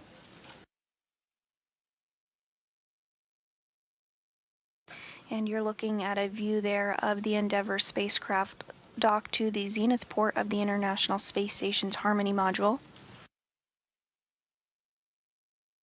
To the lower left of the Endeavour spacecraft is another Dragon that will actually be returning Crew 10 back to Earth in the coming days. Crew 10 is going to work on a handover with Crew 11 that of course just arrived again this morning at 1:27 a.m. Central Time. Following that handover period, Crew 10 will undock and splash down off the coast of California, and this will actually be the very first time that humans splash down off the coast of California as part of NASA's Commercial Crew program. Just a few weeks ago, Axiom 4 did splash down off the coast of California as part of NASA's a private astronaut mission aboard the International Space Station. So again, we're just about 10 minutes out from this morning's welcome event, beginning at 4:15 a.m. Central Time, where all 11 crew members currently on board the space station will join and participate.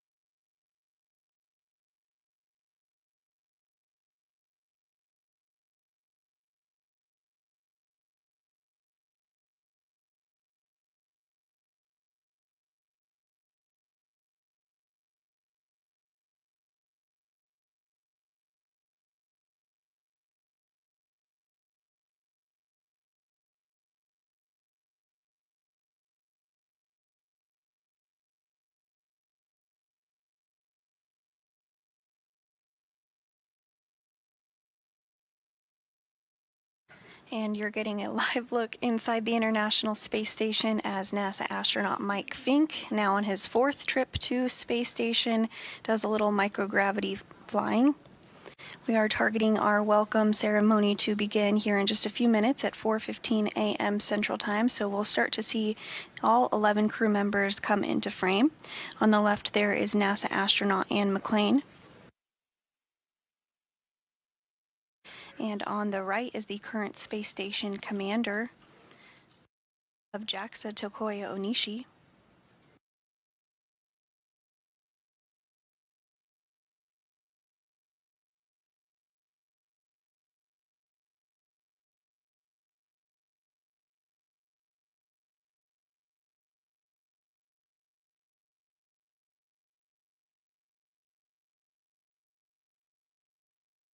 And now joining in the frame is JAXA astronaut Kimi Yui. This is Yui's 2nd trip to the International Space Station.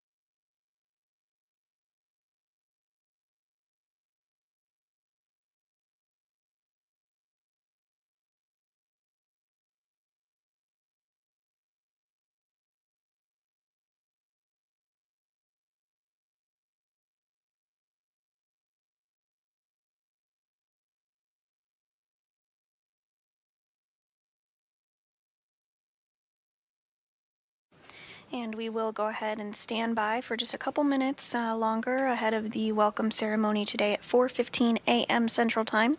If you're just joining us, Crew 11 docked to the International Space Station's Zenith port of the Harmony module at 1:27 a.m. Central Time this morning. At 2:46 a.m. Central, hatches were opened. All of this following their launch on August 1st at 10:43 a.m. Central from the Kennedy Space Center in Florida.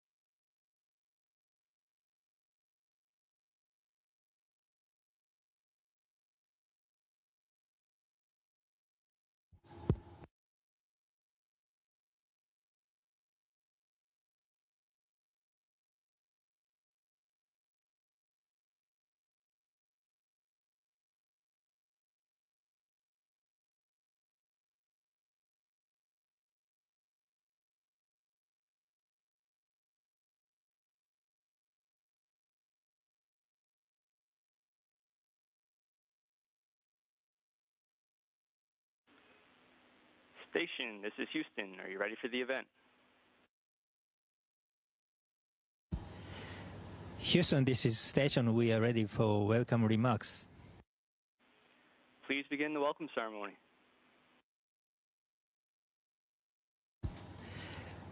Good morning, good afternoon, everybody on the ground from the International Space Station. And Endeavour crew, welcome on board. Yokoso, Daburo Pajalbach. And we are so happy and excited to see your smiling faces. And Gina, Oleg, congratulations on your first space flight. We are looking forward to hearing your impressions and your feelings about that. And Mike and Kimia, welcome back. Your experience will be an invaluable asset for Expedition 73. And we have a very busy handover period ahead of us, but I'm really looking forward to working with each of you. So now I will pass the microphone to Crew 11 Commander Zena Cardman.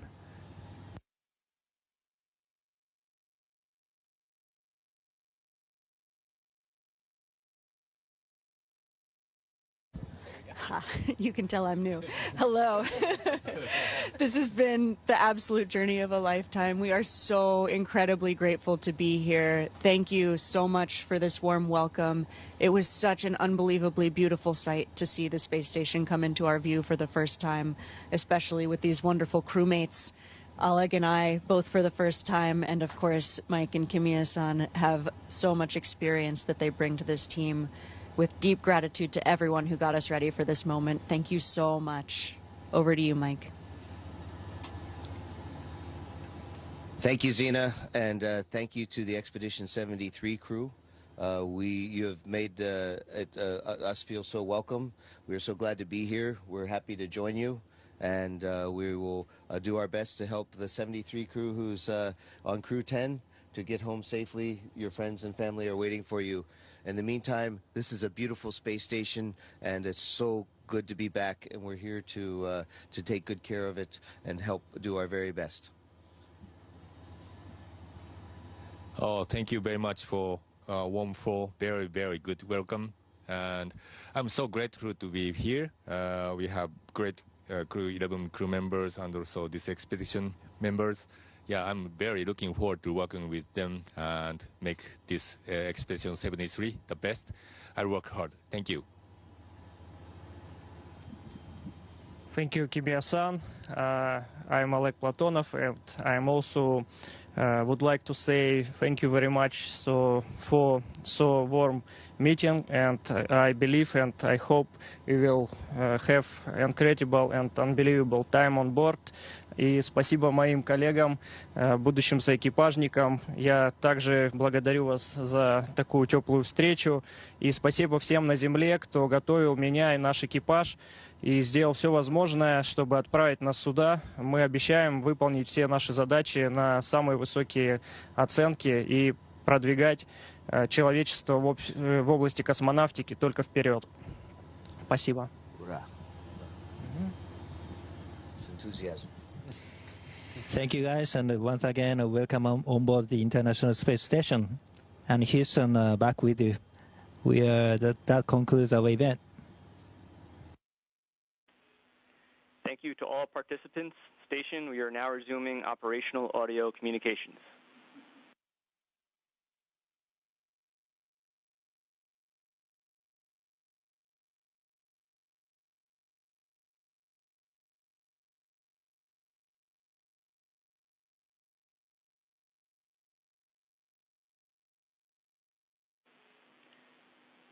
Station Houston, back with you on 2 for big picture, rest of the day. Go ahead, Mohammed. Okay, Talk, we were thinking of hopping right into the ISS safety briefing. And then for the rest of the day, we're going to try to move everything to the left as much as possible. Blue activity somewhat in the same order, chronologically, just to make sure that we're all in sync. How copy? Okay, copy all.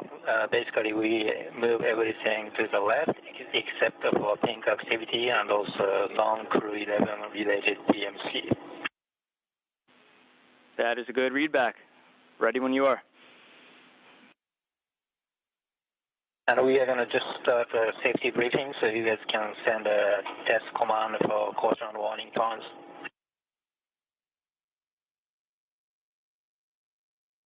Okay, sounds like a plan. We will give you a call when we're ready to send those. Copy that.